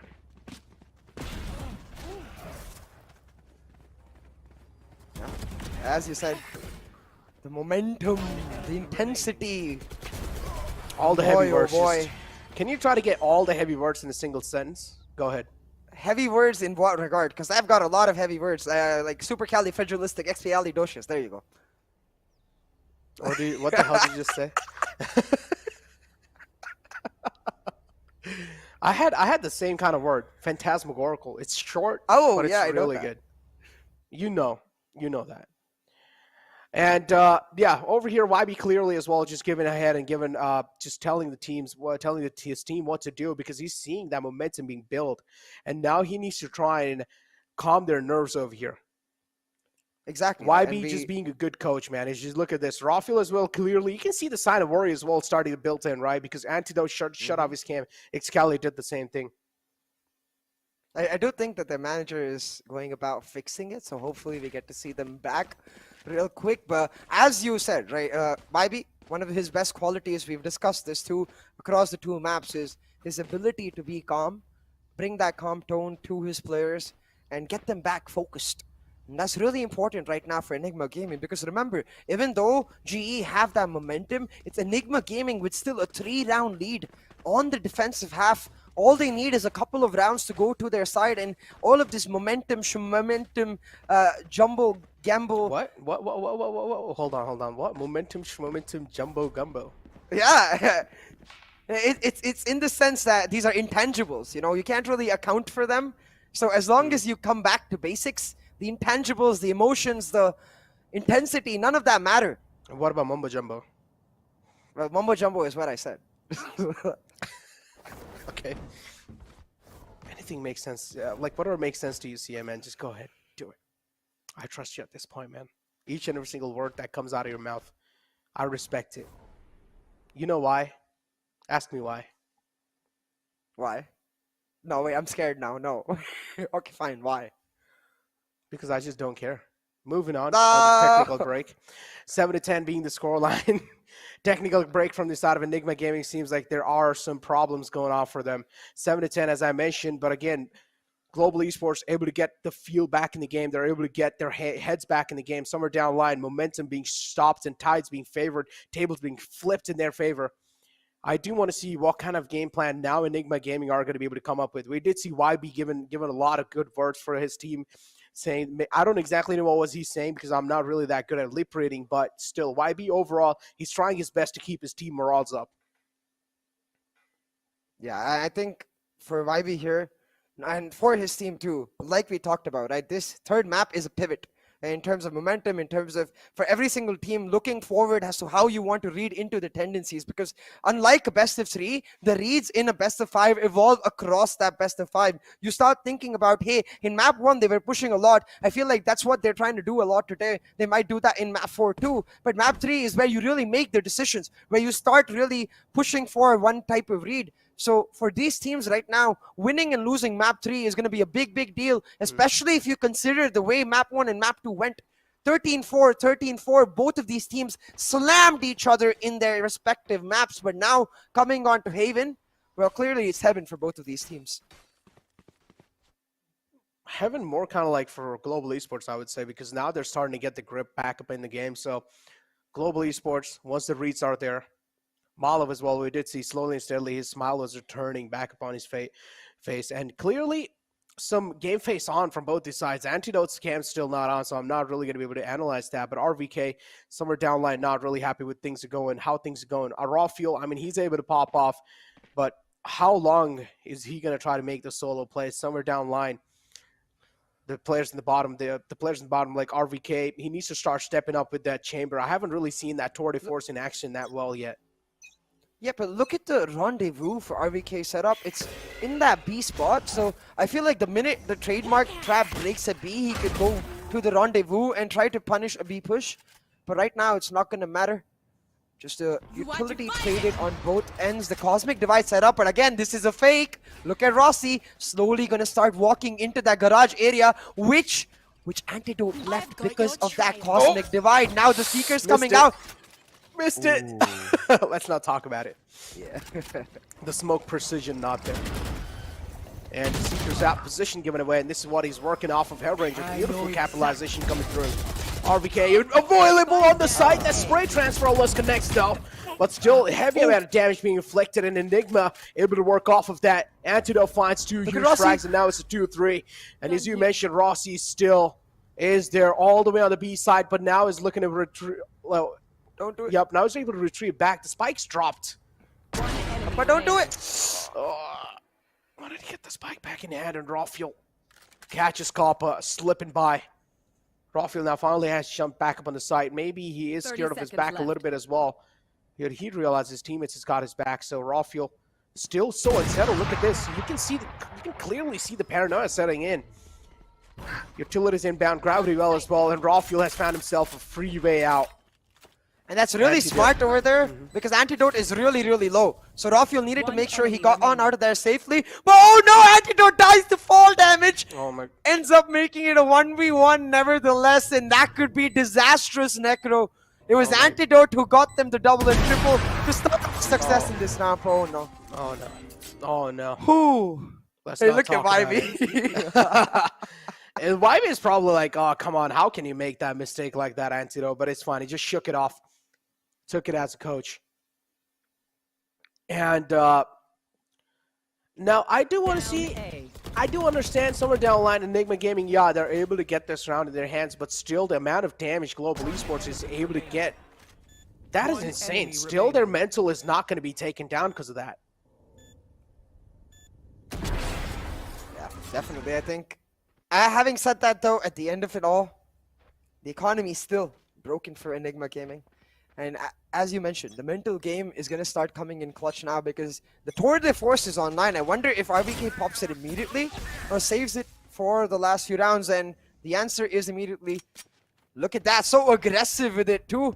Going to set a very forward trademark trap there towards the A lobby area. And that gives a ton of information because now with his op and that trap, he can hold on. But antidote to Astra getting caught out for the defense that early, that's never a good sign, Necro. Indeed, not a good sign. As you mentioned, controller out the game this early in the game. That's not really a good sign. Me personally as well, not really loving that. Finally, Tour de Force inbound. RVK, this is your time to pop off. Rossi versus RVK. Both of them having the big cannons in the hand. Who's going to be able to make it work? Who's going to land the shot this time? And it's RVK who catches a glimmer. And SK Rossi instantly shut down. Enigma 4-4 though, so it's fine. Trades happen back and forth. And Global Esports still looking to make this comeback happen. 7-11 is the scoreline. Anything can happen at this point. It's just so hard to tell what exactly is going to happen here. 30 seconds left. RVK with that Tour de Force. It seems like he heard me say that we're not really seeing a lot of pop-off moments, and he's able to pop off this round. Another kill can just be a complete menace and cause a complete ruckus in the enemy team. And you will clearly see the paranoia set up. On the cams as well, RVK giving the calls. They have spotted someone short and long. They're probably committing onto that A side. But RVK, he don't need no support. Shuts them down single-handedly. A force in himself, a force to reckon with that Tour de Force. Match point for Enigma Gaming. And boy, oh boy, it's exactly what you wanted, right, Necro? That sort of round with that Chamber ultimate. Now this is what I like to see. Finally, Chamber kind of like being the classic Chamber, why Chamber's being picked. This was the main motive for that. And able to pop off with that Tour de Force, easy 4K, single-handedly holding that site down, not even needing his teammates. One more round needed for Enigma to seal the deal on the map of heaven. And a lot much more rounds needed for Global Esports to get the tie up. I'm not really good at maths that quick, so I'm not really going to put it. It's alright, I got you.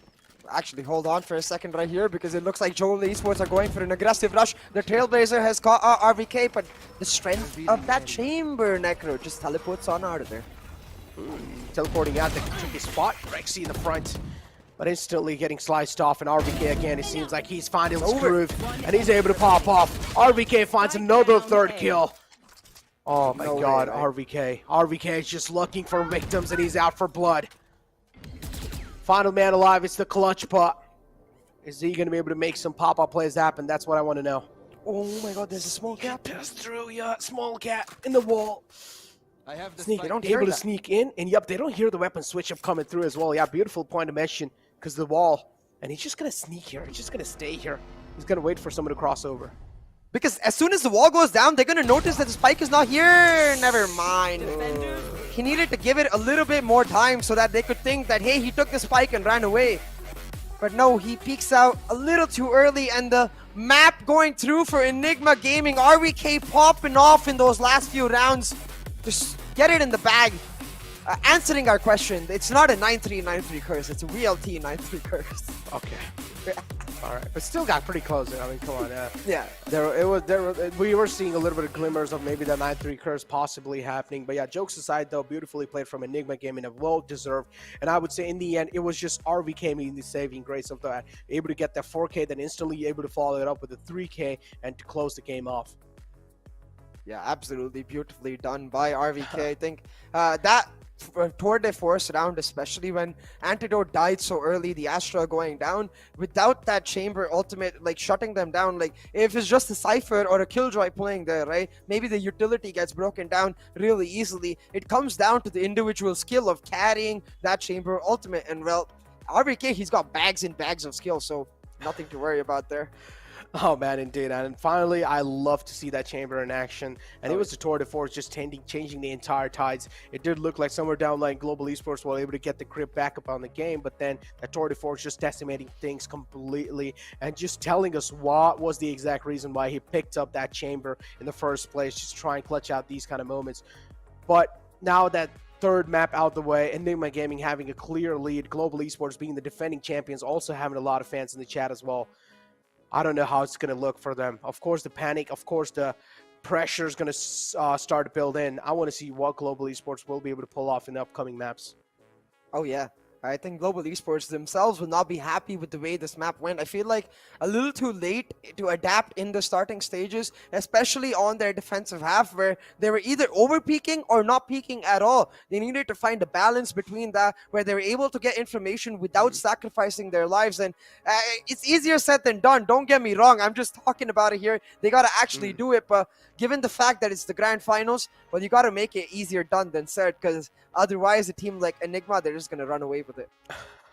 Enigma, yeah, they're just gonna like steal it like thieves, and they're just gonna run away with it. Yeah, 2 maps in the hands of Enigma. Global Esports with 1. We still have 2 more maps coming in CA, man. I don't know what's gonna happen. If Enigma are able to close it out with the 3-1, that would be absolutely insane. The defending champions, their hopes and dreams will be shattered for sure, but they will still have 2 more chances in the future. And well, if they actually close it out at a 3-1, nobody can dare say that the coach buff is not real. And given the fact especially that they started fumbling in the second half of this map, as soon as that timeout came out, you could see the discipline once again back for the players, the calmness, the peace with which they play, with the focus with which they look at the rounds themselves back in the players. And all of that is something that YB, if not brings, definitely enhances in every single one of these players. Man, I want to have a talk with YB. I want to know how he's able to stay so calm and chill, even if the games are going absolutely intense and close. Definitely, I will get some words in with YB as well. But yeah, moving it forward, man, upcoming 2 matches, I'm pretty sure we'll be able to see the scoreboards as well off the previous game soon. But upcoming 2 games, what are your speculations? Of course, third map being really close. I'm pretty sure we still have the third map post game, but it's just really hard for me to like keep the feelings in my heart. I really want to let it out. So CA, what are your speculations going to be, man? Upcoming 2 maps. Are we going all 5 maps, or are we just sealing the deal with a 3-1? It's just my mind goes back to Hellranger's interview yesterday, where he mentioned what went wrong against God Particles, which is he believes that he made a few bad calls in the map of Fracture, and that got into their heads, and they weren't able to get out of their heads quick enough for them to rally back. And I feel like that might just happen here with Haven, because next we're going into Icebox, a map which Enigma is extremely comfortable with. So I'm kind of scared for GE. Scared for GE, but happy for the viewers, because we have viewer rewards, exclusive merchandise for you all, and all you guys got to do is go on your social media and make a post saying #VCC giveaway, and also make sure that you guys are tagging at NODWIN Gaming, and then you guys will have a fair share chance to try and win all these goodies. But yeah, beautifully mentioned by you as well. And YB, man, it was clearly seen whenever those tactical timeouts or technical pauses or tactical timeouts were being taken, YB was just talking a lot. He was talking, he was making the work happen. Antidote, even being the IGL, was just sitting back, relaxing and listening carefully to what YB was saying. And then instantly after that, we were seeing that impact come through. Exactly, and it was absolutely astounding to witness. Thankfully, we've got 2 more of those maps. 2 more maps to go, man. 2 more maps to go. 3 maps out the way now. 2 maps, 1 for Enigma Gaming, 1 map for Global Esports, which they were able to kick things off. 3rd map will be on the way, but before that, we're just going to push to a short little break.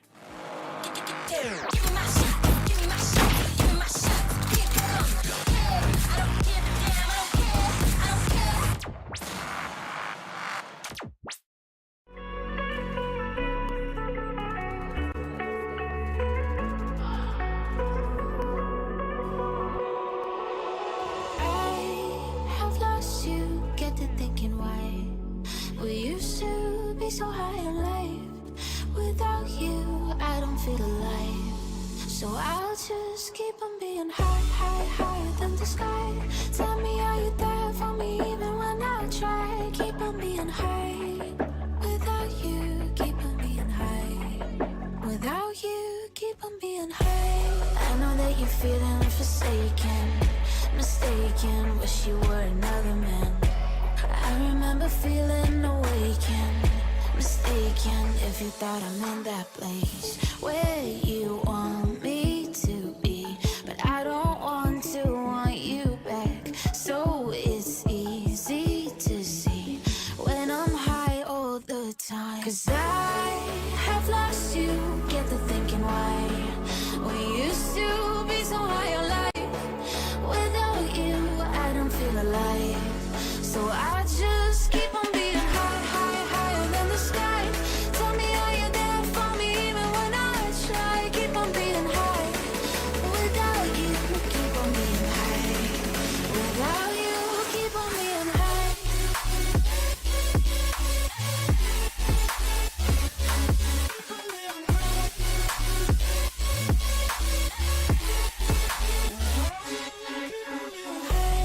I know that you're feeling forsaken, mistaken, wish you were another man. I remember feeling awakened, mistaken if you thought I'm in that place where you want me to be, but I don't want you back. So it's easy to see when I'm high all the time. 'Cause I have lost you, get the thinking why we used to be so high on life. Without you, I don't feel alive. So I just keep on being high, high, higher than the sky.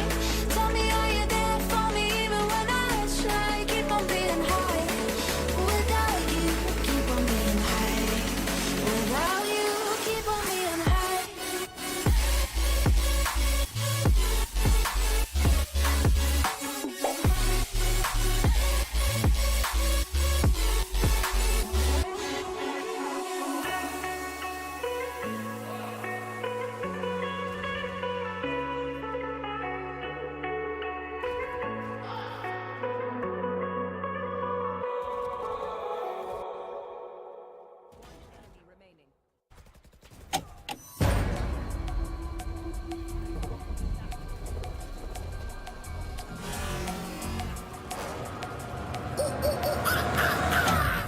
There's a pyramid of power with eyes that can see it all. Cameras to capture your image at City Hall. Realize they listen whenever you make a call. If you want a revolution, I'll really give it to y'all. Brave is the army that bands against bands of their presidents, determining life of mankind of cancerous. How we breathe vapors, green colors bleeding in streets for cheap paper.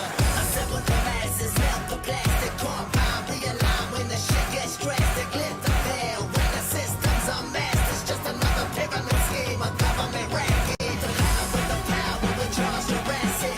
Nation T-Rex with covert tactics. Rise from the ashes, take back the atlas.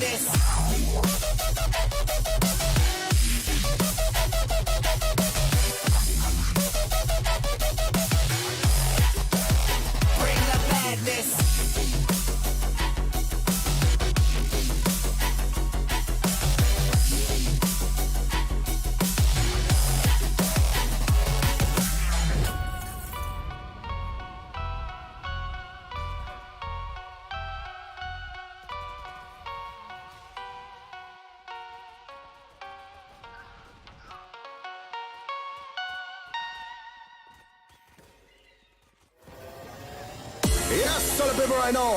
Pegboard nerds, mods, I have you locking at the sound. All of the gal I go passing when me boy I go drop them.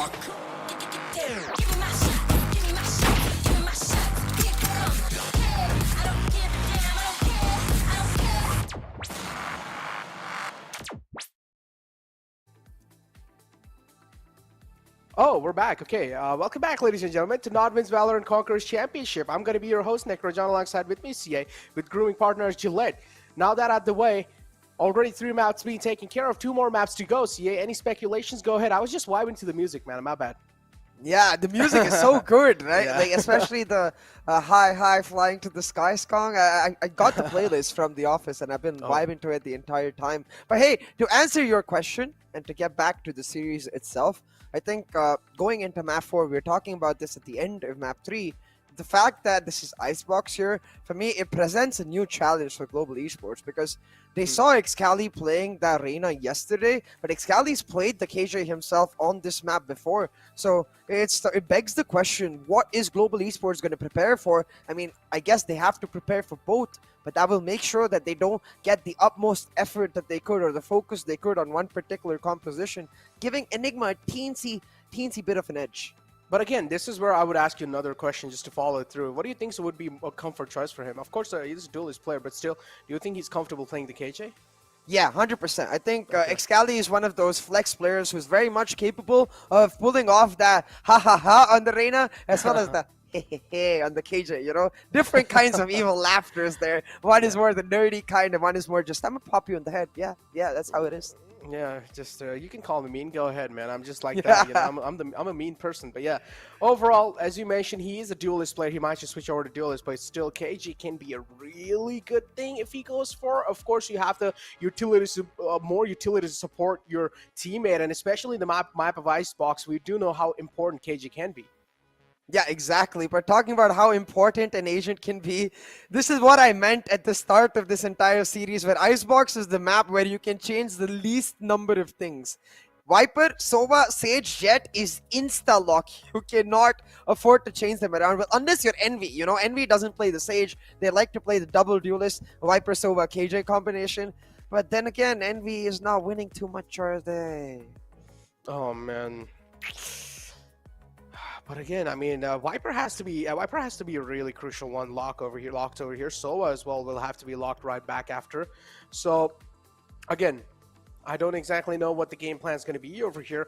But again, just like how we saw in the previous game of Heaven, of course, being one of the really OG maps CA, we thought maybe we're not really going to be seeing any curveballs being thrown. And in the end, we did see one. Maybe in the map of Icebox, are you going to be seeing another curveball being thrown? Because there is a possibility. Because over here, the main motto is to be unpredictable. I don't think there's any possibility from the GE side. Okay, I would say 99% they're going to play the Viper, Sage, Sova, Jet, KJ combination. Okay. Maybe, just maybe, they pull out that Reina, give it to Lightning Fast, be like, yo, go for it, man. At this point, we have nothing to lose. I highly doubt it. But on the side of Enigma, on the other hand, definitely a possibility in terms of that KJ Reina curveball. Cali being that X factor that he's known for, really. KJ Reina curveball, but on the other hand, as you said, there's nothing to lose. I don't think the global esports are going to do that. No, being the defending champions, no, they've got a lot of eyes, and I'm pretty sure inside this game, global esports are going to try to smash it if they're not going to be able to do so. Of course, they will have sad faces, but again, I'm mentioning this over and over again. You still have another 2 chances, not 1, 2 more chances to prove yourself, prove your skill. And global esports, even in the past, the first time they didn't do it, but then the second time they were able to prove themselves. I mean, that's for both teams in the sense that whichever team loses here goes directly to the wild card. So even if you somehow crash and burn at the Q2, like you said, there's 2 chances. Besides the Q2, there's the wild card as well, where the team can look to make their shot. But I don't think they're thinking that far ahead. And even if they are, they're thinking slightly more far ahead to the grand finals playoffs, where they want to make their spot known with this win right here. And Enigma, well, Enigma with a 2-1 lead, all they've got to do is close the map of their own choice. Icebox to keep it cold and rootless, and Enigma making their way across from them joining in to be the big 3, to being like, what big 3 are you talking about? We were at the top all along. But I mean, again, this is where it really comes down to, right? I've seen Global Esports play Icebox as well, and they're pretty phenomenal at it. Yeah. So, again, this has to be a close matchup. Indeed, this has to be a really close matchup. And Rossi, as well, as always, is probably going to go ahead and stick with the Jet. He's trying to make some aggressive plays happen. And we're probably going to be seeing, as you mentioned, maybe Reyna being pulled out. Reyna's really good on the map of Icebox. We saw Excali pull out the Reyna, if I'm not wrong, in the previous time. So he might as well do it again. He might as well, but then again, that's where the fight comes in, where Arena is astoundingly good against that race composition that VLT pulled off. Not so great against the KJ combination because it becomes so much harder. Yes, the Leer does blind the turret. The Leer does go a long way in terms of the aggressiveness, the ability to shut down those anchor sites. But what it doesn't give you is that flank watch, and it makes your Viper forced to stay there.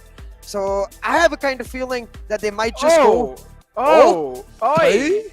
No KJ here. Oi, what is that? Skills with a chamber.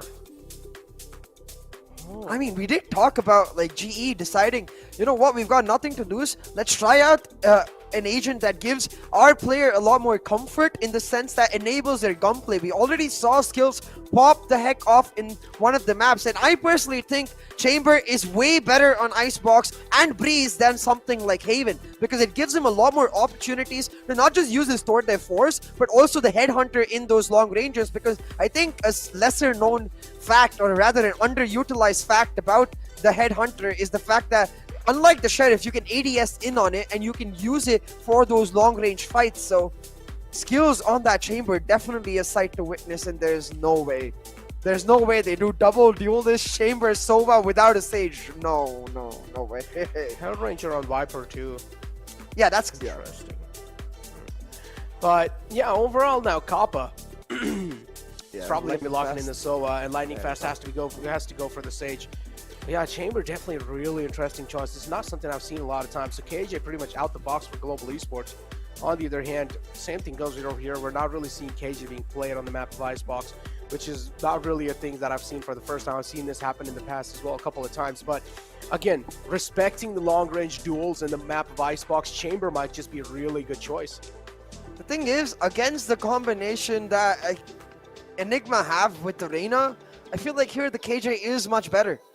In the composition sense, definitely not in the skill sense, where as a player for him, I think Chamber is much better. He started off his Valorant career being a Phoenix main, then being a Raze main, so back to the good old days where, well, he's not playing a duelist, but close enough with that Sentinel role. Close enough, yeah. Not really playing a duelist, but yeah, close enough, as you mentioned. Chamber definitely, I'm really trying to grab my mind across what is possibly going through Global Esports' head at this point. I mean, we're probably going to be seeing the Headhunter pulled out instantly from Skills, and he will need to start hunting heads. But again, Enigma, they have to be shook seeing that Chamber being pulled out. And as I mentioned, the main motto over here is to try and stay unpredictable, and this is what Global Esports exactly realize. Small interaction, but I really want to see. Yeah, as you notice, if you notice in the pre-round, he set up his rendezvous teleport on top of the B-long box, used it pre-round so the cooldown wasn't there, and then picked it back up so he has the teleport ready to go back. Nevertheless, though, it's Rofio who's going to get us started. Kicks out SK Rossi from this round so far, but the spike carrier down, that could be disastrous for Enigma. Got the Chamber tricks up his sleeves, but let's see if he's got the shots or not. Global Esports, look at this, Lightning Fast, 2 quick kills, Rexy with another one with the Shock Dart. Hellranger so low, cannot really go for flashy plays anymore. We'll need to play safe over here. 2 players right next to each other for the side of Enigma. On the attacking side, definitely are looking really strong. Hellranger, though, as I mentioned, doesn't have a lot of HP to spare in these duels. That's quite close on the left, not really spotting him at RVK. A clean swipe. Not really clean swipe, but yeah. Still, it's just a pistol round. I really like seeing those cool interactions that Skills is already prepared, showing us that this is not just a spur of the moment pick. You know, this is something that they had in their bags throughout this series. But back to Enigma, the team with the 2-1 lead, the team with the pistol round win, the team looking to secure the victory in the India Qualifier 1 and make their spot in the grand final playoffs with this map. For now, just an anti-eco, Global Esports on that economy. getting quite aggressive with that Headhunter. Skills holding it down, and Hellranger being the bait for him. The drone is not going to spot out Skills, but Cali certainly is. Finds that kill, and that's why Reyna can be so strong. You can go for that Hero Vandal Phantom because you can get that over heal after a kill. And Raphael, look at that, just a drop shot coming through from his side. Rossi able to connect shots. And Wall instantly now backing off as well. Rossi's finding skulls with the Marshall. He's making it ring, but Excali puts the stop to his ruckus. Wall's inbound as well. Final man alive. It's the clutch paw. 1v2 situation. Excali doesn't really have a lot of HP to work with, but it's fine. RVK's got his back. 3 weapons lost though for Enigma in that round, so a decent eco for GE altogether. But Enigma, as you can see, they're pumped. The fist bumps going through. For them, what's important is the round win in itself, and they were able to salvage the Vandal, I believe. So not too much loss in itself, and they will be content with the way it ended up going. But going into the next few rounds, Enigma, I want to see how the conditioning aspect plays out, because again, what they don't have is a clear-cut flank watch, and what we kept missing from the side of Velocity Gaming in their match against them was pressure on that flank for them. I want to see if GE can do the same, can find some sort of pressure onto Enigma Gaming and keep pushing them in multiple angles. For GE to find pressure on Enigma Gaming, it's going to be a little tough having 2 map leads just like that. But yeah, here we go. Lightning Fast Sting is going to sting quite, and it's going to hurt a lot for Global Esports. Even though they're able to find a trade, but still, Global Esports, they're bleeding right now. And they need each and every single edge they can get in this competition. Skills, of course, on top of this container, able to spot a man out. RVK instantly changes his position, repositioning himself. Antidote's on the left. No! Skills, he cannot look away in that time. Oh, no, such a wrong time. I feel kind of bad. Look at Hellranger. Hellranger, yeah, as well, getting a lot of map control. He still hasn't spotted the spike because the spike is behind the barrels. Hellranger stuck in a very dicey position. RVK coming on up behind him. And the Sheriff King will not bow down to the Vandal. Picks out Hellranger, and it's all going down for Global Esports Necro. This looks like a bonus gone right for Enigma Gaming. A 3-0 lead likely in the bag. What do you think? No. Does Rossi go for the save? Or does he go for the Rossi play? It's not even the hero play, it's a Rossi play. He can go for the Phantom King strategy for the next round. I feel like he should just go for the save. Because Rossi knows he's a star player and he can make some star plays happen. So maybe prioritizing his weapon more and playing things a little safe would make a lot of sense. And yep, that's what he's exactly doing. Maybe try and catch a couple of frags slipping by. He potentially will be trying that, but again, Rossi, he should play things a little really safe here. Yeah, he's going to do exactly that. So we have a second to talk about the strategy that Enigma Gaming seem to be employing. Sit down. Sit down, Antidote. Just double think thought he had a second. Antidote didn't even know what hit him right there. Yeah, he thought he had a second, but before the second passed by, a bullet entered his head. But hey, Antidote's going to be like, I do not care. If it was my bonus, I'm going to get a 3-0 round lead. I can see that finish line. I can see the end, and I can see the grand final playoffs. And for the entirety of Enigma Gaming, it will be such a big deal. The narrative this team has carried, right? Think about it. All the way from VCC 1.0, where they were known as the underdog team. They had Ghost leave very close to VCC 1, and Rafuel replace him. Come, just tear up the Rift. Tear up every single map he played on, become that star player, and take Enigma all the way to the grand final playoffs where they finished in that top 4, in that top 3. Now coming back with a few roster changes, Anti-Rexy, Excali, all making their way in. It's really come down to how Enigma can take this narrative all the way to the finish line, find that win, not just in 5 maps, just dominate in this zone. Oh, that's a huge dink. That's gonna hurt. Kitchen control should be given away now. Roughly realizing exactly that Head Ranger back it out. It could be long though. But look at this. Oh, what? A spam with a classic finds Rafuel. Unlucky. RVK's got to protect this Vandal. Needs to. Is he going to be going for that? That's the question. But Rossi starting to slice things up, and he will find another one. What's going on? You cannot peek him like that, Rexy. A glimmer is enough for Rossi to make things happen, and you cannot just keep on giving him glimmers like that. Global Esports able to capitalize on it. RVK, the final man left alive. Snakebikes inbound is trying to stop this defuse. Tap came through RVK, just stuck in the smoke. The smoke will fade away, and so will his lifeline. The gas curse is real. All of that pump up narrative, all of it down the window because Rossi, the dagger girl, pulls out her daggers and just stabs them into the hearts of all of the Enigma fans who were feeling a resurgence of hopium. Look at this, man. Well, I don't even see the dude properly, and he pops his head like, what? I get him, man. I mean, this is Rossi, but I still feel like he should not have challenged that duel like that. Yeah. Yeah, there was no need. They had the spike planted. They could have just tried and go play for this post plant, try to play off of each other. But still, I would say a little bit of ego peaks coming through, and that's why losing that round, I would say overconfidence seen there. But still, and they get over 3 weapons from that. They can build up their economy. Even though they bought the operator, at least 4 of them have over 3,000 credits. So even though Global Esports has won only 1 round, their economy situation is significantly better than that of Enigma's. And I think they're trying to change that. Enigma has the Viper's Pit, maybe looking to set that up and plan. Clears out, trying to blind anyone on the site, or at least he's trying to peek on site. Easy spike plant coming through. Enigma having this entire site control, and now here comes a retake from the side of Global Esports. Stacking up outside the site, thinking what exactly to do. Chamber on top.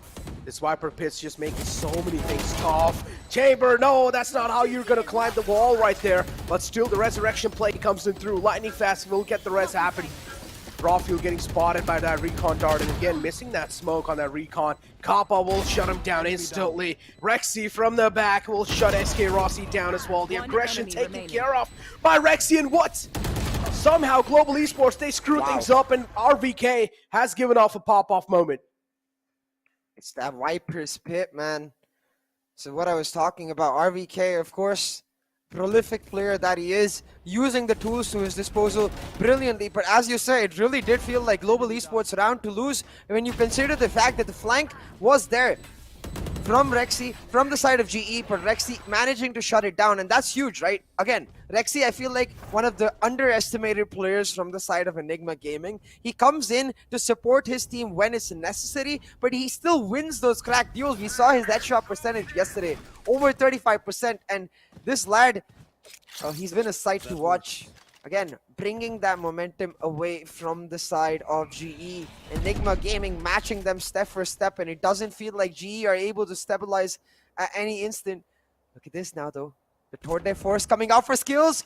He spotted out Antidote for a second, but choosing to rendezvous on out of there. Man, after this, I can tell for sure Enigma Gaming has a lot of star players in their arsenal. And one of the star players just being shut down. 1-4 being the scoreline. Enigma Gaming having a really dominating lead. And I'm definitely impressed by Enigma Gaming. Here we go, though. Oh. Skilled. Just looking to connect some shots. There we go. Enigma this time is going to be the one to get the trade back. But still, he has the Tour de Force activated. He do not want to walk in his crosshairs. Teleport taken care of instantly by Excali. Having the kitchen control gives him a lot of control to work with. Rawfield trying to follow things up. Kappa there shutting that aggressive push down from Excali. Regaining back the kitchen control. Hunter's Fury available. Rexy gets spotted. Takes a little damage. Oh. But yeah. I said no, why? Because he could have finished the plant and then tried to dodge it, but Rexy's like, no, I don't want to take a little bit of damage. Oh. But that did lose him some time, because of which Rossi now able to isolate Rexy, find that duel. The revive comes through from Antidote, and Raw Fuel coming through on the B-long hold. Wow. The revive didn't even matter. Raw Fuel just like, I got this, boys. They're just smashing it right now. Enigma Gaming, they just seem like an unstoppable force of nature. They're able to smash through Global Esports. They're able to just shatter their hopes and dreams. Enigma Gaming, they're dream killers indeed. Last player standing. Dream killers and an inspiration, I would say, for every team wondering, like, hey, is it always going to be the VLTGE way? Is it always going to be the WoW Classical? Can we make it as a newer team coming out? Well, you certainly can, not just as a team, but as an organization. Making those acquisitions, bringing YB in, bringing the firepower, the Excali, and together the team bringing about these wonders. They have been an astounding sight to watch, but hold on, Kappa and Rossi, they want to have a say in that. A lot of utility committed to get skills into this aggressive position, but that's all they get. On the other hand, Belong gained for free by the side of Enigma Gaming means they can use a much more aggressive drone, where usually the drone is used to clear off Belong. This time the drone gives them control of the site. Now, Hellranger trying to shut it down with this Viper's Pit, but the issue with this Viper's Pit is it gives such few locations for Hellrangers to sit in. Oh, man. Enigma Gaming, still just the proactivity they're able to show in these moments. Viper's Pit inbound, yeah, as you mentioned, not really going to be given a lot of breathing space for Enigma Gaming on the B side, so that's why Rafiel is just posted up with his gun, waiting for Hellranger to pop out of his Viper's Pit. Wanting to aggress forward, but still he doesn't exactly know what to do and what to not. On the B side, though, it's SK Rossi kicking things off with a massive 3K. And Antidote looking to put a full stop to that, but the entire push being shut down leaves them in a 3-on-2, and yep, the rotation comes through as well. Antidote looking to back off from this. But look at this, Rafiel having to keep positioning on the B site. Means quite a lot. 10 seconds left.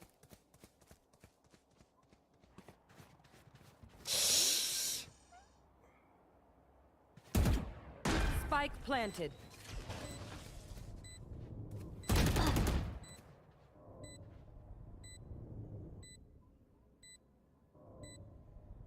One enemy remaining. Oh. 45 HP to work with. Not a lot, man. Don't really have a lot of safety cushion. The stars align and Enigma Gaming will shine. Another round in their pockets. Talk about Arsenal, man. Definitely all 5 players, stars. And then you have a biggest signing star in their arsenal, which is YB. One enemy remaining.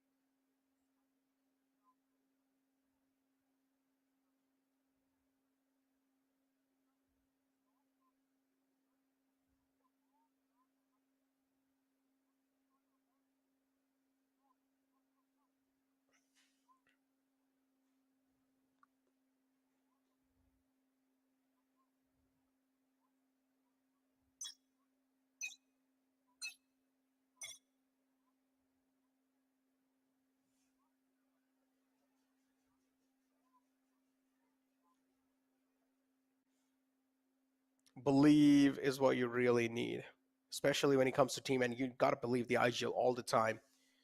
There's a reason why the IGL is making a call. There's a reason why he has the role IGL. But still, Hellranger on the B side, on the A side, a huge change. Last round we saw him on the B side, and now over here he's situated, located on A. Also, a little bit of change coming through from the side of Global Esports, just to try and switch things up for Enigma Gaming, just to try and catch him off guard. But look at this. A little one-way smoke. If Rafiel decides to push this, Hellranger has his crosshairs trained, and he will shut Rafiel down. Rafiel as well being really proactive, not really making any mistakes. And here comes the wall. A side take will be there. Rossi has his crosshair trained, will find one. Hellranger to follow it through. 3-on-4 situation left. A beautiful snake bite disposed to just flush him out of his space. A. RVKing out right underneath the rafters. Has a lot of HP to work with. He's looking pretty healthy, but still 2-on-4, 2-man advantage for Global Esports. One enemy remaining. To try and stop the momentum that Enigma Gaming has built. Antidote with a quick wall, but that's not going to help him out.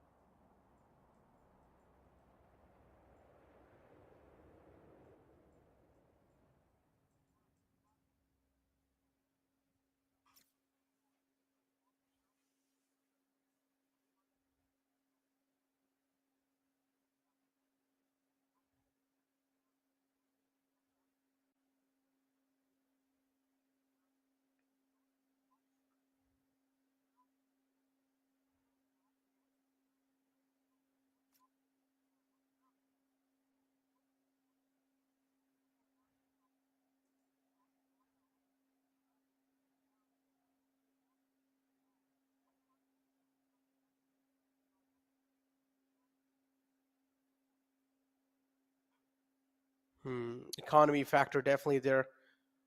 Technical pause, we saw that. Beautiful drone view from the observer. Shout out to the observer behind the scenes doing a great job. But yeah, overall, Raw Fuel able to dominate things on the side of Enigma Gaming. Then you have SK Rossi as well, just topping the charts. Head Ranger sticks to the A site. Rossi is going to left unleashed on the aggressive page. But this time intentions kind of changed from the side of Enigma Gaming. It seems like they want to hit the B site. Again, Skills looks away in the wrong time. At least he was able to find something with the way he was able to look away. Resurrection comes through, and these should be 2 easy kills. Lightning Fast able to find 2 kills, but the problem is now he's isolated behind that wall.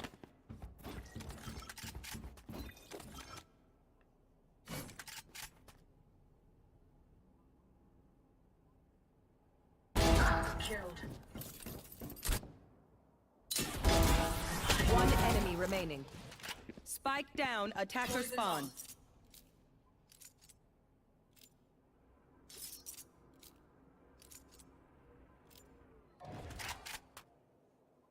Poison orb emitting. I have the spike. Poison's off.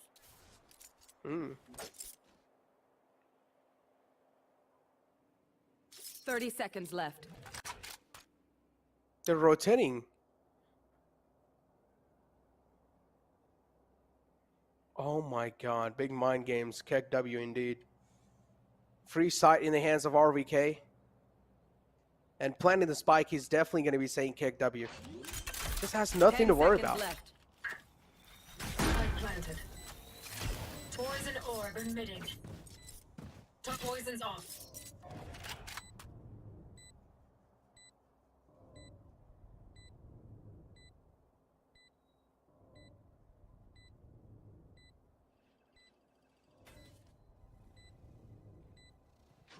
RVK posted himself up in a really off angle, but still now realizes spike is being defused. 50% up. Gives a lot of sound keys away. Kappa of Elevera, where is exactly going to peak from. Global Esports finally able to get the momentum back in, and this is what they really wanted. Look at their faces as well. Finally a little sigh coming through. But Enigma Gaming having that 2-map lead over them, that's still going to keep them unsettled and paranoid. There's 2 quick kills. Yeah, over here. There's 2 quick kills, just left him isolated. One enemy remaining.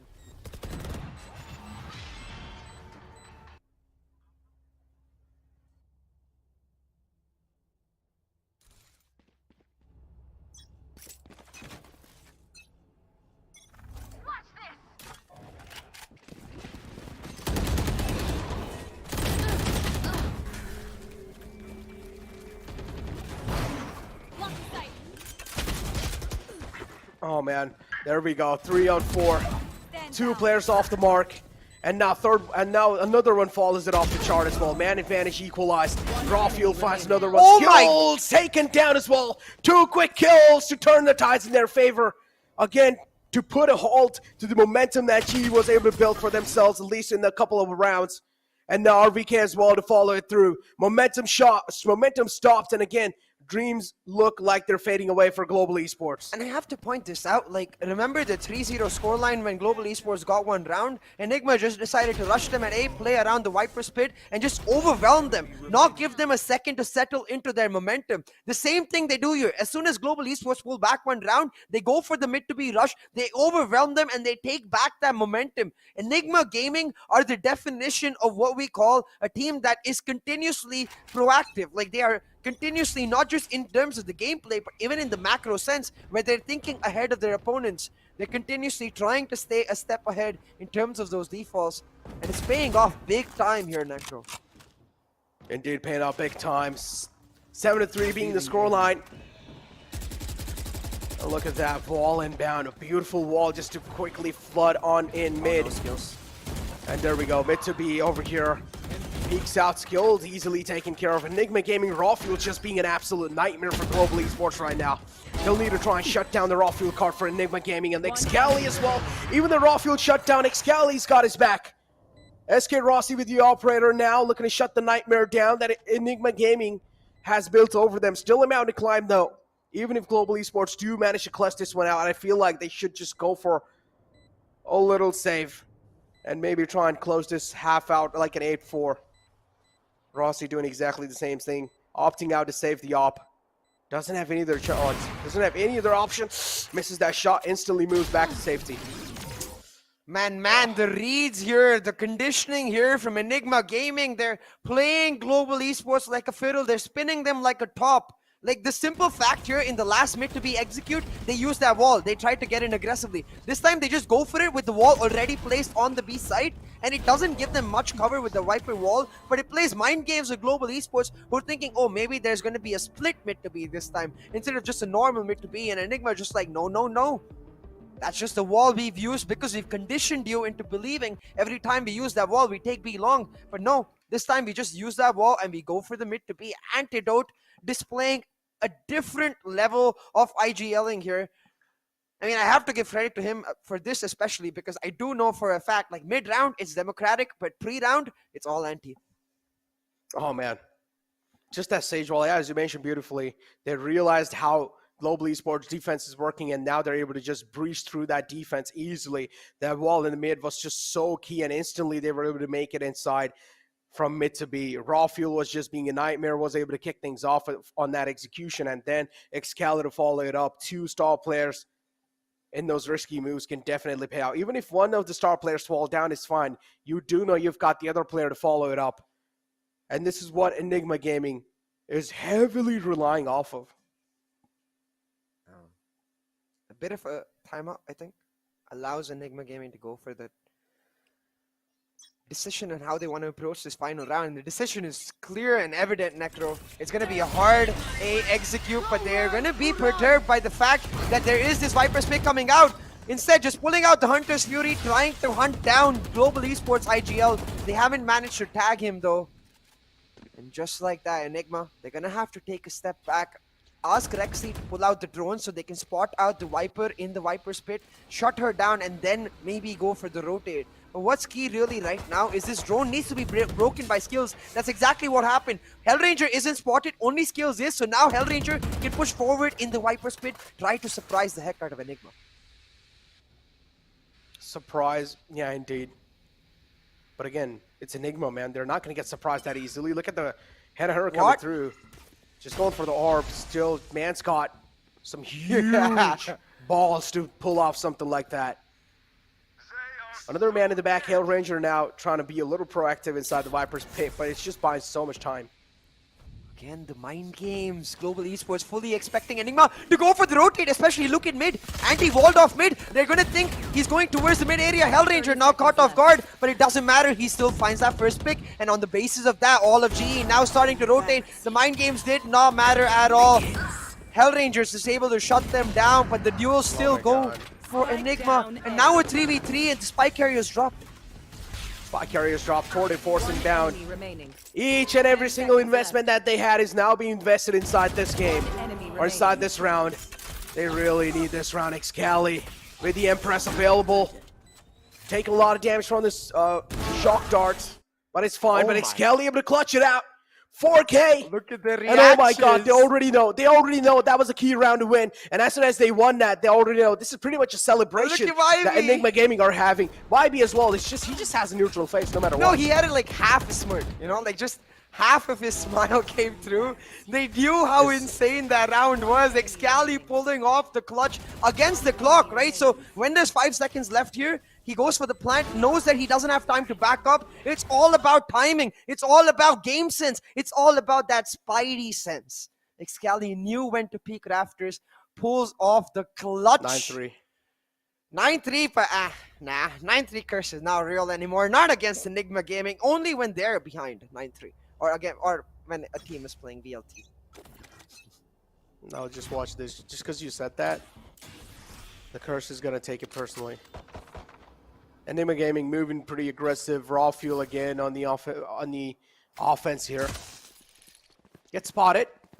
It's fine. Hellranger back it off. But they've got a beautiful crossfire setup. Rossi will take care of the man. Oh! A beast will take care of another beast.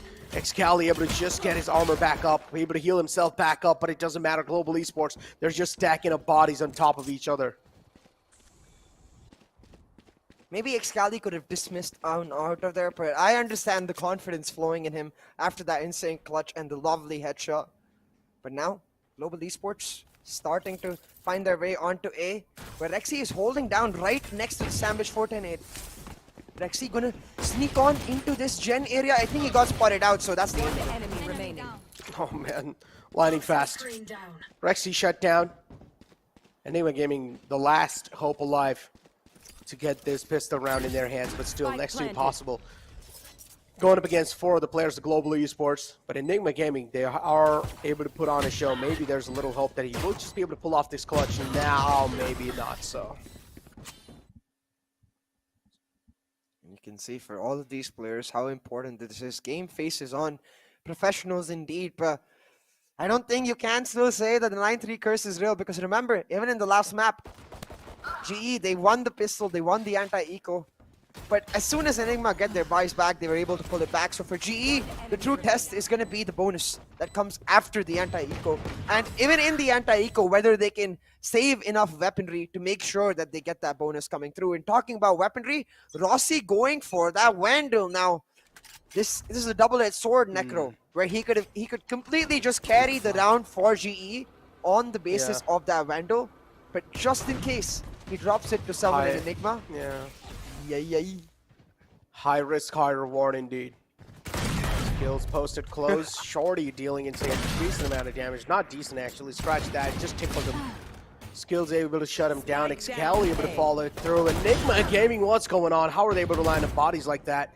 Global Esports, something's going wrong here. They need to try and fix it. Rossi's still alive, so and that's what all they need. Man, Rossi's the man who has the handle. Who has the Vandal in his hand. Okay. He's got the handle on his Vandal. Trying to... Let's go. Hold on. Hit him with the sandal. No, slap him with the sandal would be better, I think. But hey, talking about damage though, right? Enigma, they've already managed to drop 2 weapons. Now, granted, only 4 weapons were invested for GE, so they need at least 1 more before they can deny the bonus, and it doesn't look like Hellranger or GE want to allow that to happen. Heal does come through for Anti, so here Rexy, I don't think he needs to wait for his teammate really, because if they are purely playing for that damage factor, it comes down to those lineups now. He's not going to expect that it's a nest plant. Instead, going for the standard default shock dodge. Doesn't find anyone. Rossi able to get the nest plant down, dash on out of there. And that should be the end of any damage done by Enigma. Global Esports in a very comfortable position now. One enemy Indeed in remaining. comfy spot. And now Rossi as well, giving a little bit of more comfort space. And Hellranger to close things out on that round. Global Esports, maybe they're able to stop a momentum here. Let's just find out. Moving inside the next round, this is where if they're actually able to play off a bonus, that's what will really matter for them. Yeah, exactly. We talked about how important this round is for the side of GE. It's not just about winning this round. Well, yeah, ideally you want that win. But as long as you're able to obliterate Enigma's economy at the end of this round, it makes sure Rafael doesn't get his hands on his operator. You saw on Bind how influential that was. You saw on Haven how influential that was. Rafael on an operator is another beast altogether. But hold on for a second right now, because he's got the rifles. He's got his co-duelist ready to push in. But he heard the shots coming in from Hellranger. And that's going to hold him for a second. Delir trying to push out right here, but almost giving the information that we push mid, so now they have to just step back. The map control that they got given away, but on the other side, GE, they got Belong for themselves, and they're going to use that to execute. There we go. Belong control, yeah, as you mentioned, right in their hands. Wiper Ball as well inbound. Oh, Necro. Something's holding them back, though, from pushing in. Look at that anti-wall, if I'm not mistaken. Yeah, he's walled in the area right in front of the spike plant, so they can't wall off the standard spike and try to go for the plant. Oh my Anti God. with This the big is brilliant. Oh, this is so brilliant. Yeah, Antidote just having that brilliant and clever plays on his back in his arsenal. Now is able to at least buy a decent amount of time off from that. RVK right there as well, getting shut, actually shutting the enemies down. Enigma Rafael being pretty aggressive in the spot that he's found himself in. Excali, as always, just right behind Rafael. It's like a chain. of kills that are starting to follow up now. And Enigma, they're able to just put a stop to Oh Global my Esports God. on the second half as well. And YB, he just knows. Look at the confidence YB has right now. He trusts in his team. How is Anti so chill? He just giga-headed Global Esports. He just galaxy-brained Global Esports. Preempting that wall, understanding that as soon as this duelist had to use the Leer towards that mid area, they would have to, like, if they don't get a fight, which Global Esports isn't going to give them, they have to just give up mid control. And the ideal response for GE is to then use their B wall and execute onto the site.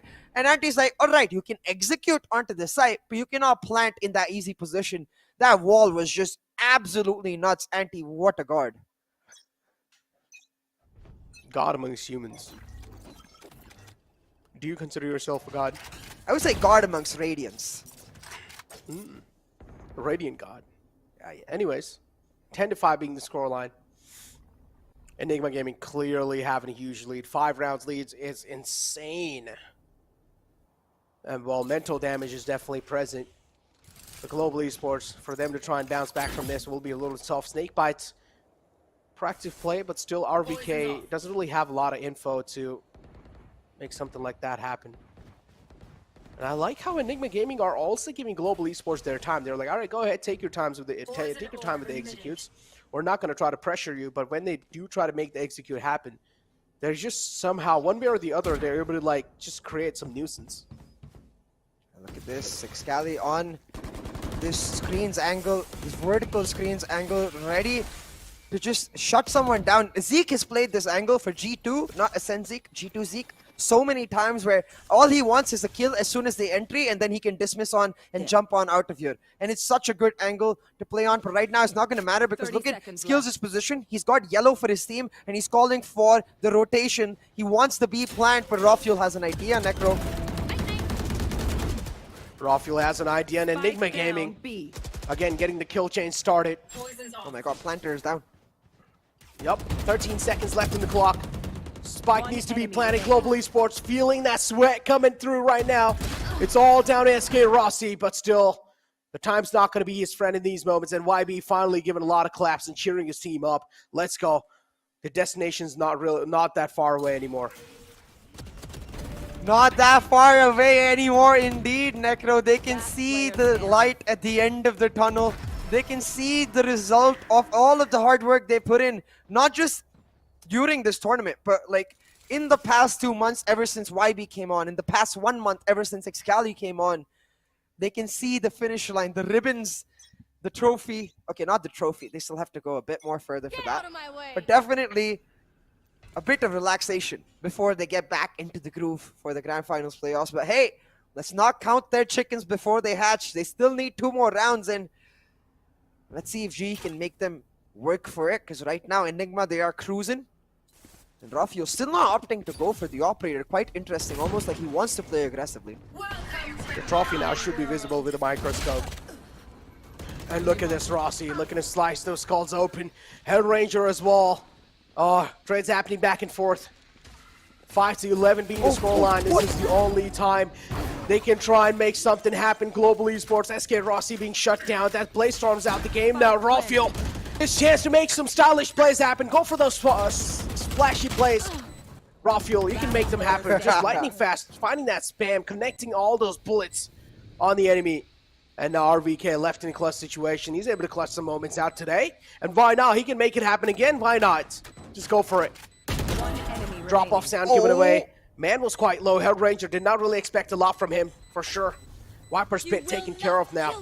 Resurrection coming through. And SK Rossi instantly being shut down. Questionable play from Lightning Fast.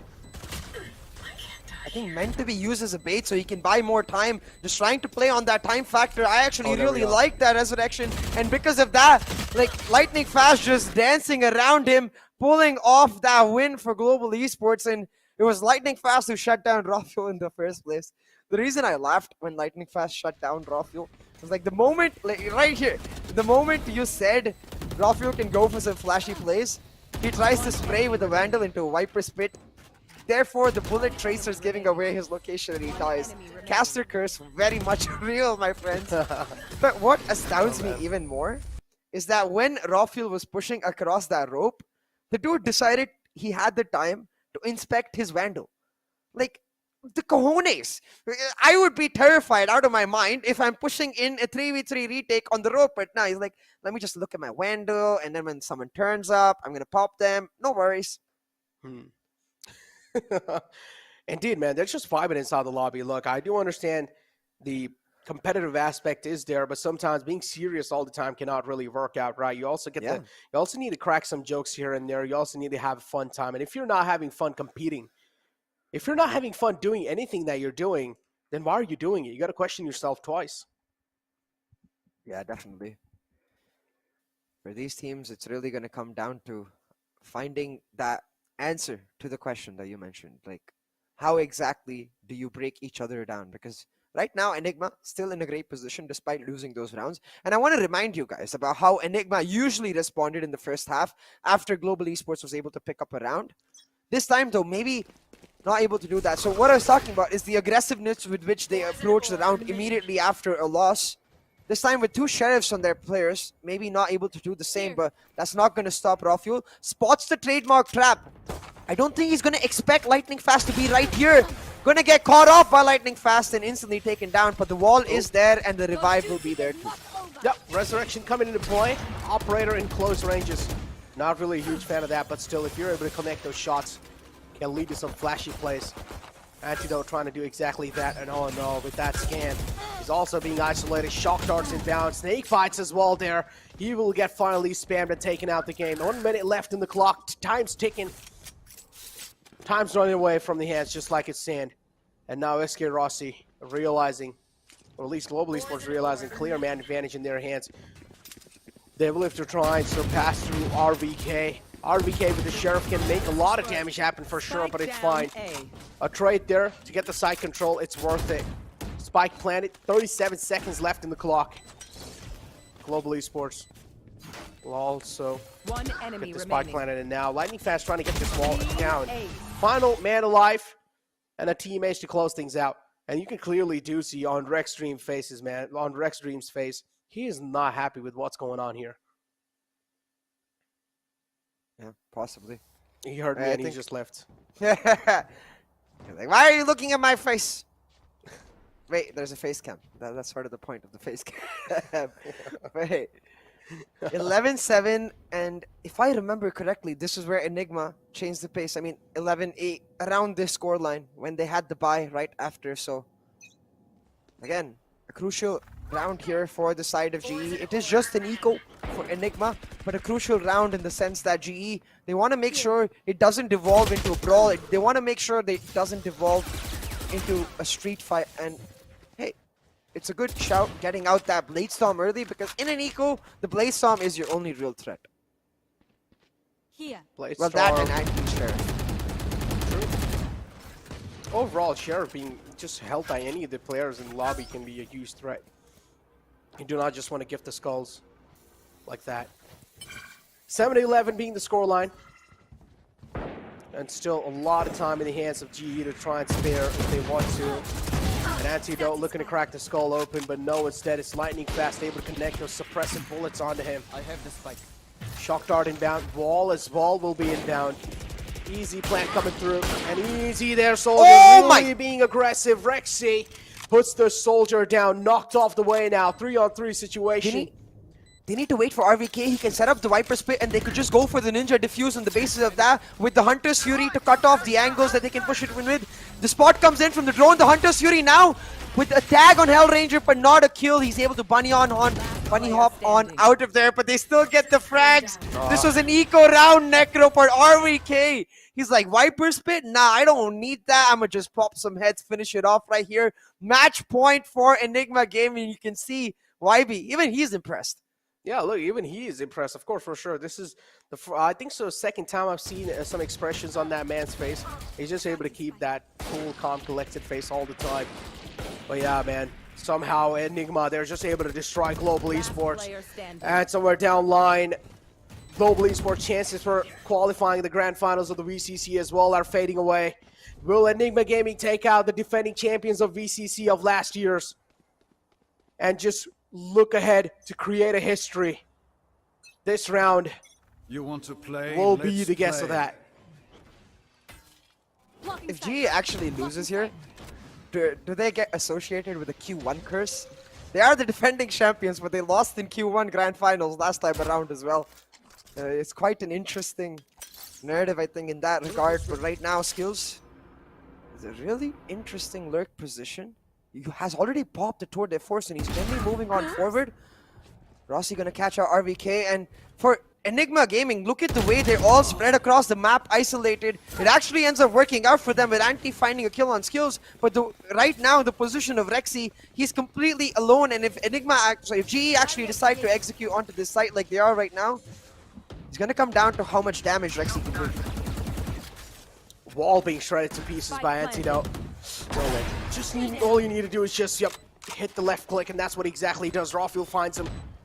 3-on-4 man advantage available, and now it's neutralized. Well, equalizing the man advantage. Rexy also gets a scan onto Rossi. Rossi position given away. Rexy looking to take out Rossi. A fadeaway shot comes through, but Rossi catches a dink, and now will be shut down by Excali. Left in a 1-on-2 situation to clutch. Enigma looking to make the history happen. Looking to take down the defending champions of the BCC. Global Esports, a lot of emotions tied for them as well for this, but no. They're able to stay alive for just another round. Maybe more. We'll have to see. Because right now, Global Esports, they're personifying their hashtag GE fighting, staying alive. And now I've got the fighting, the staying alive song stuck in my head. But hey, coming back to the map in itself, it's getting real intense because you can see, even though Enigma, they have a significant lead, that's only in the scoreline. In terms of the economy, every single round is going down to the wire. It's going down to 1v1s and 2v2s, so their economy has never been built up. So now they're being forced onto an eco. Rawfield, trying to move ahead. He just gets shut down, and GE, look at Skills. He's so aggressive on his lurks. Indeed, man, just silencing the rookie. Skills follows it up. Global Esports finally seems like the vision's getting a little bit more clearer. 8 rounds on the board, looking to get the 9th one as well in their hands.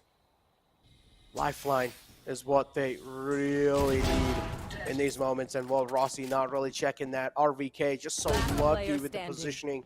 Was able to fade himself away with the wall, and now is he going to be going for the save? That's what I really want to find out. He has the Viper's Pit available. That means next round, Enigma will have a huge advantage, but on the other hand, Global Esports have a resurrection. Yeah, but as the defense, that Viper's pick can go a long way. Right now, though, I think he needs to look for some exit frags and finds exactly that with lightning fast. Hellranger on a completely different side of the map needs to come back to his team soon, because right now, if he gets another frag, he might as well go for the retake right here. The trademark definitely slowing him down to a certain extent. Gonna set up for the pipes, another snakebite right here. Does he just go for the ninja diffuse? Oh my god, is he gonna go for that? Oh my god. Oh, he's going for it indeed. Cap out, no. That's what we like to see. Just sliding through like Neon and getting that kill on the ropes. Yeah. I'm excited to see Neon sliding through the maps here. Oh man, I'm excited to see the future as well. I want to see how she's going to be played in competitive, because Neon player has to be a complete W key player. There's no way. It's just going to stop pressing W. But talking about W key players, Skills so damn aggressive with their lurks. It's almost like there was a lock on him before these rounds, which has been completely unlocked because they're facing off against match point. And he's just going on forward again and again, just creating space for his team, even though he's playing a Sentinel in the chamber. This time, though, much more defensive, as SK Rossi becomes the one to try and find some space. The recon will make him invest his dash, and now, even though the drone clears out B-Long, notice that the Rawfield is playing an extremely defensive op angle. The wall will block his sight, but he could just as easily go back to that snowman position and play with it on the edge of it, try to catch someone on the top of B-Long. The wall blocks the side, but G is still trying to fight. 9-12, another round. If they do get it on the board, that'll be huge. Antidote able to catch Skills. Resurrection instantly available. Trying to spam through, trying to get the spam connection through, but no. Chamber still able to stay alive on a sliver of health. Moves out the Viper's Pit. And Antidote being shut down. Or actually, Antidote shutting down SK Rossi. A huge frag. And the Antidote looking to make this retake happen. The Viper's Pit is just getting so much site control for Global Esports. The Viper's Pit is being a huge problem, and Cop able to follow up with 2 massive frags. Antidote looking to trying his best to do something, but no, it's just Clutch Pot coming through. I feel like Enigma really need to go back to that Viper's Pit. As you said, in this round for GE, it was the Viper's Pit causing such a big nuisance despite Anti getting an early kill and forcing the resurrection and getting another in this 5v3, 5v4 itself. They couldn't force it because of the site denial that the Viper's Pit offers you. So right now, I really do think Enigma need to go back to what they have in terms of those ultimates. Now they have the Viper's Pit, they have the resurrection, and all they need is 1 round in the bag. If they can use that Viper's Pit to anchor down one side entirely and play a 3-stack or a 2-stack on the other side with 1 player watching that mid angle, I think it offers them a lot more of that, a lot more in terms of the agency in which they like to play. Like similarly to Bind, where they like to play disciplined, they like to hold the angles that they initially started on. That can give them the solution and maybe get them the win, because GE, they are clawing back that lead, Necro. It's 12-10, just 2 more rounds to overtime. 2 more rounds to tie it up, yeah. They're slowly and steadily climbing back up, but you also do see YB giving a lot of chatter to his teammates, especially mostly Antidote. Do see him shaking his head. I do want to see what kind of change we're going to be able to see after that huge chatter coming through. And again, just the people that are joining in, if you guys haven't really caught up with the scoreline, 2 maps in the favor of Enigma Gaming, 1 maps in the favor of Global Esports. So currently, tides heavily favoring Enigma Gaming. Enigma Gaming looking to make a history happen, taking down the defending champions of VCC. Here. 1 more round, man. 1 more round and 1 more map to secure this win. Yeah, and they are going for an eco in this round, so most likely going to go down to the wire in that 12-11 round where both teams are going to bring everything they got. You can see Hellranger, his t-shirt even personifies it. Just bring it. He's most definitely bringing it in this map, trying to find his team back into this round. So we'll have to see. In this round, what I really want to see from Enigma Gaming is an ability to shut down a bit of the confidence that GE seems to have gotten back, with skills going for the aggressive lurks, with a lightning fast able to find much more aggressive angles to peek from and fight from. That confidence, it didn't seem like GE had it in the first half of this map. So if you're able to shut that back down again, I think it will give them a crucial edge going into that 12-11 round where they will need to secure it in the bag or just fight for overtime. It's hard, man. This is so close and intense that it's actually getting my brain, like it's just making my brain lag. I feel like I have 1000 ping on my brain right now. But yeah, pretty much a proactive play as well coming in from the side of Enigma. There is 1 more man right and left. Are they well aware of what's going on there? It's the chamber. It's Skills. Skills still expecting maybe an aggressive behavior coming out from the side of Enigma. Enigma, they're just posted up with these sheriffs. If Skills peeks out, he will have to take care, but still he's able to isolate it. But it doesn't matter. Excelli's really quick with his gun, and he will connect the skull. And well, now it's 10-12, as you mentioned, the scoreline. They actually invest the Viper's Pit, so interesting decision right here, because now they're not going to have it for that next full buy round, and GE just happy to walk past it, isolate Rexy, take him down, but RVK, he finds a trade. It's not going to be enough though. I'm really questioning that decision there. I don't think you need to invest the Viper's Pit in an eco round, Necro. Excali has his Empress available. I want to see, is he going to be investing the Empress as 2? 1-on-3, certainly not impossible if he's able to isolate these fights. But still has a Leer available, has a decent amount of utility in general. Can go for this clutch for sure. Beautiful snake bite to try and make sure Excali is not able to cross over. Beautiful heal coming through. Pretty much back on max HP. Can pop the Empress now. They light up, and Excali somehow is able to clutch that. And guess what? This is Enigma Gaming who take down the defending champions, Global Esports, and they have made a history. Look at Antidote, man. It's hard for him to believe. Hold on. 9-3, 8-3. 8-3 was the score line. Last round of the first half, Excali found the clutch. Last round of the second half is the same man. It's the new man. Excali took down his former team, will now take down the defending champions. He's coming for that VCC trophy, baby. Enigma Gaming with the win. What a clutch. Take a bow, Excalibur. Exactly, just taking down the defending champions, writing their name in the history. And wow. All I can say is just wow. 3-1, what's the scoreline? Man, I'm left speechless here. Yeah, I can't. Like, I can't sit down, but I have to sit down because the camera is going to come to us soon.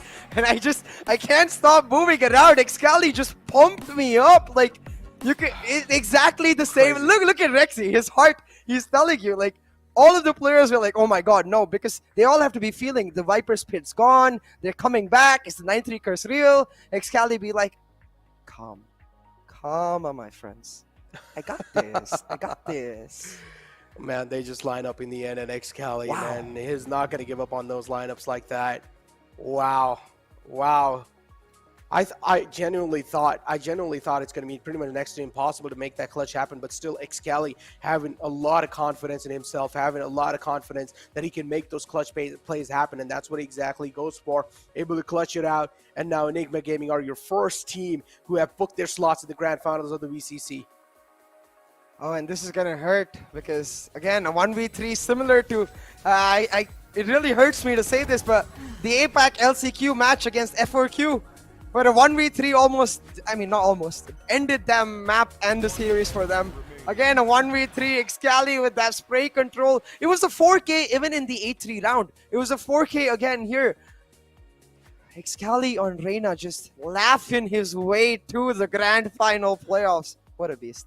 That's what I call a game face moment right there. 1-on-3 to clutch it out and also just end the day on a style. Oh boy, but still, Global Esports being the defending champions, ladies and gentlemen, do not hate on them. They deserve each and every single piece of respect. They were the one who won previous time. And keep this in mind, they still have 2 more chances in the future, so there's no reason to hate on Global Esports. They give it all they had, but Enigma Gaming is just one of those teams that no one expected to dominate, and they're able to do so. So Enigma Gaming definitely have won my heart, have won every single person's heart in the chat, but it doesn't mean you start hating on the other team. Each and every single player, each and every single team has given their valiant effort. Each and every single team that has played in the India Q1 deserves your respect, so please do not go for hate. On the other hand, let's take a look at the scoreboards. SK Rossi clearly leading the charts on the side of Global Esports, tried his best to make something happen, but on the other hand, Excalibur and Rafael just taking the show. Absolutely, Necro, and I couldn't have said it better, you know, especially about the fact that these teams, this is not the end of their journey, and the fans need to understand that. Like, I feel like even after yesterday, a lot of VLT fans heartbroken. After today, a lot of GE fans heartbroken. Well, it's all right. It doesn't give you a reason to be toxic in general. So positivity is what gets these players going. Positivity is what breeds all of this life into our community. We're talking about breathing into life. Let's talking about putting people into their graves, because Enigma Gaming, the headshot percentage, even though GE has more damage, 35. Enigma just be like one-tap gods. Yeah, 35 headshot percentage. Clearly, those 2 star players coming through. Rafael and Excalibur just putting on an absolute show. And he also got a man like Rexy in the back to just keep the consistency flow going through. But yeah, overall, damage is where Global Esports really lead over here. But then later on, in all the other aspects, it's just Enigma taking the trophy for themselves. Enigma Gaming Rafael, of course, being the MVP of this whole best of 5 with 81k kills, 59 deaths, and 8 assists on his name with the econ rating of 71 and average combat score of 287 with first blood of 20. And he's played Jet in each and every single map today.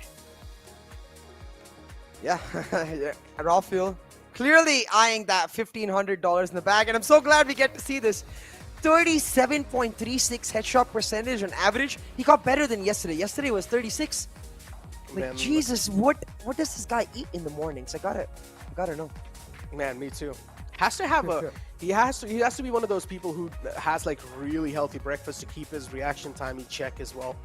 Nothing greasy, nothing really, you know, just going for a really healthy diet. But yeah, overall, Enigma Gaming taking that win and just proving each and every single team unparalleled to them inside the grand finals. And well, coming in here already, Enigma Gaming, I'm pretty sure they have been through a lot of mental pressure, and he's still able to win this out like that. Antidote clearly had his hands on his forehead. He had his hands on his eyes because he couldn't believe they have done it. And deservingly so. Like this upcoming IGL, today he made calls out of his mind. Even in this map, the Giga Chad wall that denied them the plant, in the attack, that mid wall that completely confused them, the Viper walls from RBK. But I gotta give it to one man. I gotta give it all to one man because, YB. as you said it, exactly. That mental pressure was real. That mental push was real, especially for a player like Excali, who's been through such downs in the past few months. For a coach like YB to build him up, to bring him to this moment where he can find the confidence in himself to do these clutches. YB, absolute god. Hats off, man. Indeed, hats off to YB. And we also saw there was not a single time there was any kind of like a panic moment in the players of Enigma. Like we always saw their faces pretty much chilled, calm. The only thing we saw was maybe just neutral faces from their side. But SK Ross is still, when it comes to the top players, he's just leading the charge way ahead with 221 kills and 174 deaths. But still, Rossi needs to watch out from raw fuel because he's closing the distance pretty quickly. Oh yeah.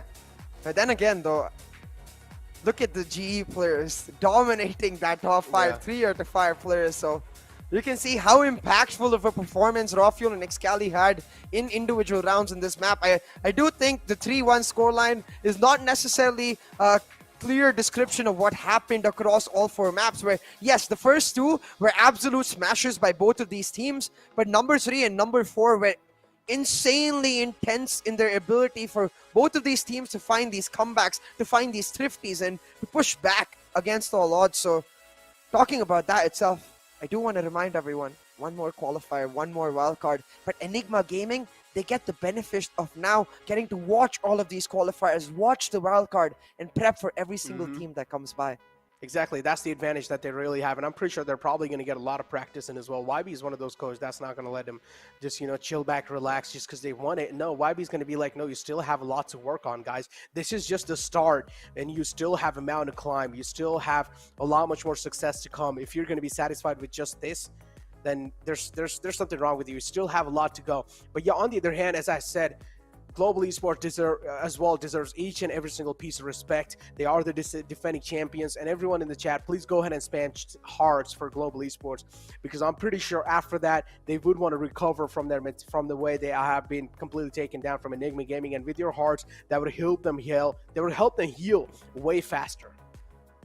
Yeah, definitely. I think love is the way we want to help the players really recover from what happened, and also celebrate with the players who did get that victory. So I wouldn't say like put down EG by saying that GE underperformed or anything like that. I think EG just performed out of their minds. Exactly. They deserved it. Players like Anti especially, like I keep bringing up his name because for me it's mind-boggling to see this player. I've seen him in VLT, but he was the star player, he was the jet player, the opper, to then go and settle down in a completely different role as an IGL and still thrive in it. It's just mind-boggling for me, the level at which this player can achieve so many different things. So hats off, Anti, you deserve this. Exactly, man. I'm pretty sure we're also going to be having the interview aligned, and as I'm saying that, we do have the interview aligned for you guys. So without wasting any more time, let's just see what they're talking about. On that amazing win, and the first thing I want to know from you is, I saw you laughing when Antidote fell down from A Haven on the map of Haven. What was going through your minds? Did you say something to him after that? Hey, thank you.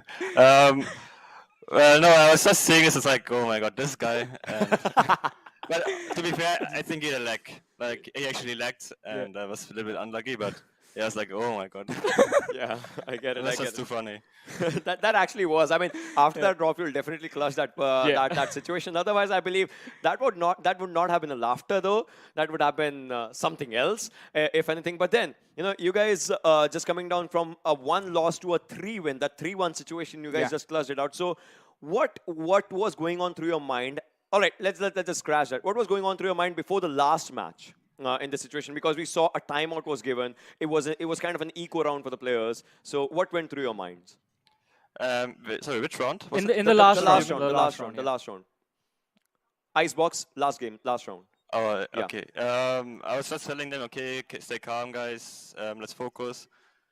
Yeah, and nothing like, because I didn't consider everything as a whole game. I was just like, okay, let's play round by round. And I told the guys, just play like it's a puck, doesn't matter, and then they just pulled off an amazing round. Yeah.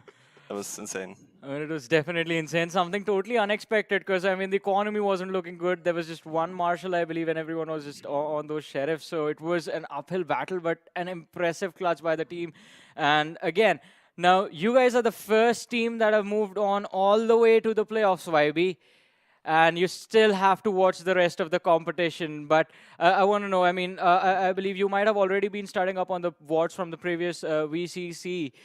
So what do you think? Who could be the next contender, be it from Pakistan, Bangladesh, or maybe even from India Qualifiers too? Yeah. Even that's left. Yeah, I think for sure Global and Velocity are still there, who are going to be probably one of the strongest teams. Yeah. And I mean, we won today and we won yesterday, but after all, the strong teams. So it's not like we can take it easy from now on. And yeah, so yeah, but I think for us it's like we'll come back stronger also for the next qualifier. Like it's not for us to stop now. It's just the beginning. So we are ready to work hard for the upcoming event also. Alright, so now I again want to take this all the way back to the map Veto because it felt like both the teams, you and Global Esports, decided to go with your comfort picks, the maps that you were very, very good on. What happened on Ascent? Now, how are you guys planning to fix that? Because Global Esports is one of those teams that I feel you will have to face off in the playoffs once you reach there. I mean, you are already there once they reach Once there. they reach there, I mean, probably. I think we started off with the wrong foot. I think Ascent is one of our strong maps regardless, but it's just like we did not do what we usually do, and that was the issue. And I think it could have been turned around with the right situation, but it just didn't come to it. And then, honestly, like Seal said, had an amazing game. That game, he won so many 1-on-3s and so on. If those don't happen, then it can be very different. And I think in the wrong mindset, and this is what happened. And I think regardless, we can be good on Ascent. Yeah, and all the other maps, I think, were quite okay for us, actually. I mean, it wasn't okay. You put up an amazing performance on the next three maps. So, YB, thank you so much for joining us. And very, very congratulations to you and the lads that are standing behind you. You guys did an incredible job today. As you mentioned, I mean, coming back from the first map loss, it was very exciting to watch. Thank you so much for joining us, and all the best for the playoffs. All the best. Thank you, thank you. YB, the man, the myth, the legend, just said, play it as if you're playing normal pubs. And then another point being made from that man saying that this is just a start. We're ready for all the competition that is in the future because we're going to keep practicing, as I said. And well, YB just saying that he overall, his main job as a coach, his main thing as a coach is just to try and calm the teams out. But over here, we have the giveaway winner, and it's Bridge Dudhat, who has won this giveaway from Ahmedabad. Congratulations, Bridge Dudhat, for that giveaway prize. But hey, it's every single day, every single stream. And talking about that itself, like the India Qualifier one has been so enthralling. Phenomenal. A roller coaster ride where teams like Godpy and Reckoning put up a fight. Enigma finish it off for them, for the underdogs, for the teams coming up against these giants. Well, you can't call Enigma underdogs no more. Like I said, they came into this tournament looking to be a part of the big three. They end off India Qualifier stating that, hey, we're very much the big one right here, right now. I think to solidify that position is to win VCC altogether. And you can see that's exactly what this squad has in their sights. Everyone would have in their sights, man. I mean, India Qualifiers 1, I mean, out the way now. India Qualifiers 2 is what I'm really excited for, because that's where you're going to see a roller coaster of emotions. All the teams that all got picked off from India Qualifiers 1, they will have another second chance. And then Wildcard as well is going to be one of the most interesting competitions to watch out for. But with that being said, ladies and gentlemen, this is our time to conclude the India Qualifiers 1. Enigma Gaming are your winners, and they have booked their slots for the grand finals of the VCC. But for now, we also need to take a rest. It's pretty late night for you guys as well. You guys should go ahead and just lay down in your beds. But yeah, with that being said, it's me, Necro, and it's CA signing off.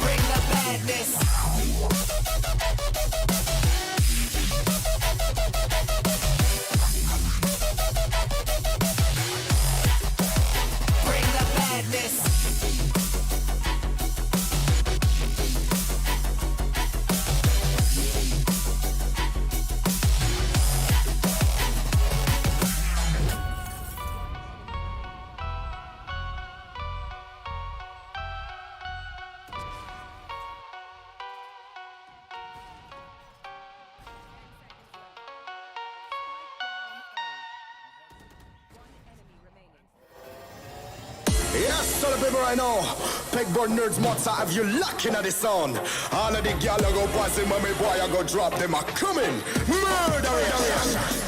Me are the burning fire and natural born killer. When me bust into flame, watch out, some might sting. You better turn it, I am make the bad boy bigger. When they come around, we all go on them. Listen to the word and the fire you caught in the middle. When the flames get higher, put up your gun fingers. Return all of the fire, it's a bad man single, give a sign. And pull your gun finger trigger. Gun finger trigger. Gun finger trigger. Gun finger trigger. Return all of the fire, it's a bad man single, give a sign. And pull your gun finger trigger.